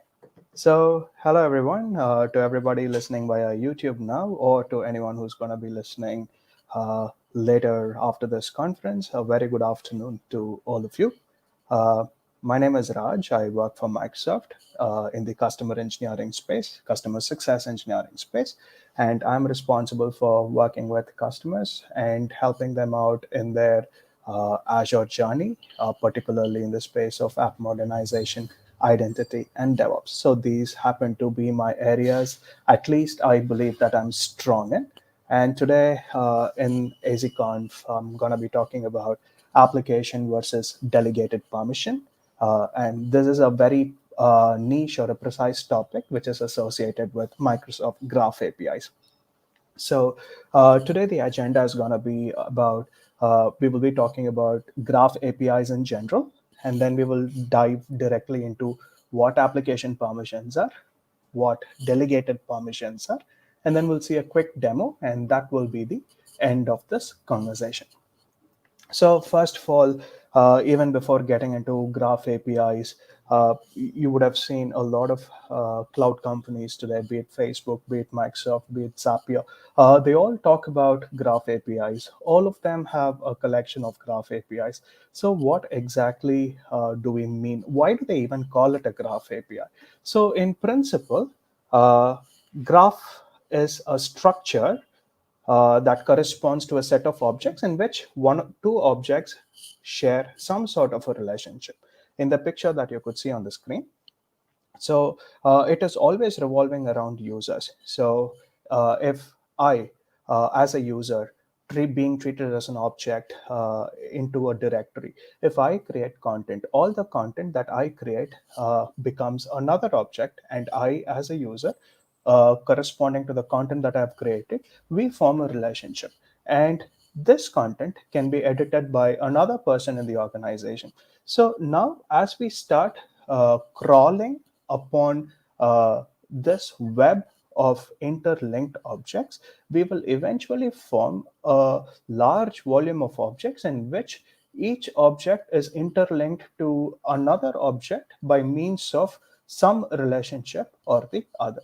So in software engineering, we represent this as a graph.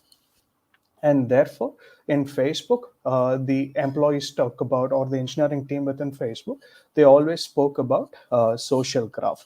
And social graph corresponds to people in society, and then the kind of content that they create, which is photos, videos, their friends, their relationships, and all of this form a web of interlinked objects. And therefore, they went out and called their collection of APIs as Facebook Graph APIs.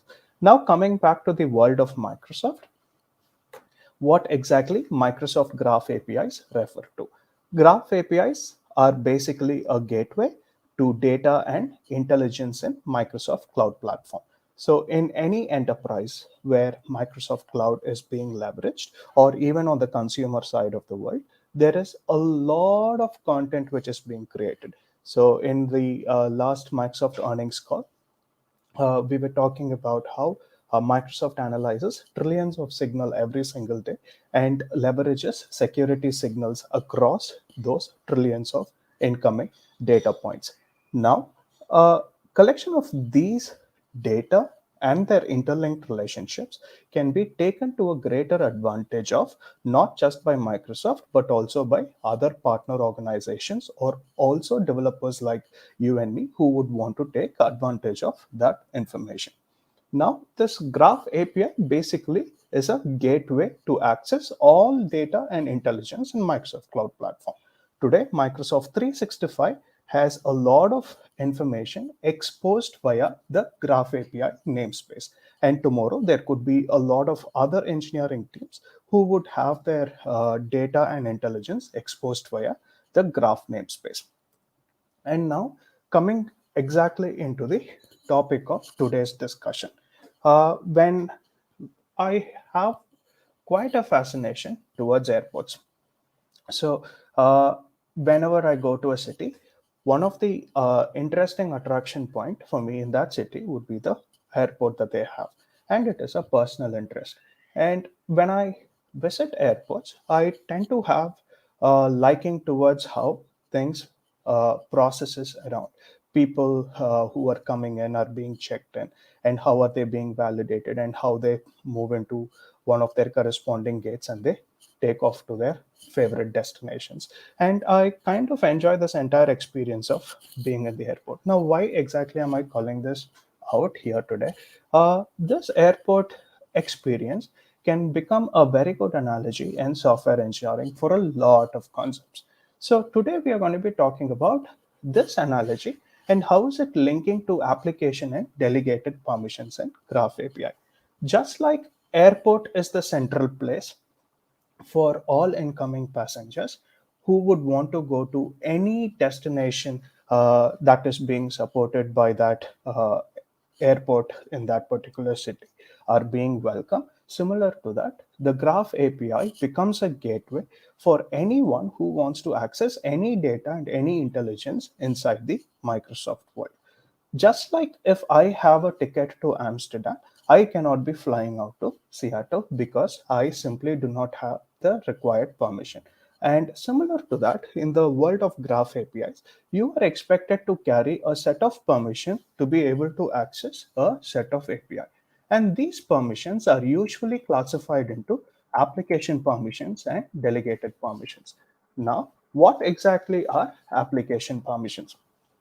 Just like what you could see on the screen, application permissions are permissions which are directly assigned to the app without a user being signed in. So there is no user interaction allowed. There is only an app that is available, and that app has a set of permission. These permissions may or may not be consented by the administrator. So this is called as application permission. Say, for example, how do we link it back to the airport?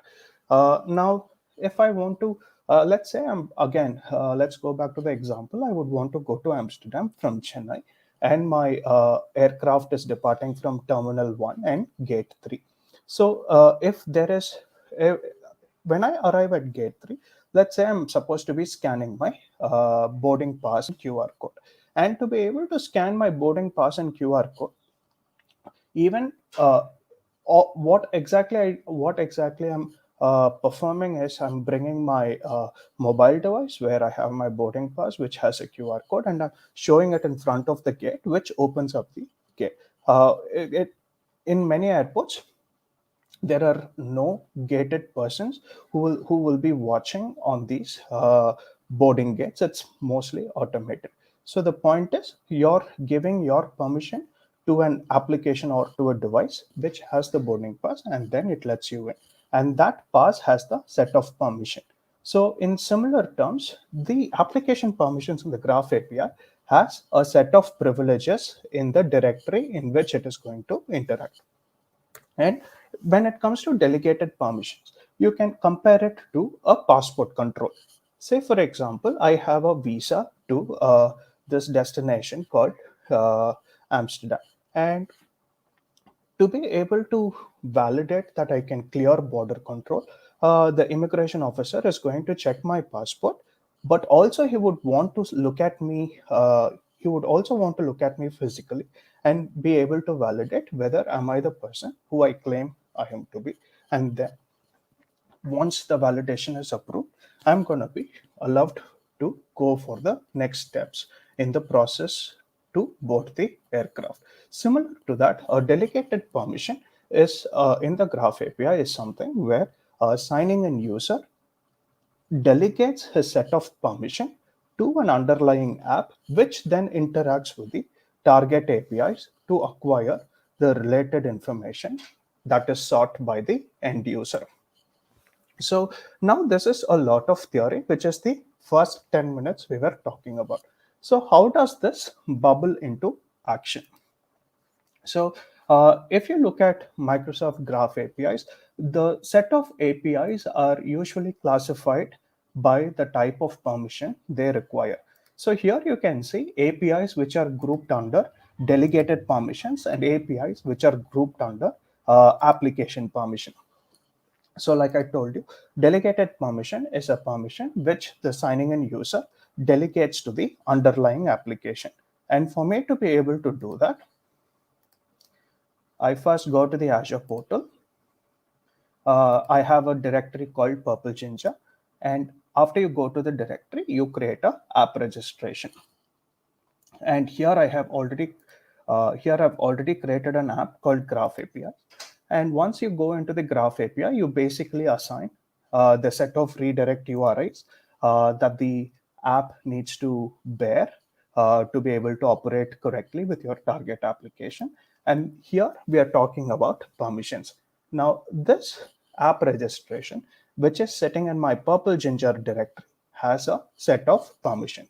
As you can see, some permissions are delegated, meaning a person is supposed to log in with in an interactive method and supply his credentials, and then a token is being acquired to interact with the underlying API. So almost all of the permissions here are delegated permission, except one, user.read.all, which is a application permission, meaning which for this permission to be executed, there is no user interaction required because this app registration itself has got an application permission. Therefore, this can operate independently without the interaction of a signing in user. Now, let's go ahead and use this credentials of the app registration inside our Postman application and try and interact with Graph APIs. So if you go to the overview page, this is going to be my client ID. This is going to be my tenant ID. And I will create a secret for this object. So I'm able to interact with it. So the secret ID is actually not the secret, but the value is. So what I will do then is go to Postman, and now we have both delegated permission and application permissions. So in the delegated permission, you can see the authorization grant flow is going to be authorization code flow in the OAuth protocol. So now we are gonna clear all the cookies and get a new access token. As you can see, the client ID, the client secret, and the tenant ID are embedded as environment variables. And now I'm gonna get the access token. Because this is a delegated permission, it is asking me to log in. You remember the passport control, right? So where I'm delegating my identity in the form of passports and visa, and I'm handing it over to the passport control officer.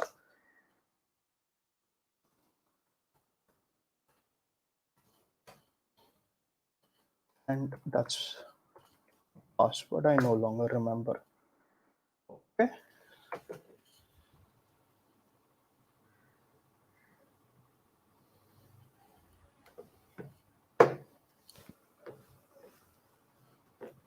So I'm trying to do my two-factor authentication, and I'm completing my authentication, and it is collecting my token. So I'm saying proceed, and now I'm gonna ask to use this token, which confirms my delegated identity. Now let's copy paste this token, try and decode this token.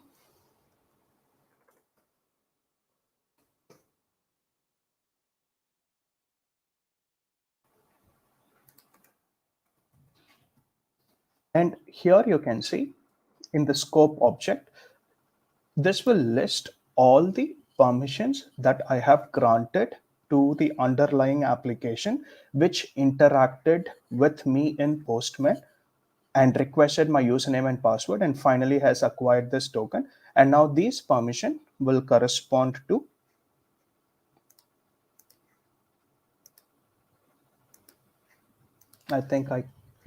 So now these permissions will correspond to the permissions that I have added here. And because now I have acquired the token via delegated flow, you will only see the delegated permission. Application.read all, email, mail.read are the kind of permission that you can see here. Application.read all, email, mail.read. So this is basically a string that you will have to split with spaces, and then you get the list of permission. Meaning which, with these permissions, now I'm able to go and call an API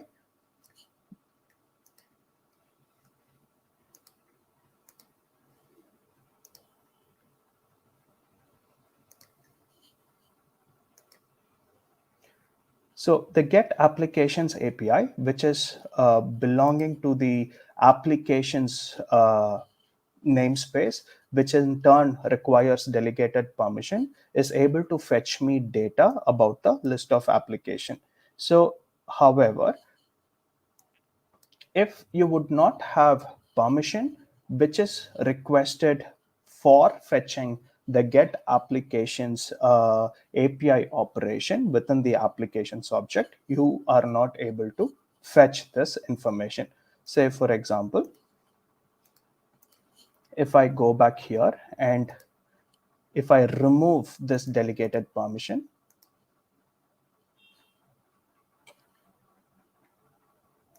and if I go here, what do you think will happen?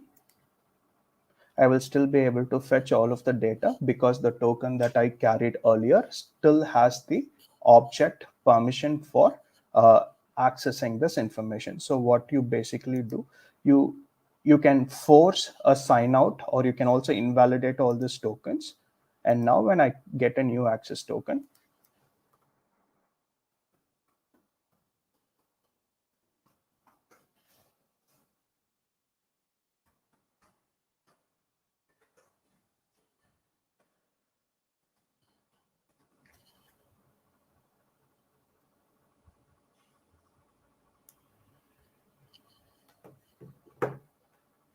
I accidentally denied my sign in. So I'm gonna send the token again. Approve.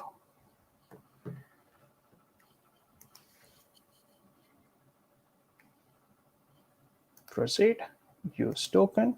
And now if you copy paste this,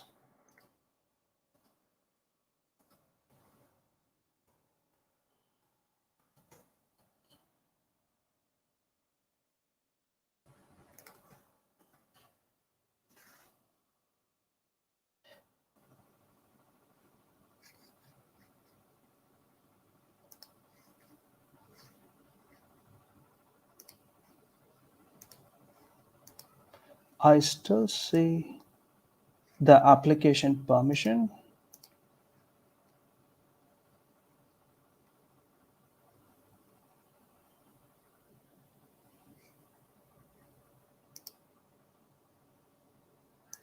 Okay. I also have to remove it from here. And now I think it's gonna be okay. But then I will have to sign in one more time. But I will go ahead and explain the application permission part of the story, and then we can come back and validate this one more time. So let's say get users, which was the only application permission that was delegated, that was assigned to this app registration. As you can see, users.read all is the only application permission. And now if I go ahead and invoke this operation, now I get the users being returned. Right now in the purple ginger directory, there is only one user, which is me, and therefore the value array returns only one item. Now if I go back and if I clear cookies and try and get the access token one more time, I know it's a bit annoying to keep signing in and out.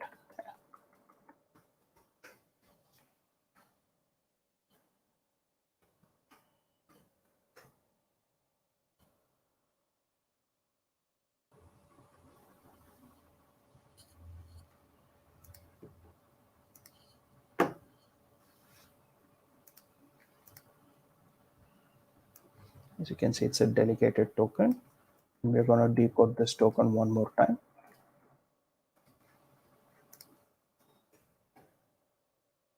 Let's see if the permission has disappeared from the scope. As you can see, the permission has disappeared, email mail.read. And now if I go back and try and get app registrations, I should get an error, which I did not. So I'm gonna clear all cookies.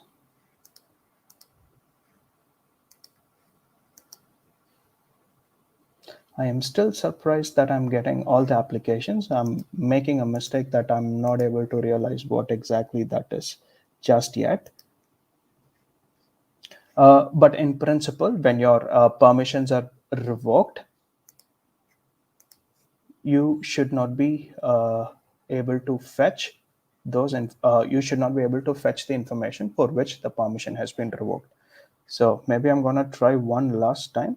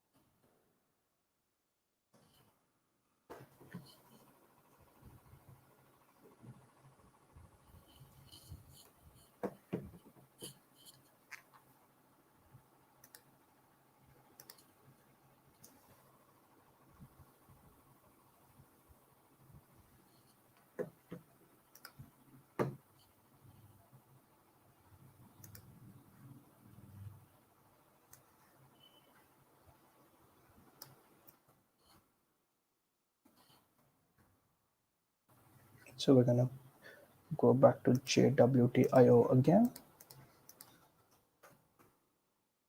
and confirm that the permission to read app registration is not in the scope, which of course it is not. And we're gonna try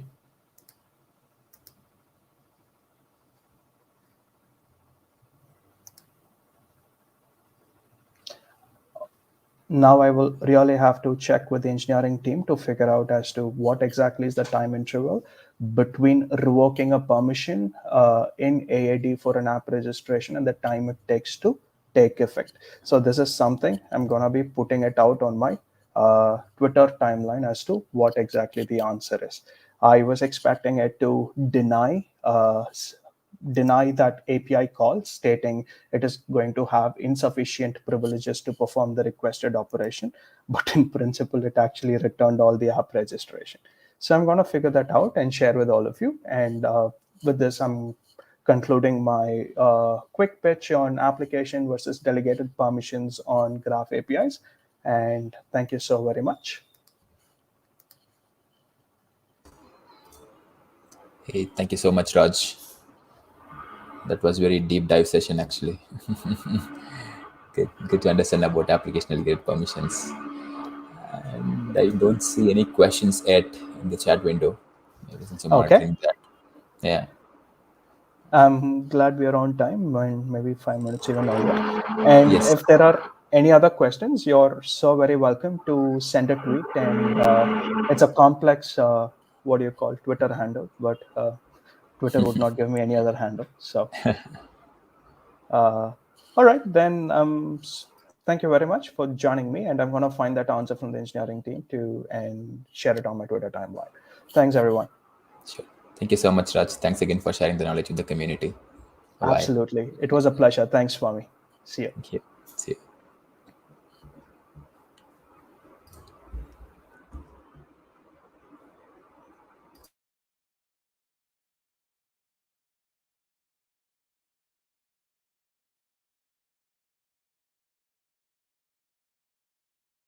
All right, the audience, I have just pasted the feedback link. So please go ahead and submit your feedback for this session.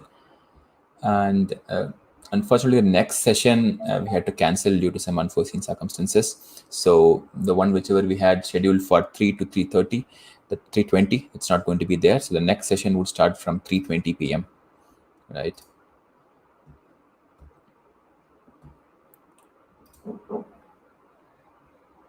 So if you want to take a quick break or something and come back, please feel free to do that. By 3:20, we should be back with our next session.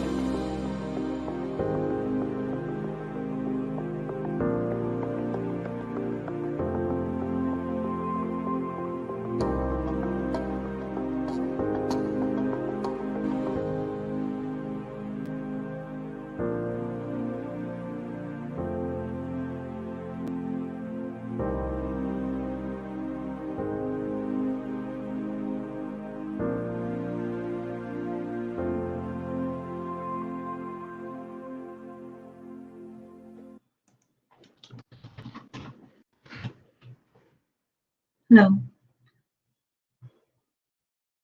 Am I audible? Hello, everybody. Good afternoon. Sorry, I was talking on mute. The classical mistake I was doing. I Yeah. understand. Thank you so much, Niloshima, for joining as a speaker in AZConf. Yeah. So the next session is going to be on leveraging the Azure services for secure storage by Niloshima. Yeah. And over to you. Thank you so much, Swami, for having me. So, without wasting time, let's start. Sure. So, is my screen visible? I hope. Yep. Yeah. It's visible. So, hello everyone. I'm Niloshima. I'm basically a software architect in between jobs now, but close to 13 years of experience with IT industry, and majorly worked on Microsoft stack, leveraging Azure, AWS, Google Cloud as well. So in this session, we are going to talk about leveraging secure storage via Azure. So before moving ahead, let's just try to understand why do we need secure storage. So cloud storage services are not secure by nature. There is an inherent risk of data exposure, which is basically confidentiality of your information, data tampering, which is integrity of your information, and denial of access to the data, which is availability of your availability for your data to the third party user, or maybe to your application user. So commercial storage clouds such as Azure or Amazon S3, they demonstrate the feasibility of storage services as a new computing paradigm by offering almost unlimited storage at very low price, yet with high availability. So given its innovative nature, compared to the standard model of service provision, cloud computing raises a new question in terms for security. So for potential clients of such services, it is essential to be able to effectively mitigate the new risk involved in utilizing such services.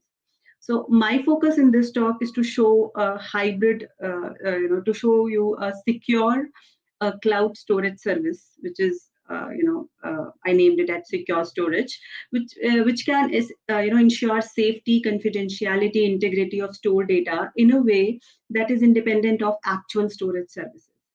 So in terms of security, cloud users they typically have no control over cloud storage servers used. This means that, like I have mentioned, inherent risk of data exposure to third party on the cloud or by the cloud provider, which is also known as data confidentiality.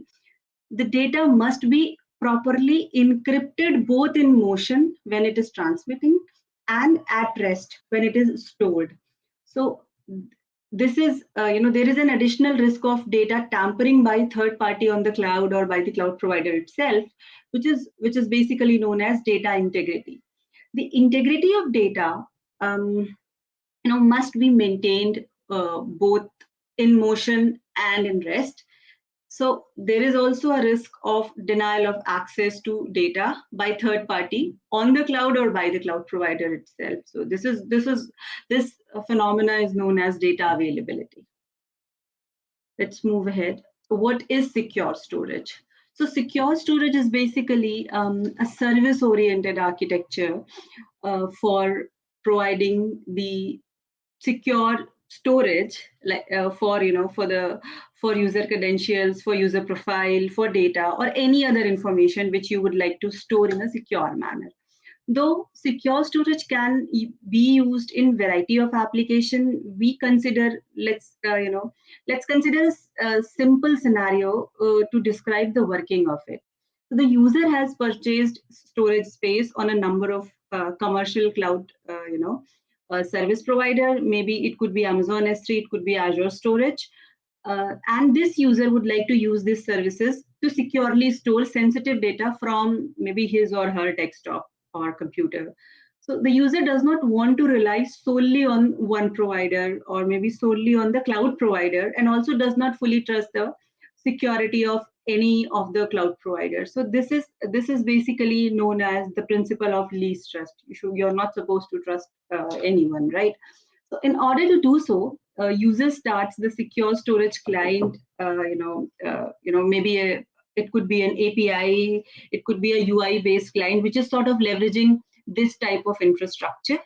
And what it does is basically it creates a new storage space by defining which storage, what sort of key management, password management, certificates management would you like to use, leveraging maybe a Azure Key Vault, and what type of integrity services should be used, and providing the credential to access these services. It could be a standard identity management service. It could be leveraging RBAC, ABAC, that sort of paradigm. So here, whenever user is trying to enter, his or her credential, it generates a profile, and this profile is basically a password encrypted and stored it, on the client for later access to the storage space and to share it for collaboration. And these files are generally fragmented, encrypted, and hashed, or maybe signed. So these encrypted fragments are uploaded to the storage provider, and the keys are stored at the key management service, which in our case would be Key Vault. And these signed digests are stored at the integrity management service, which could be, as simple as having IAM in AWS, or maybe, leveraging RBAC AD in Azure ecosystem. So when the user wants to access the stored file later, he or she they start this secure storage client, or maybe call a couple of APIs and loads. What it does, it loads the previously created profile, entering the password that was used to encrypt the profile. And this secure storage client is basically presents the directory tree of the stored file, similar to a file browser. When you sort of do double click on the file, or maybe you just do a right click and reach there via context menu, the user can retrieve and open it from the secure storage. And these fragments are sort of downloaded from the closest secure storage provider, or maybe closest your Azure account, which is nearest to your place. And then this integrity is verified using the signature from the IMS, and the fragments are decrypted using the keys from the KMS, which is key management service, in our case Azure Key Vault.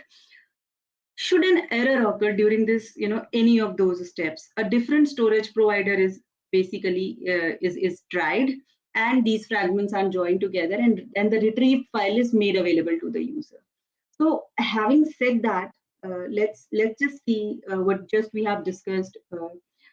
What is the architecture? So like I was mentioning, it could be any API, it could be any client. You have to sort of decrypt the whole hash, and then hash it, sign it, and send it to your integrity management, which is basically leveraging identity management services. Your keys, your certificates, your passwords are sort of stored in your Azure Key Vault, and your data will finally be stored in Azure Storage Account. In between, during this encryption and decryption, and sort of leveraging this integrity management service, there is this third-party cryptographic library. There are many libraries available online, which you can sort of leverage for leveraging this whole paradigm. And like I have mentioned, if you are a client, your user profile, your service profile, or maybe if you are trying to access it from via an API, your service profile will also be saved at this in this whole ecosystem. So when you tried it, when you are sort of done it with doing it second time, your profile will sort of be available for the client. Now there are a couple of actors involved. Let's just try and very quickly discuss what do they do. So the cryptographic library is this portion. It basically provides functionality to encrypt and decrypt the fragments, encrypt the storage profile, create and verify digital signatures of file fragments, and generate message digest and key. It supports the plugin of cryptographic algorithms which includes, key and hashing algorithm. Then there is this section of the storage profile. Now, each storage profile, it defines an independent storage space. So storage space can be shared for collaboration by sharing the storage profile. And the storage profile is basically stored as a password encrypted file on the client side. It contains information about which services are to be used for the storage space, which is basically your service profile, and as well as the user credential to access these services, which is basically your user profile. So like I have mentioned, user profile is basically contains the storage space for private and public key, your storage space name, the user credential for cloud service provider, in our case, Azure AD and Key Vault. The service profile, it contains the address of Key Vault and identity management service and your Azure storage account. Then then there is this one step which is hidden here. That step is basically used to fragment the your information and defragment when you are sort of downloading it. So when a user uploads a file, this file along with its metadata is the first fragment into the number of pieces. And a fragmentation map is basically created in the background, and that fragmented data along with the map is sent to the encryption decryption module, this module. And during the download, the individual fragments are sort of fetched back from the storage. They are supposed to be merged back together, and leveraging that fragment map which we have created, and it gives you a complete file. Then then this in this encryption decryption module, each fragment is individually encrypted with its own randomly generated key, and the encrypted fragments are uploaded to the storage providers, and the keys are stored in Azure Key Vault. During the download, these fragments are downloaded from the closest storage provider and decrypt with the corresponding keys, which are sort of retrieved via Azure Key Vault. Under the section of integrity management, it basically computes the cryptographic hashes of the fragments. It could be any basic layman salt generation tool. It combines the hash with the metadata about the fragment and signs and countersigns the information with the help of your IMS. And the signed digest is stored with the IMS during the download. And the integrity management, this module, it verifies the signature and digest for every fragment. Now, overall there are three kind of services, right? Your Key Vault, your integrity management, and your Azure cloud storage account. So in order to maximize securities, these services should be hosted and managed by it could be managed in multiple data center. It could be managed by multiple providers as well. And the key management service, Azure Key Vault, and the integrity management service should be hosted locally, or or by a highly trusted provider. And in that case, these storage services, they are basically used to store the data after it is being fragmented and encrypted. So the storage services, this interface, it basically sort of facilitates the communication between your secure storage, your client, and your cloud storage. So that's how the whole communication is being done in this whole paradigm. Now let's just try and understand the data flow, how and what actors and what agents are in the place, and how the calls are sort of transferred from one place to another. So we have in major 5 actors here. This could be the first one is your API. This could be your client application, or maybe you are calling your secure storage services from internal to your application, internal to your API calls, right? So what happens here? An endpoint has been invoked that, okay, I have, let's say you want to safely secure your username and password. So an endpoint has been sort of invoked, and you have passed a call to your secure storage services and saying that I want to save this particular piece of information securely. Now, another actor which comes here is your salt storage.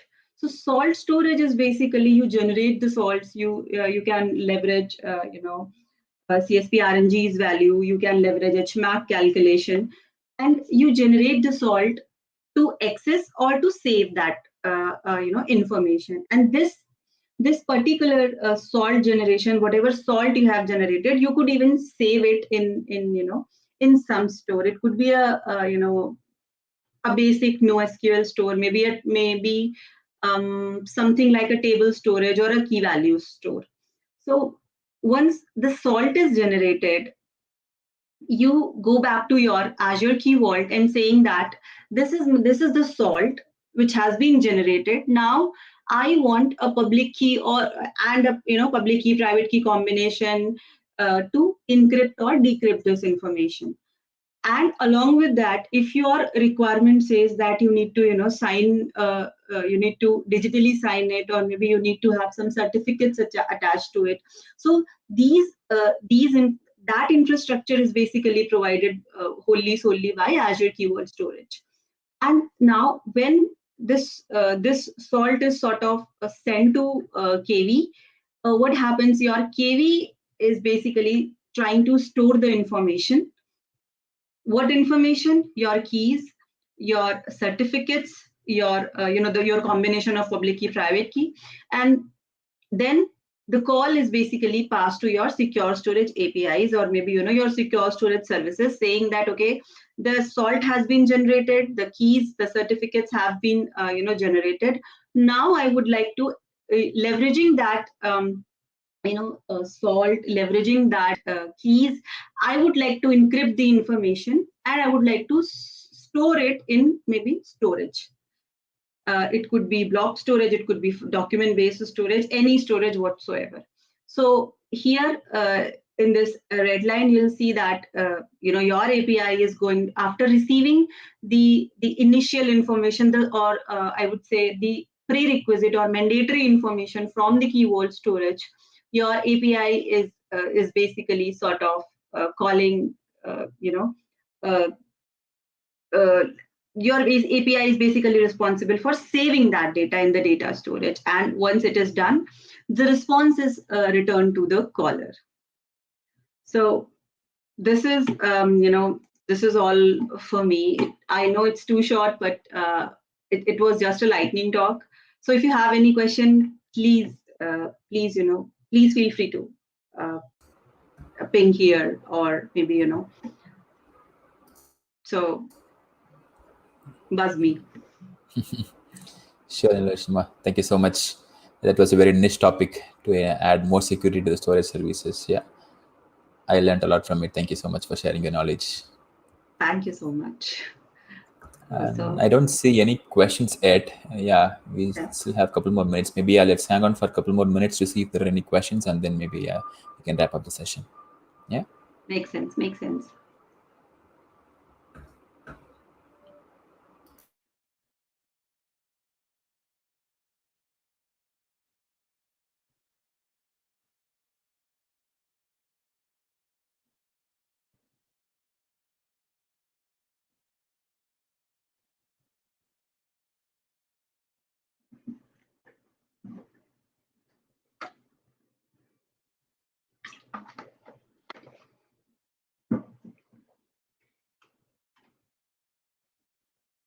I guess there are no questions coming. Yeah, I don't see anything either. Yeah, maybe let me quickly just paste the feedback form link for the audience to fill it up. And then, yeah, we are good. All right, so whoever is listening, please go and submit your feedback for this session. I've also pasted the session code, right? And with that, yeah, thank you so much once again, Niloshima. Yeah. Thank you so much, Swami, for having me. It is a pleasure working with you guys. Thank you. Thank you. Same here. Yeah.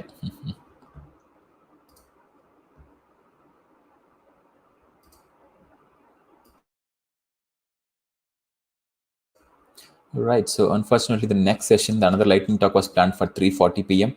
That's also cancelled. So due to some unforeseen circumstances, the speaker couldn't make it. So the next session would start by 4 p.m. IST. Okay. Please hang on, and we'll be back soon.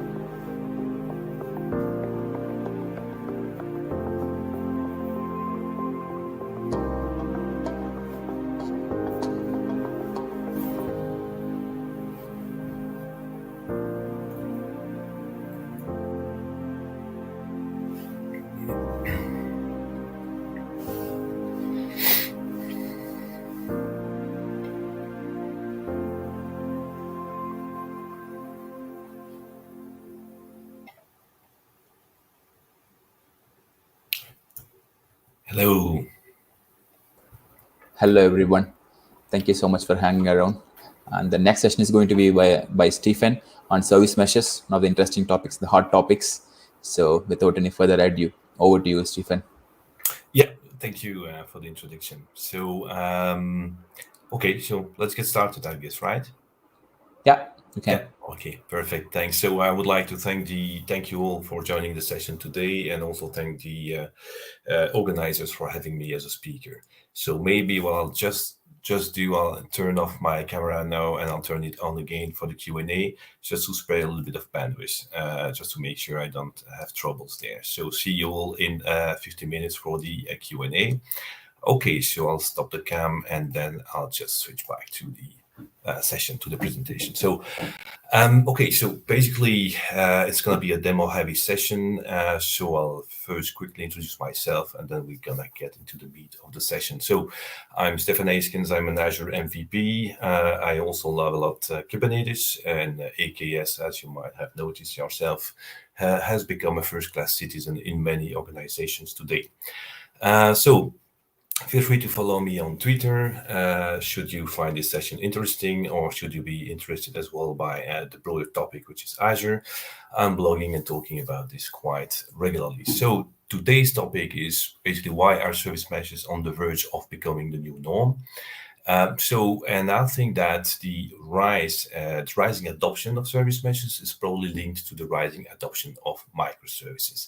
So we're not going to talk really about microservices too much. Yes? My goal today is to shed some light on service meshes, how they can help you achieving a better microservice approach, basically, right?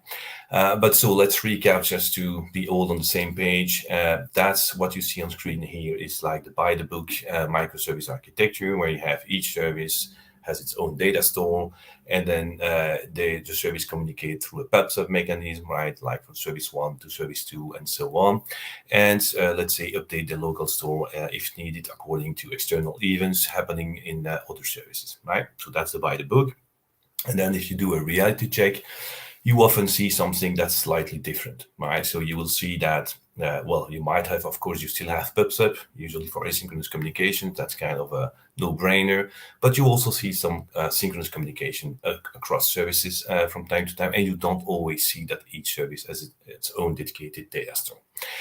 So, but overall, I would say that no matter the extent to which you apply microservices or to the book or not, you will anyway end up with something that's distributed, more distributed than the monolith, right? And that's where Istio and, let's say, a very supportive infrastructure such as Kubernetes can also help you deal with this distribution. So, and that's what I'm going to focus a bit on today. Okay, so that's not the talk on microservices, more on distributed applications, basically.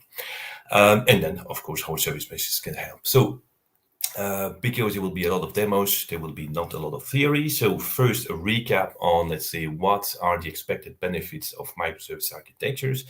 For the business, of course, is to have a greater business agility. What it means for them is that they want to be able to launch features faster to the market, to, let's say, have frequent releases, to have, let's say, no downtime, that kind of things. So, and I've mapped on the right side all the features that you need for this, and that is something that service meshes can help you with. So, for instance, to really release in a frequent way, to have zero downtime, release during business hours, let's say, and have really seamless releases, you can actually use these deployment techniques that you see, blue-green A/B testing. That's even to test features, live features on a limited audience, and then canary deployment. So all of this can be achieved with a service mesh, and more particularly in this case with Istio. I'm not going to demo this today, but that's one, of course, of the key benefits or key expectation. Another thing that you gain by adopting microservices is, of course, that you will chunk your application, your monolith, you break the monolith into multiple parts, right? So then, of course, one technical benefit, but it's also good for the business because you can optimize cost, is basically to have a granular scaling story, right? That you only scale what needs to be scaled, let's say the part of the application that need to be scaled. And in the cloud or cloud native approach, so even if you're in Kubernetes on-prem, you could consider this as a cloud native approach because Kubernetes is cloud native. well, the scaling story is mostly horizontal, meaning that you will multiply the number of instances instead of just adding CPU and memory that scale up. In the cloud, it's mostly based on horizontal scaling. But for to leverage the scaling efficiently, then you also need to have smart load balancers, right? And that's also what service meshes are. They are smart. They understand layer 7 protocols or application protocols, and then you can leverage the full power of your scaling. We'll see a demo of this with gRPC. You also expect better resilience, so more resilient applications, because of course the fact that you chunk these applications into multiple parts, it's unlikely to have all the parts collapsing all together, right? Whether it's the monolith approach, of course, when say the extreme monolith would be you have one application running everything onto a single node. Yeah, then of course, if the node is unhealthy, then your application is completely down. So here it's distributed again. So you can, of course, expect that if one part falls apart, then the other parts should resist to these kind of things. Even if you have a degraded user experience, still you should be resistant, fault tolerant. And so that is also something that you can do with service meshes, is actually improve, test first your resilience and improve it. So I'll make a short demo on that. So it's going to be a little bit of chaos engineering. So then the typical challenges that we have as well is to maintain some sort of non-functional requirement consistency. So not all companies are startup. You know that one of the benefits of microservices is to empower product teams. Basically, it's also going together with agile teams and agile at scale. And of course, you empower product teams and they want to build the products as they intend to build it. And that's great, because then they have autonomy. They can use polyglot, let's say, approach to different technologies. Everything is nice. But of course, at some point at the end of the day, if you are a large enterprise or mid to large enterprise, you have an enterprise landscape and you need to make sure that you keep some sort of consistency across assets, especially on the non-functional piece. And that includes, of course, security. That includes aspects like high availability and that kind of things that I will highlight as well. And the good news is that instead of letting on these cross-cutting concerns, instead of letting each team, reinventing the wheel, let's say, in its own corner, it's better to also try to offload these things to a mesh, right? Because the mesh comes with a lot of built-in features that you can leverage and take to your advantage, basically. So that's one other advantage. And then another big one, so it's not exhaustive list is here, but that's something important too, is that if you have microservices at scale, or let's say heavily distributed application, and that starts to scale, so meaning a lot of different services, a lot of different pub sub and so on, you might at some point lose track, right? You might, at some point wonder, okay, who is calling who, where is the performance issue, if you notice something that is slowing down, but you don't know exactly in the chain what it is. So you are more and more in the saga, right? So distributed saga, so distributed transactions way of working. And so it's easy to lose track if you scale up to 100 services, for instance. It's already very hard to see, okay, how do I observe my system basically in case of issues, right? And also latency and so on. And that is also another great benefit of microservices. Okay, so to increase the observability. Okay. With that said, I'll first go to a quick recap of today's demos, so that if you're really not interested, you can still jump to another session, but I hope you will be interested. So I'm going to first show how to then the smart load balancers work, and I'm going to take gRPC. And why gRPC? Because it's also often used together with microservices. So I'm going to show you without and with a mesh and to see the difference. Then we're going to see then how to boost the observability, so how to easily identify performance issues in your application and application bugs. I'm going to show this with Linkerd, but if time permits, I'm going to also have a look at Istio. By the way, I need to keep an eye on the clock, so that's okay right now. Then a glimpse of chaos engineering to boost your resilience, and then we're going to see API gateway-like features. We all know, I hope you all know what an API gateway is. And so I'm gonna demo this with Istio, and also, so let's say when you expose something outside of the mesh, how to secure this, and also how to let's say have a granular security when there's service-to-service communication inside of the mesh. Okay, and I'm gonna use Istio for this too.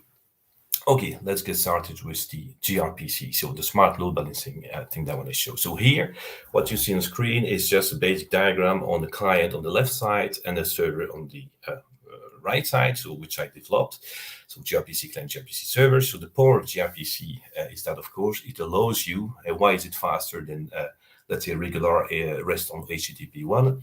It's simply because for every request, it will reuse basically an already established TCP connection, unlike HTTP 1, which by default will always create a new TCP connection, which in the end creates an overhead.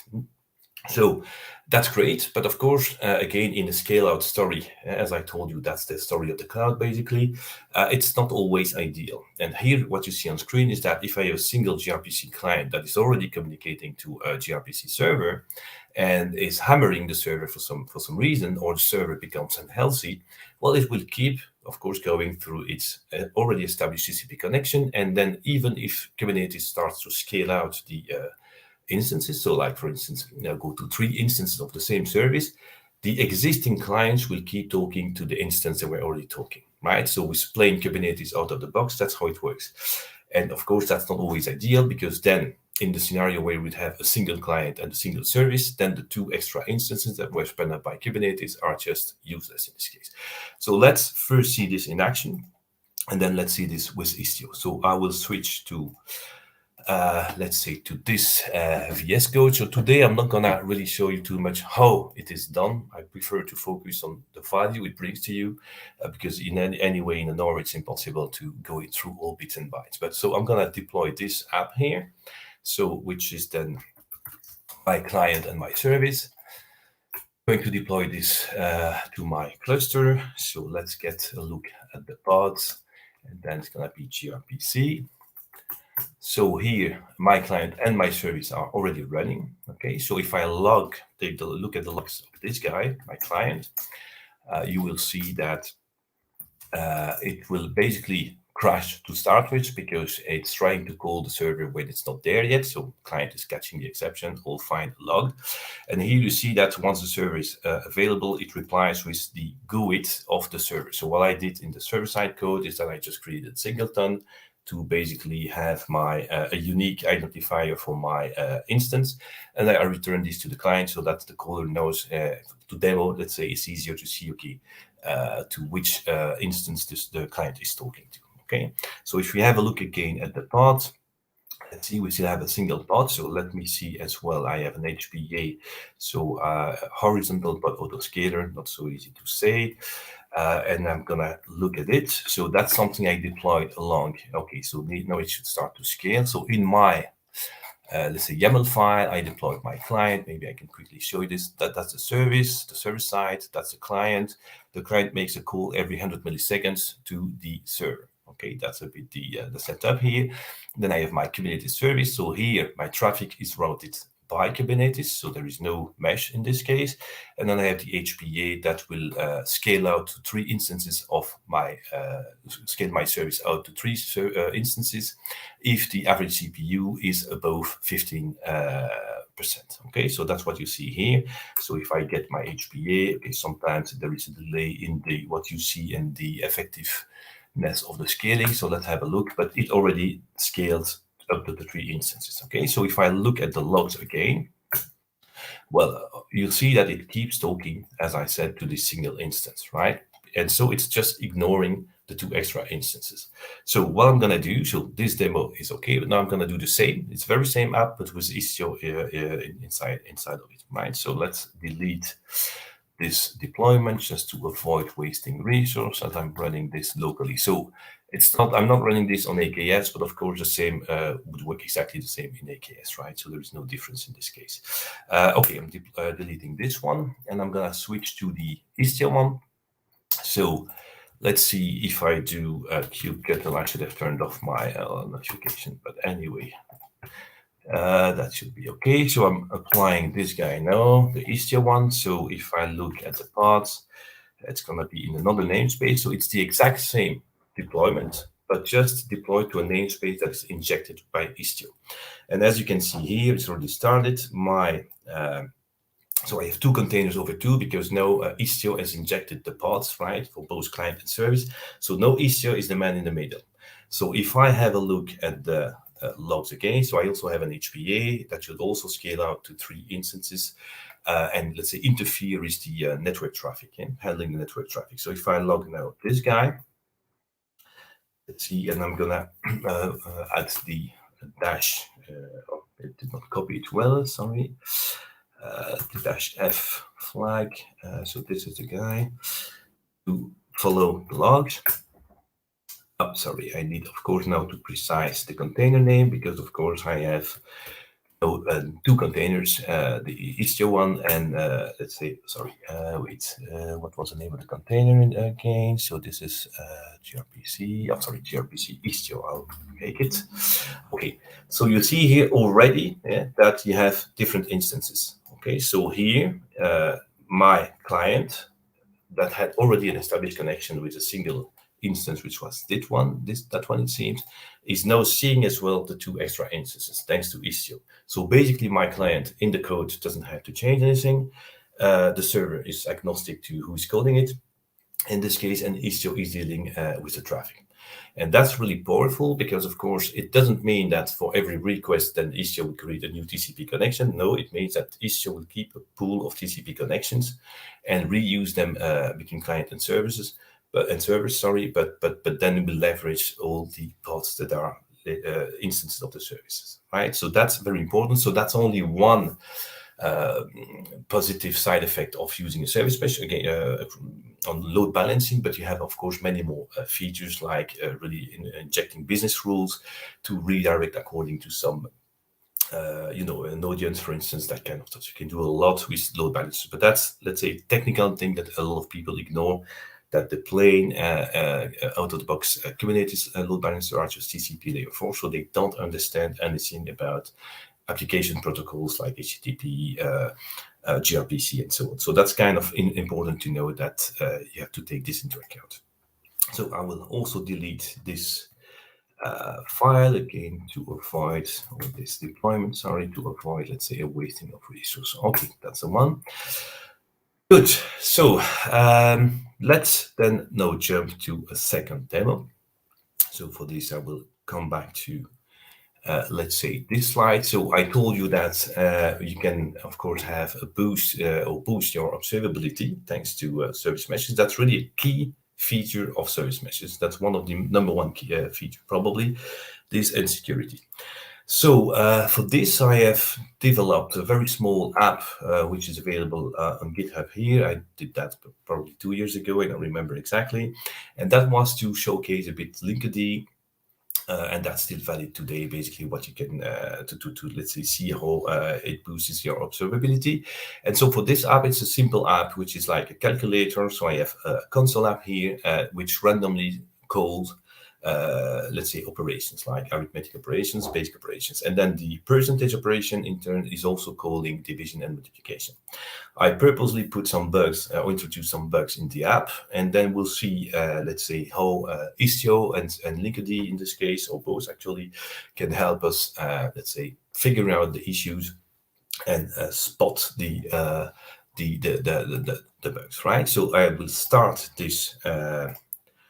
These deployments, or this app. Let me find it first. So this is okay, the calculator. So it's Linkerd. I can already close this one, and I have it in the GitHub. I have it on in both flavors, REST and gRPC. And if we have time, I will show you both in the same time. Okay, so let me deploy this one, and that should then start my Linkerd. So maybe a quick look at what's inside.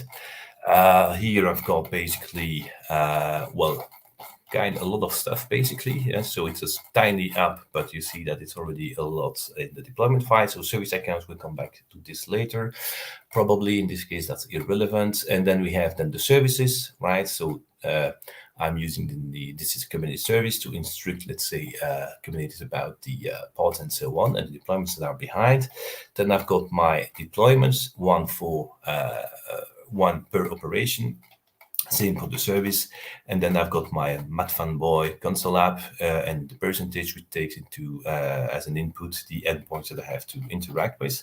You see, and this guy is calling, let's say, randomly all the operations. So by now it should have been started already. So let's have a look. This window is a bit, so I'll just keep it on the right. So let me then go to my Linkerd calculator. I'll copy paste it from here. Where are you? Here. So let's have a look. It started 2 on 2, so this time injected with Linkerd, right? So I'm gonna start the Linkerd this dashboard. So that's well, a very useful dashboard to have in the blink of an eye to have a look at your environment. So here you see that we see all the namespaces I have here running locally, and of course all my pods. And you see here already that in this namespace I've got 6 deployments, and all of them are meshed by Linkerd. Okay, so you see in other namespaces, for instance, this one, it's Kida, it's not meshed by Linkerd, and of course I've not meshed Istio, my Istio system with Linkerd. That you should never do, of course, meshing a mesh with another mesh. But you see here directly important numbers. You have like the success rate, so it's not 100%. So we'll drill down to see what's going on. You have the RPS, so request per second, and you have the latency on 3 metrics, let's say.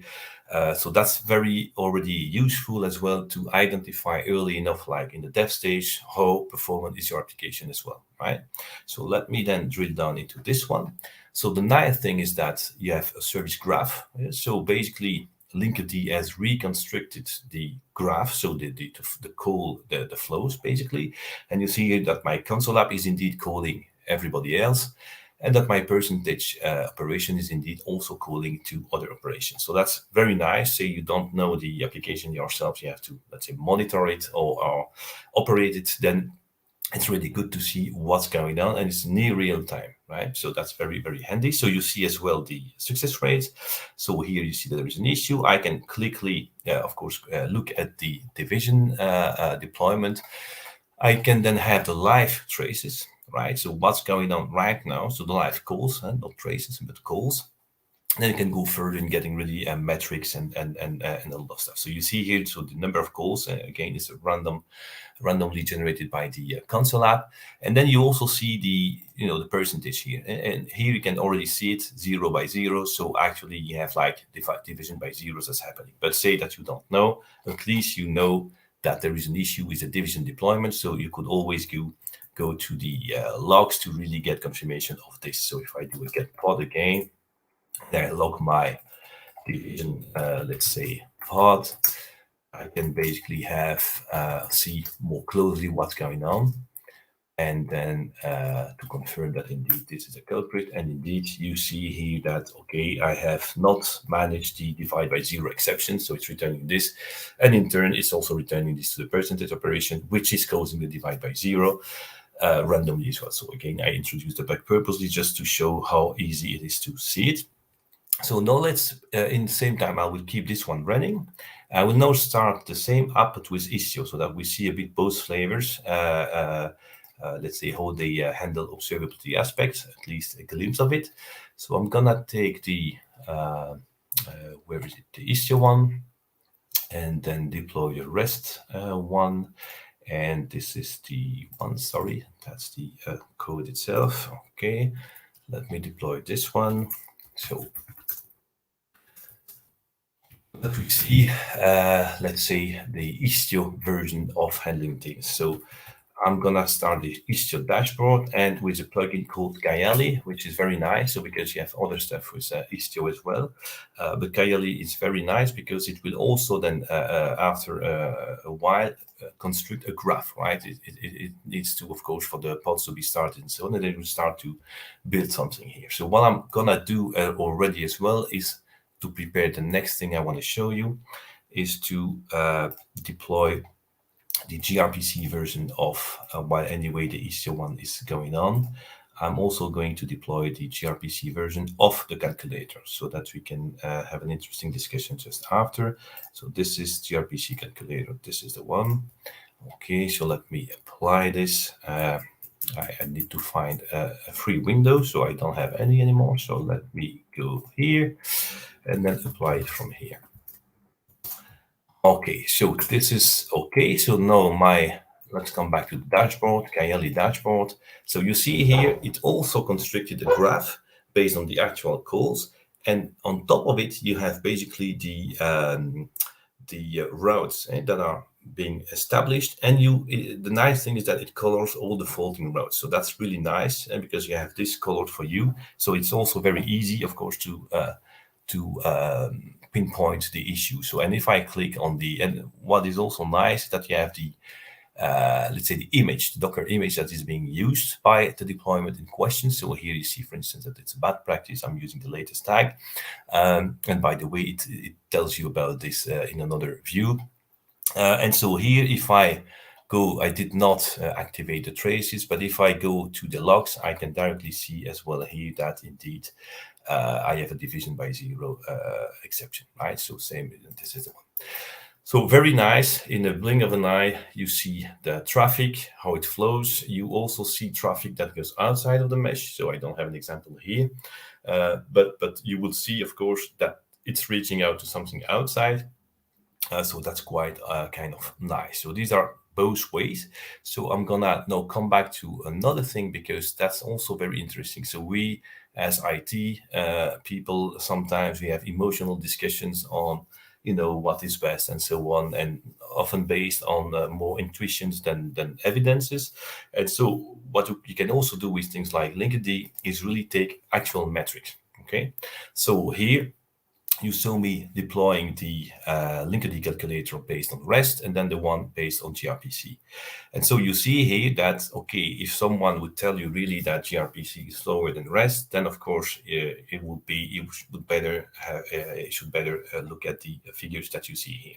So, and basically here, you see that the very same app, but just using a different protocol, is of course faster with gRPC. Okay, but just this message to say, okay, you can also leverage in a POC, for instance, or in a dev stage, tools like service meshes to capture the metrics for you, and then take decisions based on real figures instead of emotions. So that's another advantage of using meshes. So that was a glimpse on the observability aspects, but as you can see, this is kind of nice. So I'm going to stop this guy and delete the deployments just to make sure I can run the other demos, because I cannot start like hundreds of pods locally like this. So let me just delete, let's say, the last thing I've applied. So delete this one. So just to make sure that it's not there anymore. And then I think that was Istio. Oh, that was not Istio, it doesn't matter. So let me just grab it from here. I also deployed this one. Sorry for this. I have to just copy and delete this guy. Okay. Delete myself. Okay. Okay. Well, you know what? I'll just leave it like that because I think these are all my pods. Let me see. The Istio calculator. So I'll just stop this one and link the calculator. Okay, sorry for this. I'll just scale everything to 0, so that's gonna be easier. Yes. Okay, and then that was my link the calculator.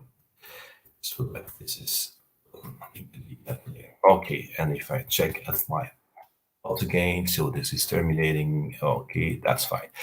Okay, so fine. So let's go to so a recap maybe on this demo. So, okay, we've seen, let's say how you can have a view on the latency aspects, how you could compare protocols for let's say if you wonder if one is faster than another, and how you can pinpoint quite fast, let's say some issues that you have, like application bugs, right? So this was a bit the goal of this demo here.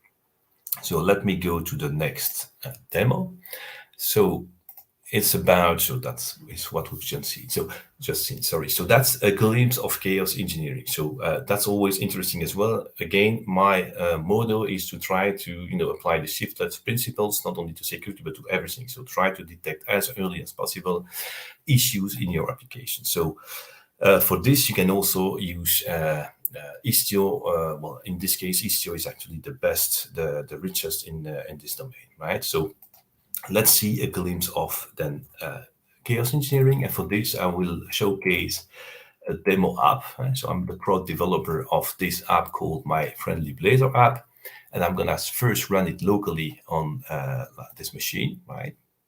That you see it in action. So the developer view of it, right? So I'm going to run it locally. And so I'm very happy of my work. Well, if it gets okay, you see that's okay, how it works fine. And then it's calling an API. Yeah, it works fine as well. So I'm very happy.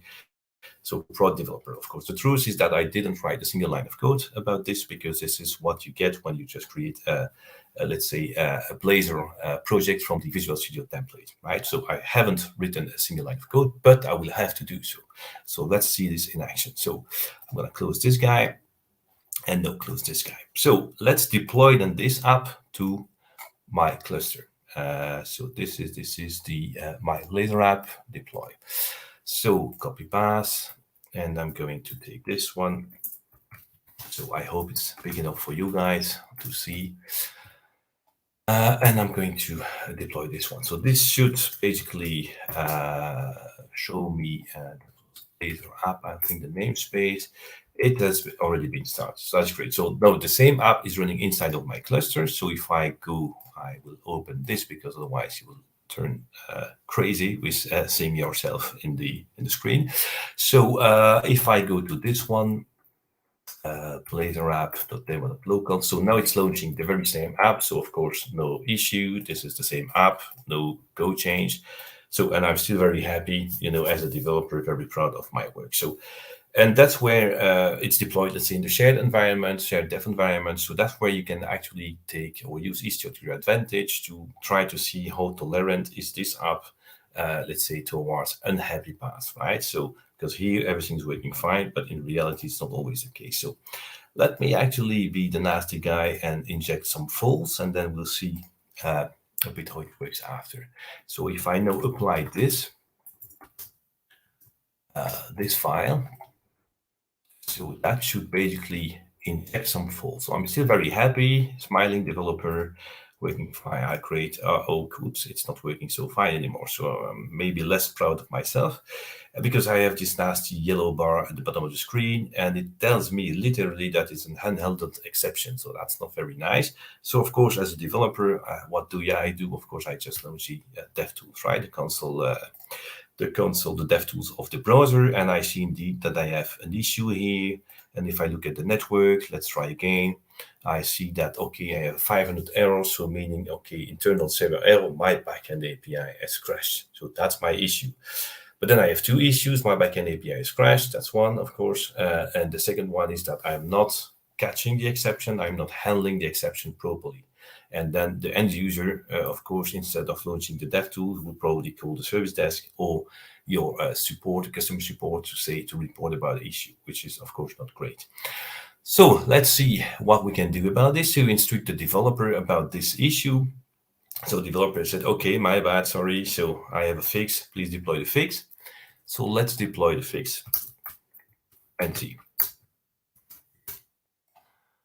So I'm deploying the fix. Let's get the part just to see. So fix is actually initializing.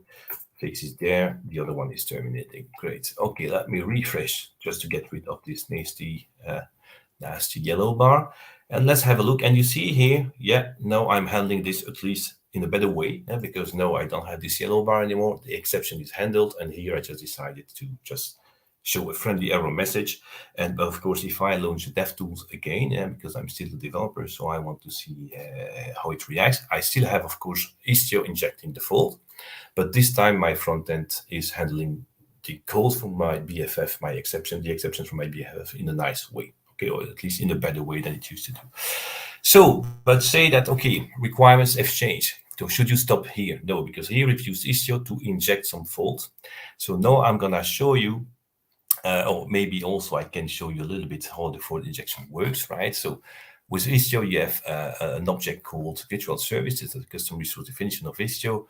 Here I've exposed that outside of the cluster. That's the gateway reference, but you don't see the gateway here. Doesn't matter. And here I just said, okay, Istio for 90% of the calls, please return a 500 issue, because remember, Istio is the man in the middle. And then for the rest of for the UI part, let's say, of it, just don't do anything, just route the traffic. Right, and that's how I could use Istio. You can also use timeout to see, for instance, how your application or different components of your applications react against timeouts issues. Okay, that's good. Now let's say that the requirements have changed, and that basically the backend for front end, so the BFF that my front end is calling, has new requirements that you cannot be called more than X times per minute. Just to say something that's throttling, and that's very frequent in APIs, right? So let's deploy this new guy and see how it reacts. So that's the same app, but now this time the backend is throttling randomly. In this case, for the demo, I just made something random. So if I now refresh this guy, and I basically go here, so you see here that's okay. So I hope that it will crash, because that's the goal. Okay, you see here then, no, my backend is returning me 429. Okay, so that's the typical return code for throttling when you are rate limited. And so when it happens, it's still handling it correctly. Let's say at least that's not the nasty yellow bar as before. But of course, that's typically an HTTP code that can be retried. Okay, so here you can also leverage Istio to retry on your behalf, because basically when you have a rate limiting issue, it's not that your request is invalid or that the server has crashed. It's just a server telling you, okay, I'm too busy, retry later. So the retry later part, you can also offload this to a service mesh. So, and that's what we're going to see here. So if I take now my retry later, let's say, and I'm using Istio to deploy this. So then Istio should actually handle this for me. So let's refresh again, maybe do this. So I could, of course, still have from time to time an issue. Let me clear this out, because if after X number of retries it fails, then of course it could still crash. But you see here that basically I have no more 429 error codes returned, because Istio is handling the error from the server, the exception from the server for me, and retries on my behalf. So for the front end, it's completely seamless that there is a throttling issue in this case. So that's something that you can do, and more than this, of course, with Istio and service meshes in general. Okay, so let's jump to the last demo. That was a glimpse of chaos engineering. Of course, you could go to more advanced, let's say, things like secret breakers. So that's a bit more advanced than just this basic stuff. So for the last demo, so maybe I can slow down a little bit the pace, because I have time. So for the last demo, we have then what I wanted to speak about is the how to secure microservices, right? So service-to-service calls, but also when you expose service outside of the mesh. Say that the ideal solution when you expose it, of course, you use a through API management solution like Azure API management, for instance.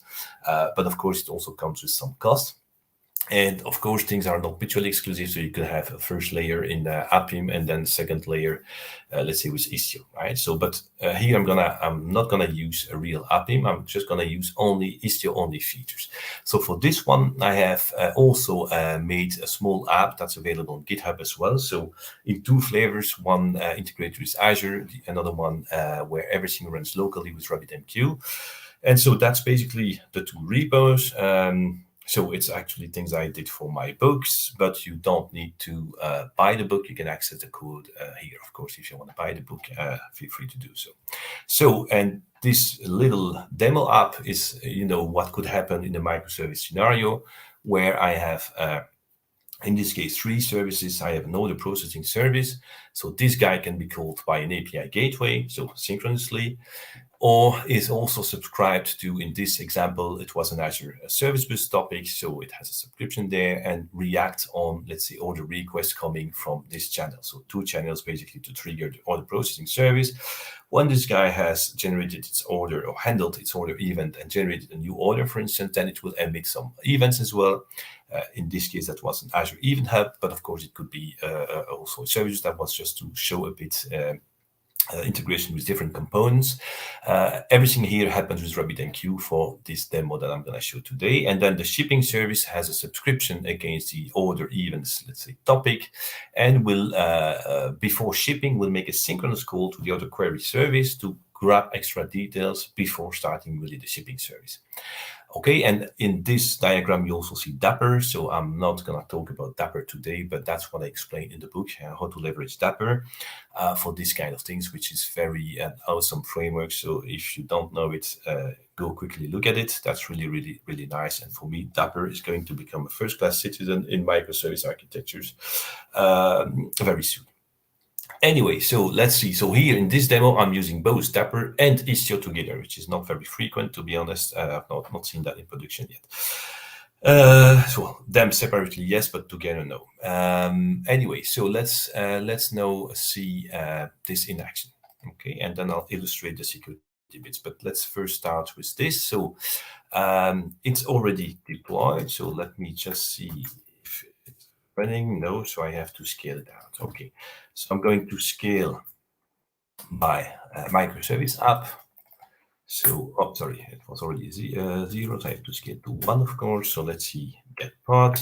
So in this case, you see that it's initializing. So I have 3 containers this time. So that's because of the demo. So I'm not that, maybe just a word while it's starting.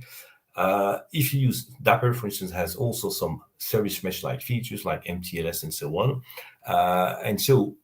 But what you have, let's say, extra with a real service mesh like Istio or Linkerd is that this is workload agnostic. Dapper expects the workload to behave a certain way. That's not the case of Istio and Linkerd, right? So that's something. And if you want to have a consistent, let's say, MTLS story across workload types, then you can, of course, use, for instance, Istio for everything. Anyway, so here it should be started. Yeah.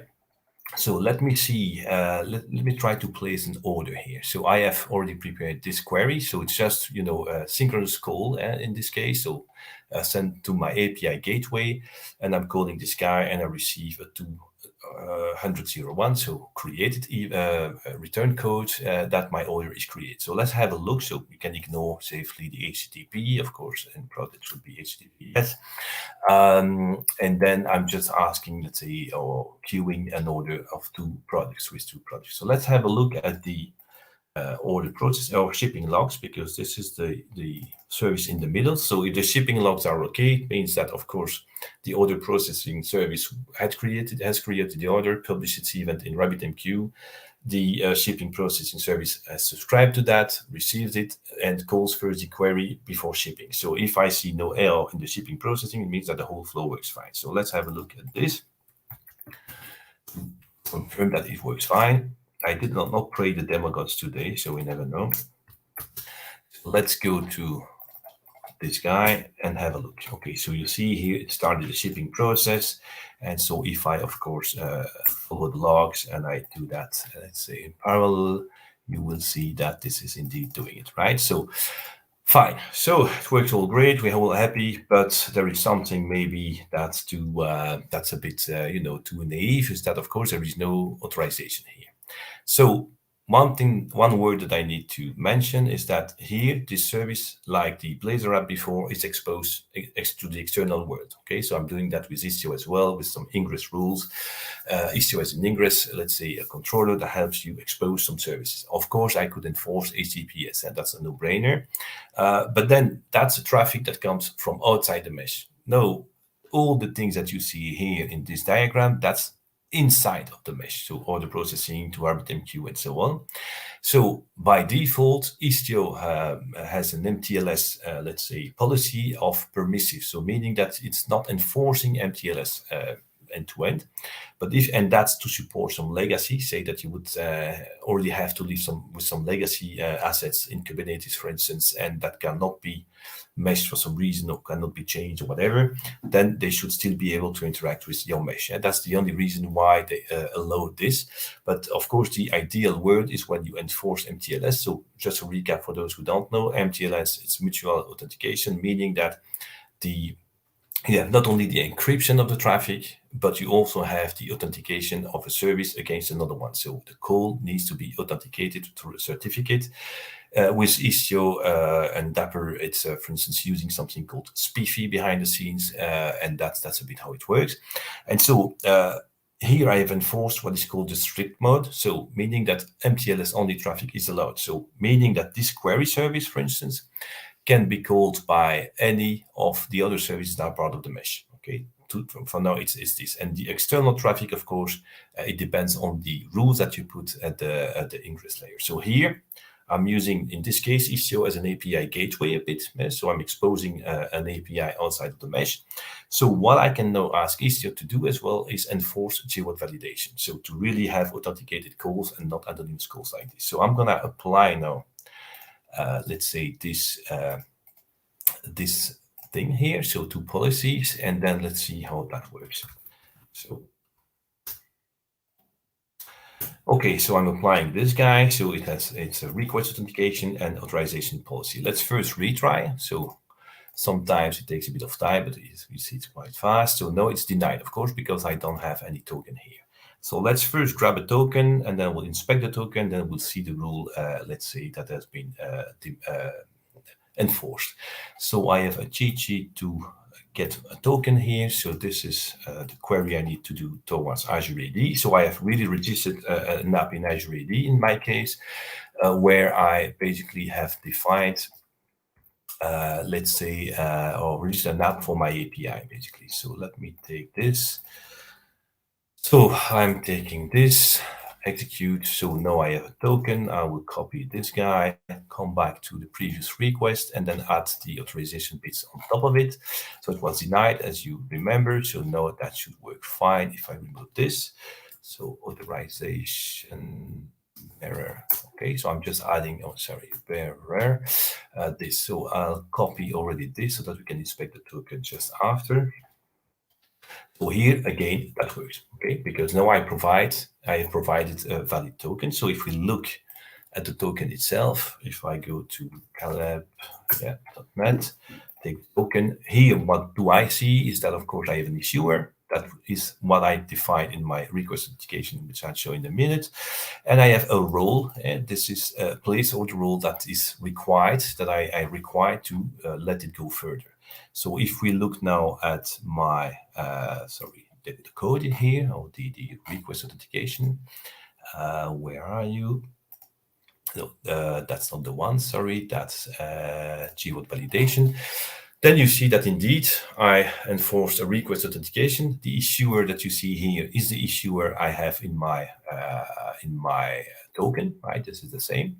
And the place or the role that's in the authorization bit is indeed the one I have. And you see here I have applied this only to the order processing service because this is the one that I have exposed externally. Right, so you can apply authorization policies to the full mesh if you want, to or granularly to workloads via selectors, and that's a bit how everything works in Kubernetes anyway. So that's how it is applied. So now, okay, my external, let's say, facade, if you want, is actually protected now with token authentication. Here I've used the client credential grant, so but of course app to app, let's say app only kind of tokens, but you can of course use as well user tokens and so on. That's no restriction here. So now let's focus. I already explained to you how service-to-service communication works out of the box. If you enforce, let's say, the strict mode, and so only MTLS services can talk to the others, right? So, but here in this diagram, I have my auto query service that should work, right? Is only called, sorry, by the shipping service, so no one else is supposed to actually call this guy. So we can also use Istio to enforce this kind of behavior. But first, let's see the pod. So I have injected another client here as part of the deployments. So it's running now. And let's have a look at the logs of this guy. Oops, no, that's still the token. Sorry, auto query client. The logs, and then I'm gonna take the auto query client container, and then it's gonna be the microservice app. Okay. So here, what this thing is doing is just calling my auto query service, and it's just telling if it works or not, right? So that's why you see worked well. So I'm going to follow the logs as well. So here, what I'm gonna do is say, no, I want to enforce this design, because you know that, of course, between the design phase and the implementation, you have some deviations from time to time. So you could say here, this auto query client that was not expected. Okay. So I want to make sure that my design is enforced with Istio. So if I come back to here, then and I have 5 minutes left, so I'm gonna speed up a bit. I will basically deploy this guy, but I will apply this. I need to find a free window here. Apply -F. Okay, so note this policy is there. So this guy here is doing 5 call every 5 seconds, but it should be denied. No, it's denied because no, this policy has been is only allowing the shipping service to call my, let's say, my auto query service. So if I would have time, I would just re-show you the flow, but trust me, it works. So if I now say, okay, the requirements have changed, and indeed the auto query client can also talk the auto query service, I would just say that I allow this guy, right? And if I do this and I basically come back to my apply comment, at some point it should just say, yeah, it's working well again, right? So let's see, that should come back. It works well again. So that's it. So that was a bit the demo. So that were the demos, because I see that time flies. So let's quickly go to the key takeaways, and then we have like a few minutes, very little, but for Q&A if there is any question. So the key takeaways. So when should you use service meshes? Well, for the scale out story, I told you the cloud is a horizontal scaling. So the layer 7 awareness of load balancers is very, very important. And it's not only about the knowledge of application layer protocols, but also on often a real smart load balancing based on the actual latency of the backends, not a mere round robin. And much more. So load balancers play a key role in the end, in the resilience and the user experience. So microservices at scale, again, see if you have a lot of services, at some point you might lose track. Here you saw a glimpse of it, but you see that you can quite quickly see, let's say, latency aspects and faults, and basically spot issues quite fast with the dashboards and other tools as well. Because with all of this, you can also build Grafana. I could not show you that today, but Grafana dashboards, alerts, and so on. It's not only just reacting, but you can also be preventive. And so traffic management, didn't really show you this today. Of course, there was a little bit of ingress, but you can do a lot. So like splitting traffic to V1, V2, if you have multiple versions at the same time, a lot of things. So optimize security. So MTLS, that's even better than TLS. So if you tell MTLS to a security guy, normally we should be quite happy, right? So, and then chaos engineering, that's also something, the cherry on the cake, let's say, that you can leverage with service meshes. So with that, the session is over, and I will return the floor to the organizers to see if there are any questions. So I'll turn on my camera as well. Yeah. Hey, thank you so much, Stephen. That was a lot of information, actually. Yeah, that was a lot. Service Indeed, mesh. yeah. Yeah, but it was very, very interesting and informative. Thank you for those demos as well. Yeah. Thank you, no problem. So, and I can't really see any questions, but Ajmal has requested for the GitHub link of the sample application which you've shown. So maybe if you could paste it in chat below, that'll be helpful. I can maybe the presentation you don't distribute them, or I just send the link then into the chat, right? Is that okay? Yeah, we can share the link now, and presentation also we would share with the audience later. Okay, okay. So that's one link. Let me try to find back the. Okay, so I'll maybe stop sharing my screen because to be less confusing. So that's one. Okay, and then there are two other links for the for the demos. So this is another one. Yeah, so 2 other links. It's 2 different flavors of the microservice app that I just demoed. Sorry, this is first one, and then the second one is here. So that's it. So all the links are there. Cool. Yeah, I'll paste all these links in the chat window. Thank you so much. Perfect. Yeah. Okay, so no question, because then for once I tried to finish on time, but I was maybe too fast. So yeah, but, a little bit. okay. Yeah. But I think it was fantastic, really. So I just had one question around mostly, let's say if you're having multiple clusters, right? If you're having an application running in multiple Kubernetes clusters, so how would our service mesh setup would look like in such scenarios? Yeah, well, actually here indeed, and so already on a single cluster, it's already hard. I mean, it's already kind of a steep learning curve, but basically, so you can have indeed cross-cluster meshes, especially with Istio. So that's definitely supported. But then, so basically you can span your mesh across clusters, but it's to be honest, in my experience, it's not yet very mainstream yet. So I only have real-world experience with single cluster, let's say single clusters. But I know this is a supported scenario, let's say. Okay, so Istio does support that, is it? Yes, Istio for sure does support it. I think even Linkerd now. I'm not 100% sure about Linkerd, but I think it does also support it. But then, of course, you need to have some prereqs. I mean, because that's not a lab anymore. If it's a, let's say, multi-cluster mesh, then you really need to, to fulfill some prerequisites. Okay, got it. Okay. Yeah. Right. Good. So there's a little lag between the image and the sound. So, but okay. There is no question, I guess, right? Yeah, I can't see any other questions in the comment section. Fine. Yeah. Okay. So then I guess we're probably good to go. Okay. It's lunchtime as well, at least in Europe. So there is one question. Sorry, before I let you go. So, do we need Dapper and Service Mesh both? No. So that's really something important. So Dapper is distributed application runtime. I'm really fan of that. So it's still the early days, but you already have a production release. But Dapper alone. So if you only do, it depends on what you host inside of your cluster, I would say, right? So if you only host your services and front ends, then Dapper for me is good enough. Why? Because it also has the MTLS piece. So like there are overlapping features with service meshes. That's always a bit sometimes the annoying part, because then you don't know what to choose. But if you start to host a lot of things inside of your cluster, like MongoDBs or the Redis and so on, and you want to have a single, let's say, control plane, a single way of controlling all these different components, then that's where a service mesh like, of course, Istio or Linkerd makes sense, at least from the security standpoint.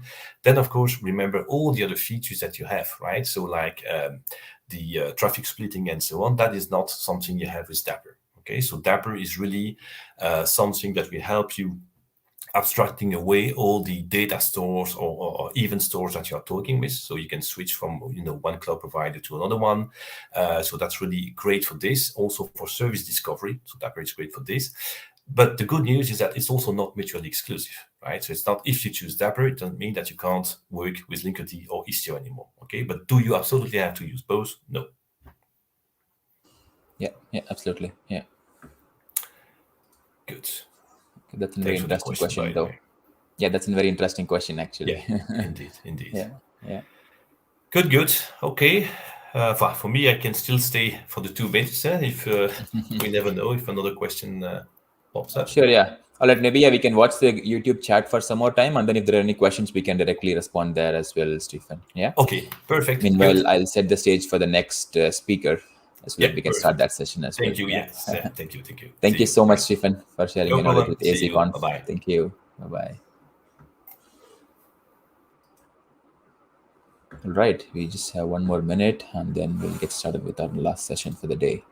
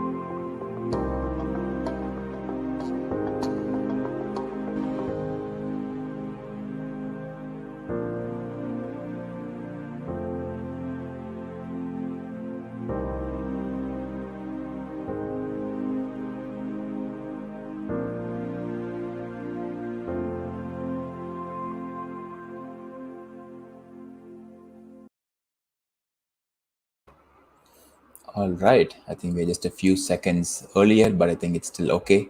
So we are here at the last session for day one at AZConf. And this session is going to be presented by Lakshman, and he's going to be talking about Azure Static Web Apps. Yeah, over to you, Lakshman. Thank you, Swami, and thank you for the session, which is going to be great. And hope you will enjoy the sessions too. Thank you. So, was my display? Yes, you're audible and your display visible, is right? cool. And I'm audible, Yes. right? Fine. Yep. Thanks for All your good. information. Thank you.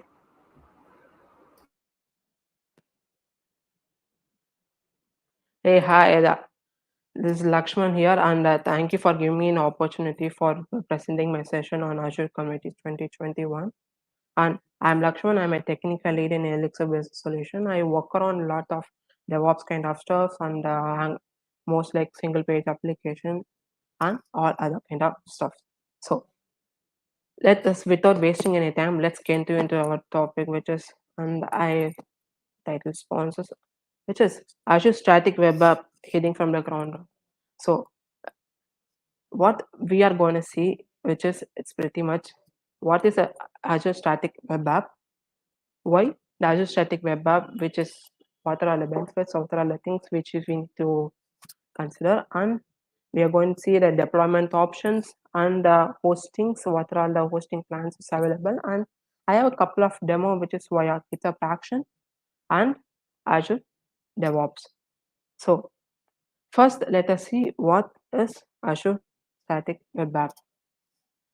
Azure Static Web App is an application, or initially when we used to build the single page application, some kind of Angular, React, Vue, those application, we used to deploy it in a storage account, and the storage account has application, web apps, those kind of stuff. So at the present, there was service, it's Azure Static Web App, which is one of the greatest options for deploying your single page application, which is very highly efficient, and it's one of the benefit, and the lot is it directly runs from your source code.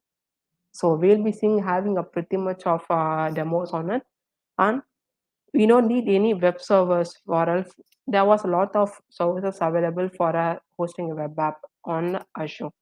Some use storage accounts, some use static Azure Stat web apps and app services, those which is has web server where you could manage. But for static web app, it's not that, and it is designed and it's very simple so that we can directly write code, deploy it, and with the efficient integration of Azure functions.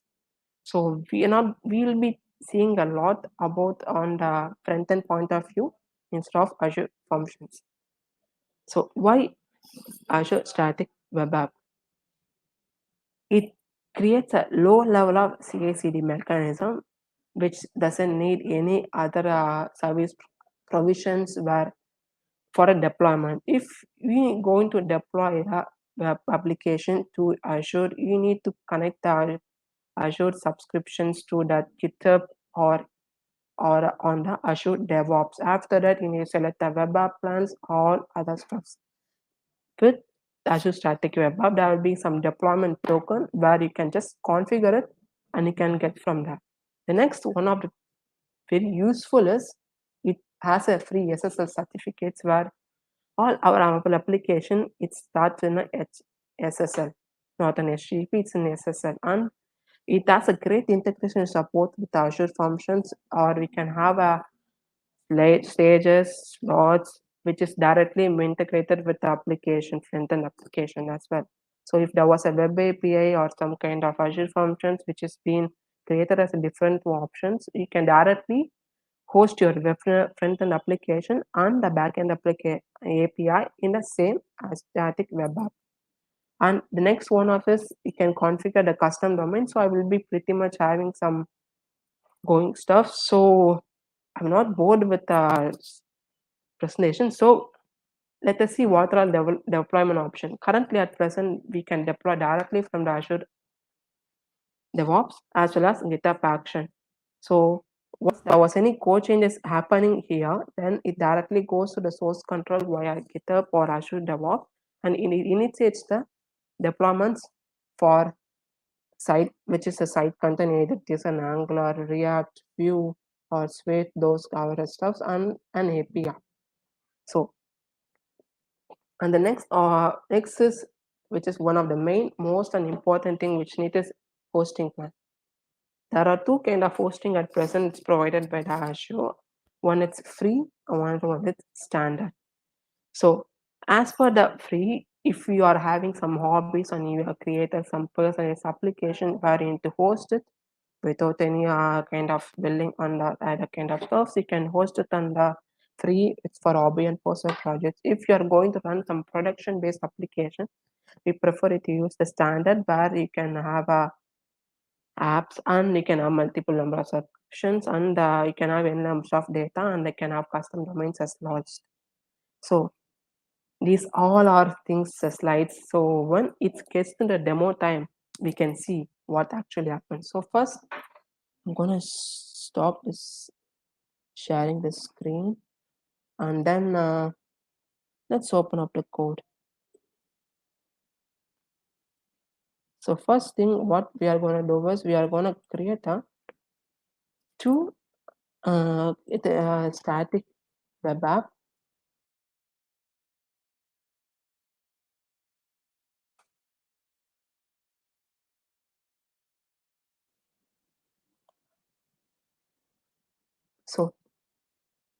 So this is subscription, and we are going to say Azure Conference Dev is WA GitHub, and I'm going to do with the standard options and with the hosting in East Asia. If the one of the pretty much an easiest thing on deploying via GitHub is you can directly connect it here. And I need to authorize, and you can just go here,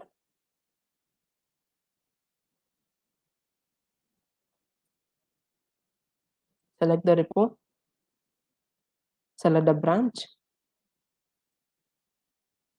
It's an Angular plus this, and this is going to be, then review and create. What happening will be here is one, and this is the application or a source code which we are gonna deploy for an for this web app. What it will happening is you can see there will be some new commits coming up here. You can see here added a CI/CD web app webflow. It pretty much gives me a same easy and easiest option, and it also configures my settings which is on the environment. You can see there was a secret which is also created. So this is a pretty much easiest option. Once if you see this is the application, and you can see go to the GitHub actions, this PI/CD pipeline got started. So in the meanwhile, let me go through all options here.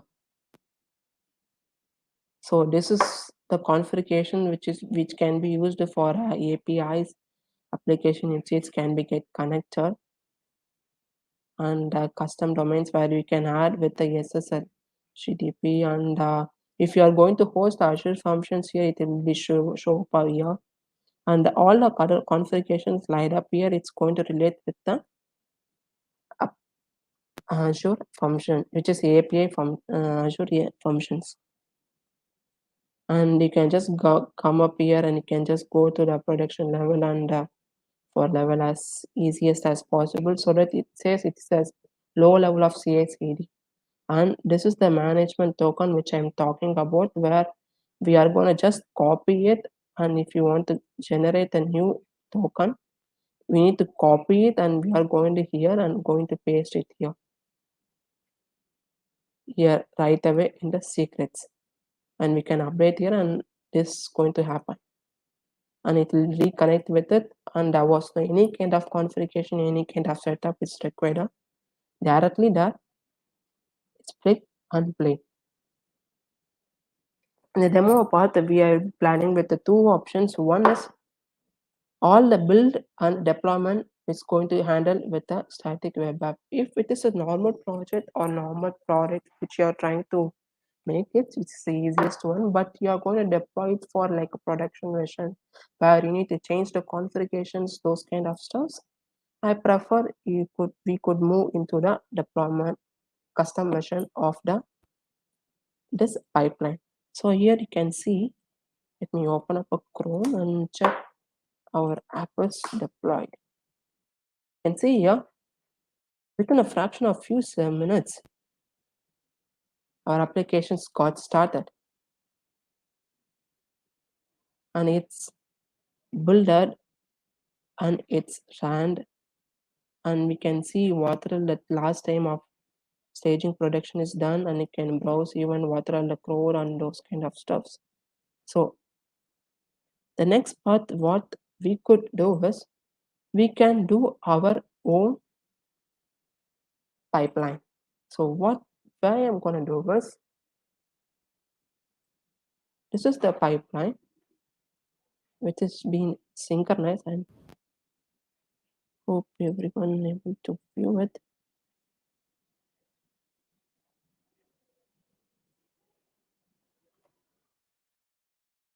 Could you confirm me that this is visible? Yes, it is. Hello? Yes, it is, Lakshman. Yeah, Yes. we can read Okay. it. Yeah. Fine. Thank you. So what we are going to do is, I have a couple of templates already haven't. So this is the custom version. Let's open it up.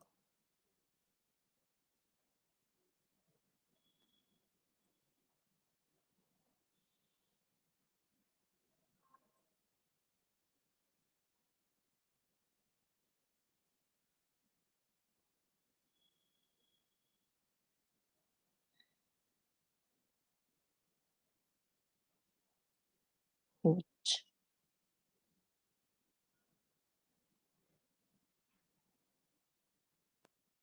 Okay, what we could do is, we can have our build and deployment options, and directly we can run it up. Let me shop.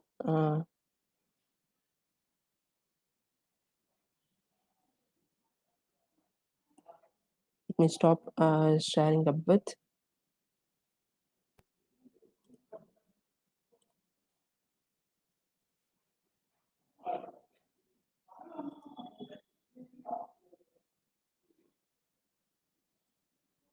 I'll be coming up once.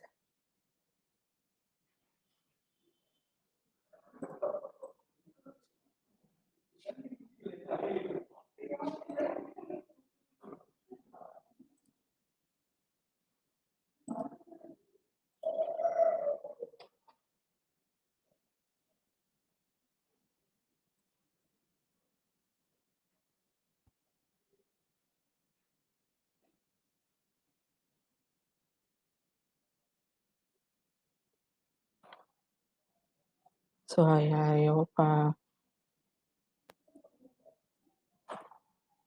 me reshare my screen. Yes, you are visible, Lakshman. Yeah.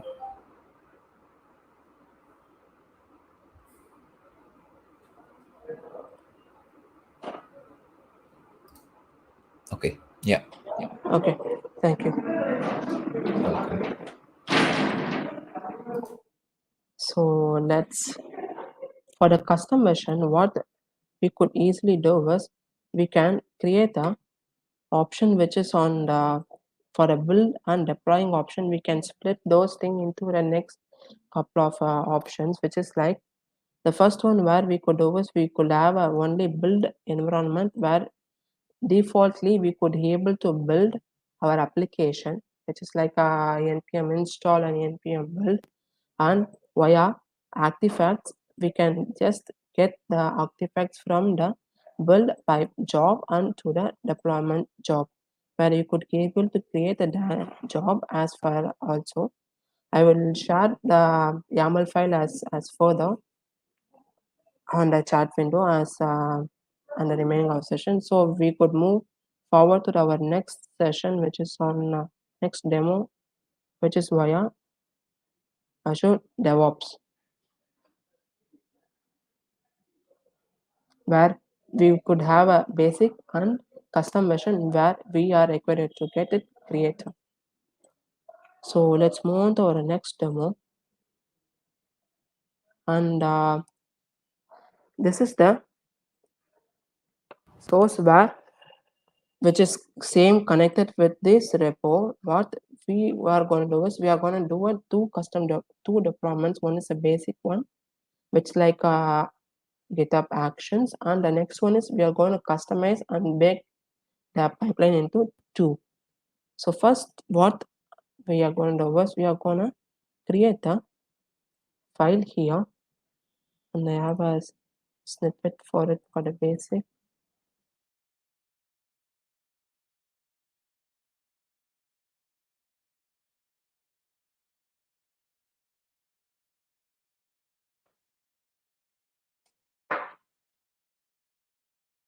But this is the pipeline, and I am going to change it to the main branch. And for the staging, we can have a number of stagings here, whether it is required to be production or private. We can use with the ML files. So here, what is going to happen is this is this simple one. So the build and the deployment, which is going to happen in a single job, where I'm going to install if it is present, and going to have an artifact for my sampling, where else we could easily skip this option. And if it is deployment to the Azure apps directly, we can just deploy it from here. So for the Azure DevOps, I'm going to create a one more static web app.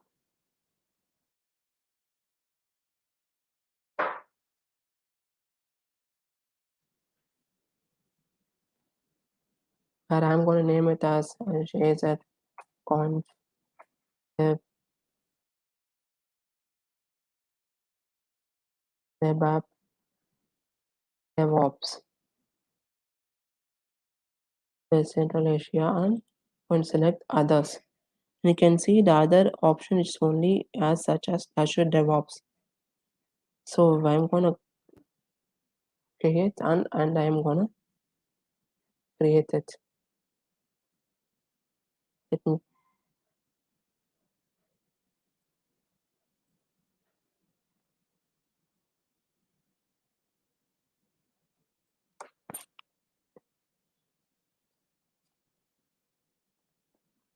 And one more thing where you need to consider while deploying in the web application for especially in Angular, you need to add the routes.json file in your source code so that it will be getting added into our application.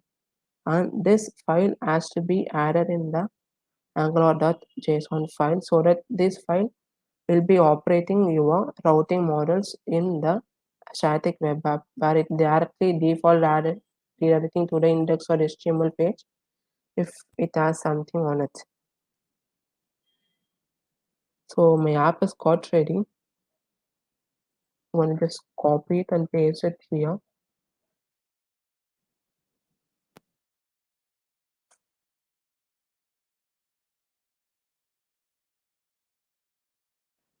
You can pretty much see both are same. With options, those kind of stuff, Azure Static Web App, it succeeds. It's a main where we need to change. I've removed these conditions and these conditions too. If you are working with a multiple stage environment, I prefer it to have this. And the artifact which is not required, as we are going to take this one off.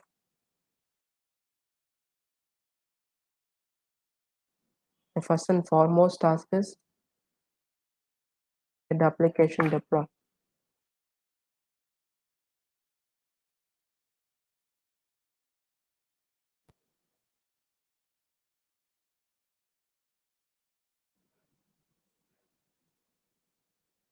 So let me explain this a bit before. So what app location indicates that if what is the source code where I need to take. If you're working with a monorepo concept where the actual web app lies under some folder, you need to mention it here as well as an output locations too. Where if this comes up in some folders like source web app, you need to mention it here. And for this, it is actually like a this. Right. What now is the environment. So this is good. So what I'm going to do is I'm going to just commit it.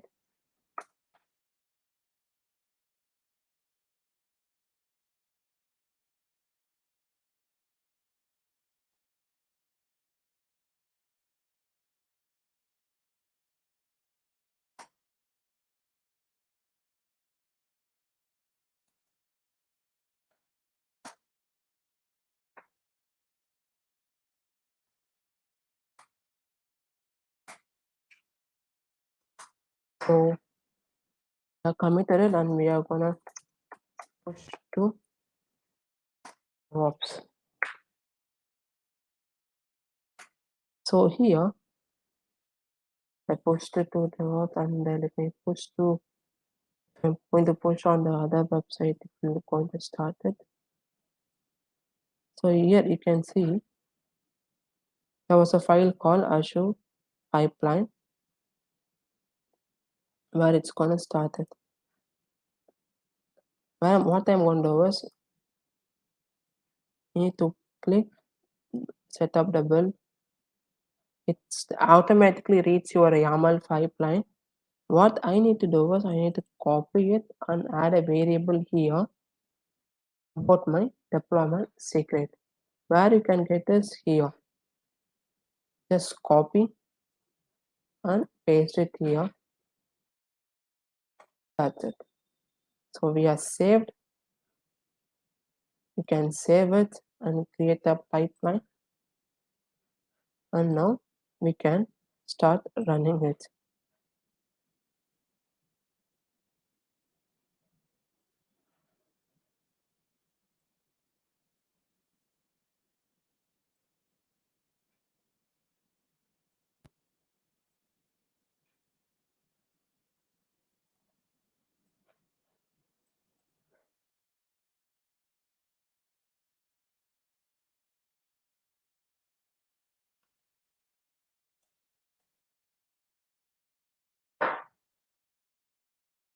This is an application.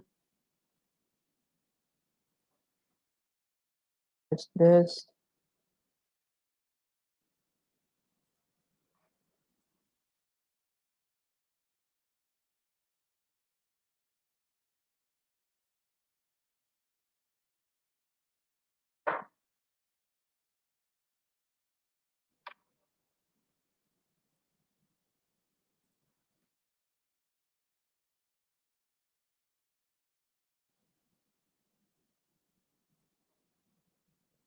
And you can just have this.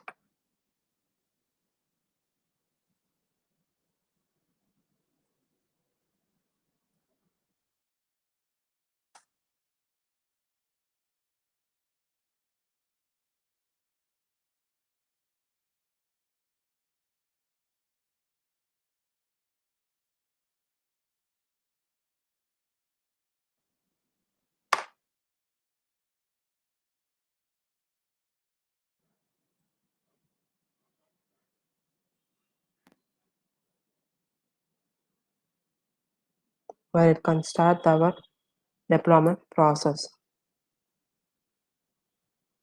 Let's wait for a job to get started.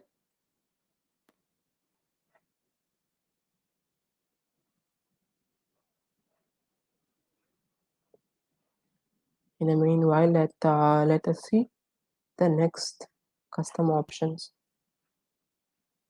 pipeline.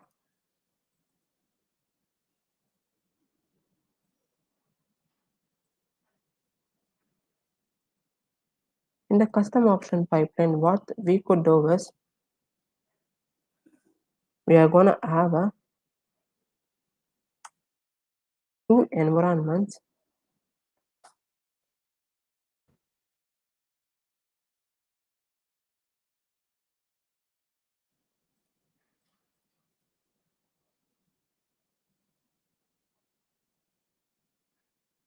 Inside. Let us see, go and see that where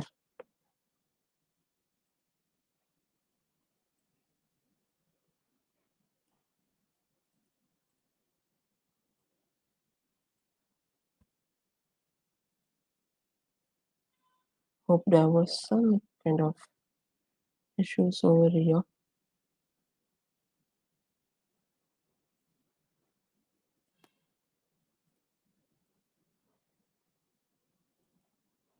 Seems that there was no pipeline, it's got natured.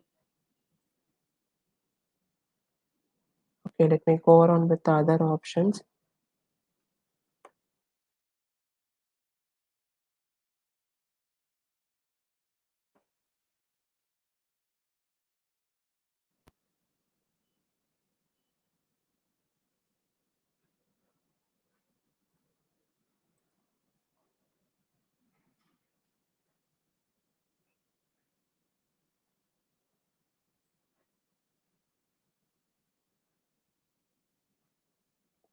Let me create a new repo here better.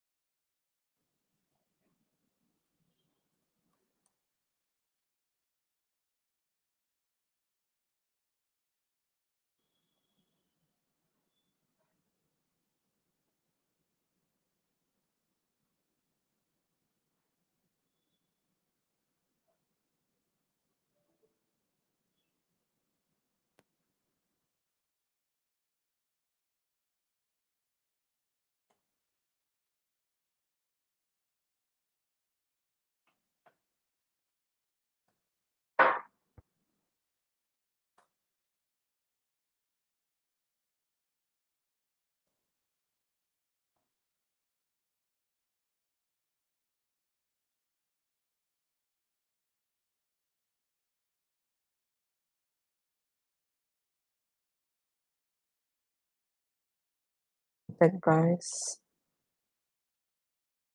So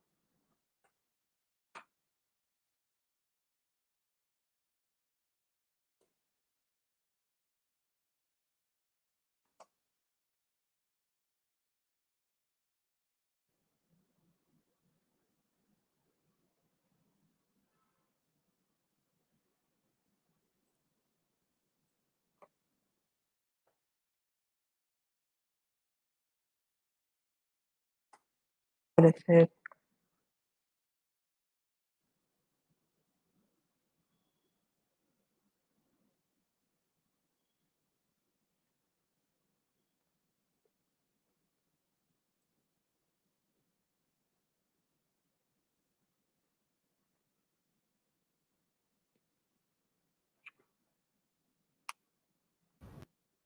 so it's being getting pushed to the cloud.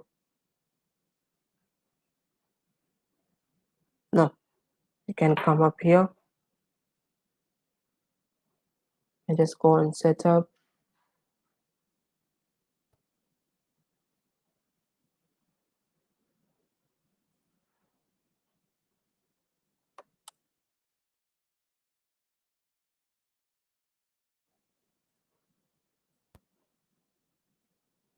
I'm gonna add a variable here.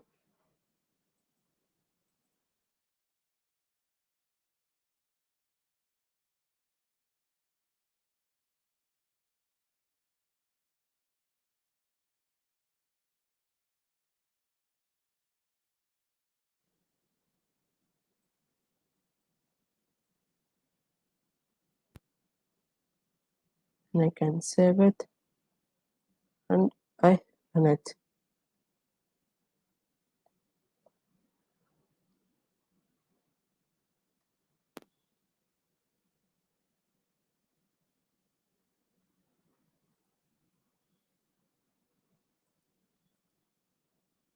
The queries got started.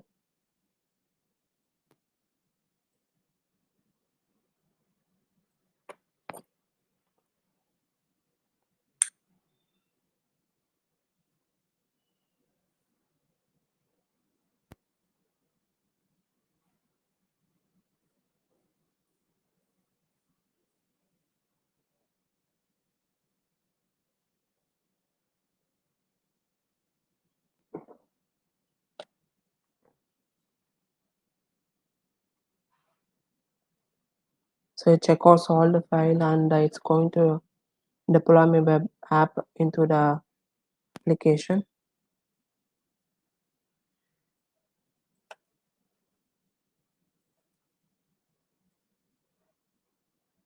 So the customer is just like what we could do is we could have a option here and we could have artifacts here, and what we could do is we could directly go there and deploy our application into our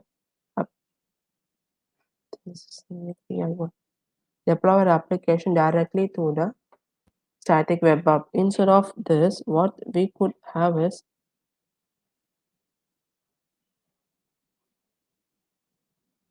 our build pipeline,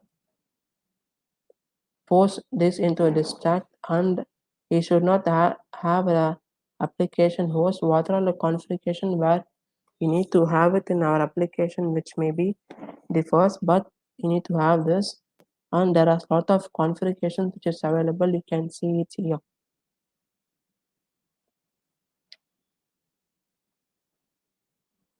Let me come over here and edit the pipeline.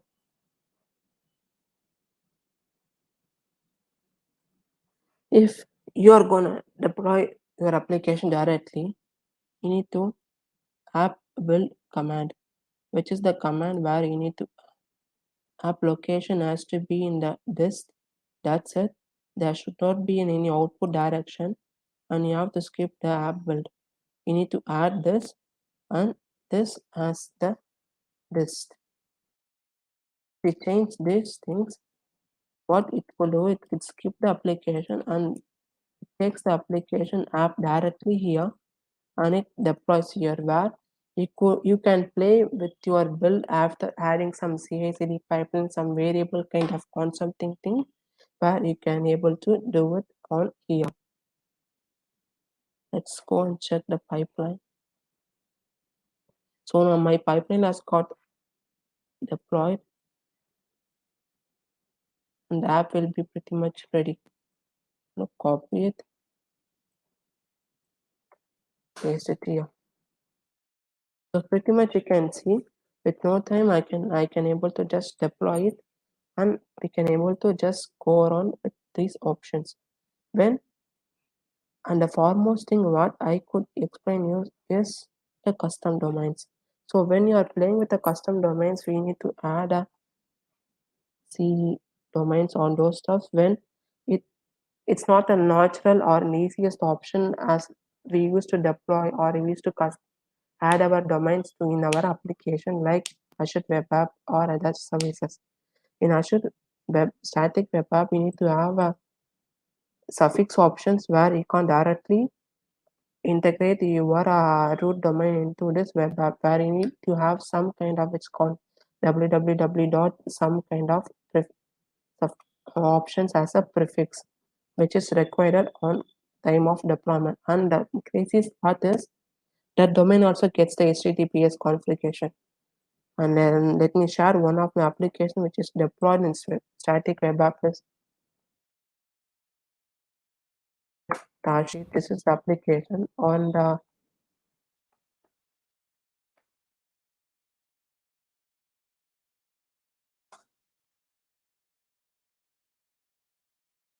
and these are the some application where this is the application which I don't have any HTTP SSLs, though it's directly provided from the Azure Static Web App, which it is default HTTPS SSL certificate. So that's the one of the easiest option where you could use on with.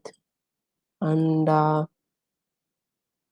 will share all these YAML files with with the organizing team so that they could be able to share with you all.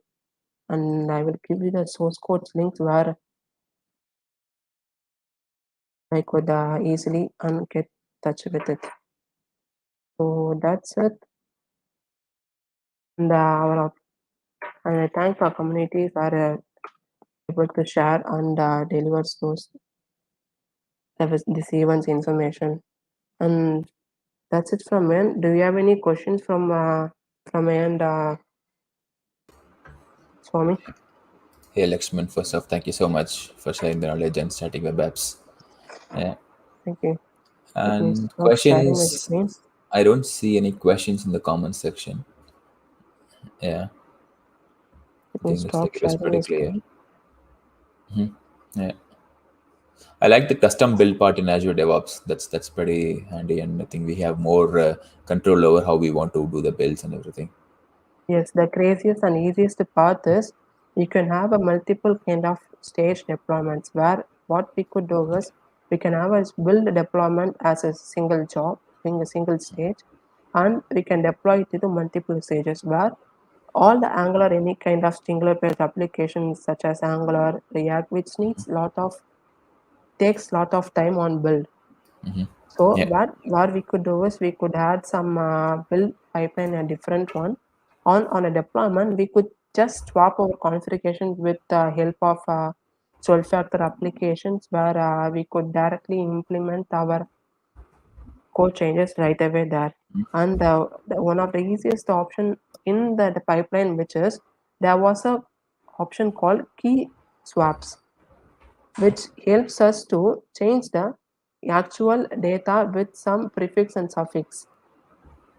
So which helps Okay. us to, on the way of deployment, which helps us to change the configuration on the environment files or any configuration files which has been available for that deployment. For example, there will be some stage where there will be some APIs will be consuming for, because each and every application, front-end application requires an API for to fetch the data, where we could easily handle having those configuration swapped for each and every deployment.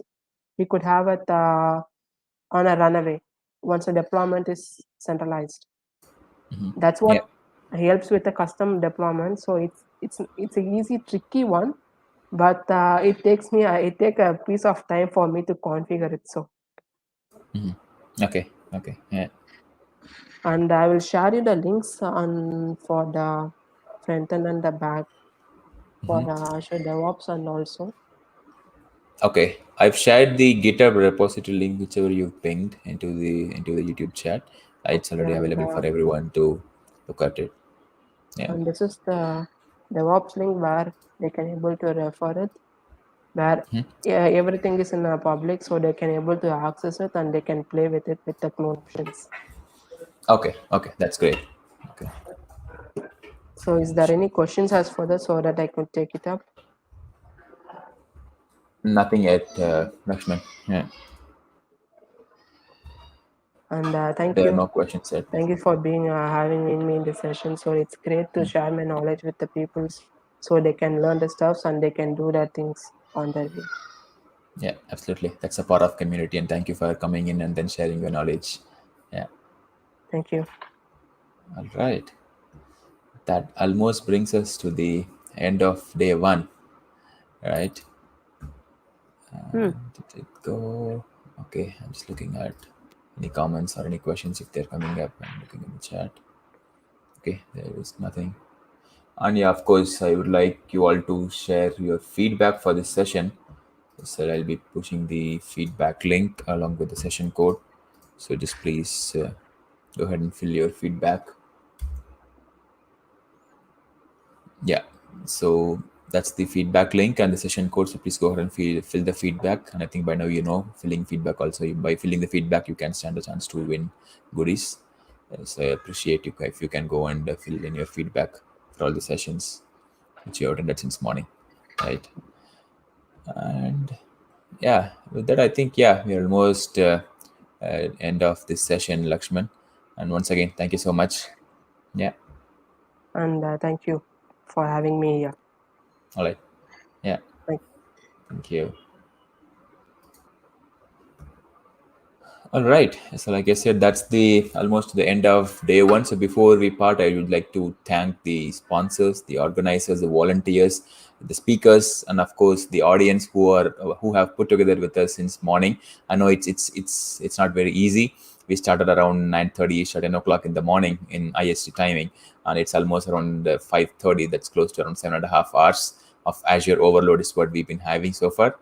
And we hope you all learned something new and then you found it useful. And we will definitely look forward to hosting you again tomorrow. We also have another packed agenda tomorrow as well. We do have another 6-7 sessions planned, and yeah, looking forward to seeing you all tomorrow. Thank you so much for sticking around first. And by 6 o'clock, there will be a closing note that will happen in track one. So please feel free to jump into track one and then attend the closing note by 6 p.m. IST. Okay.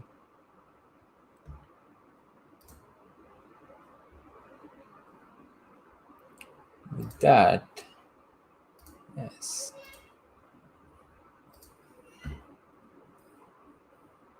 All right. That's it from my side. And thank you so much. And bye bye.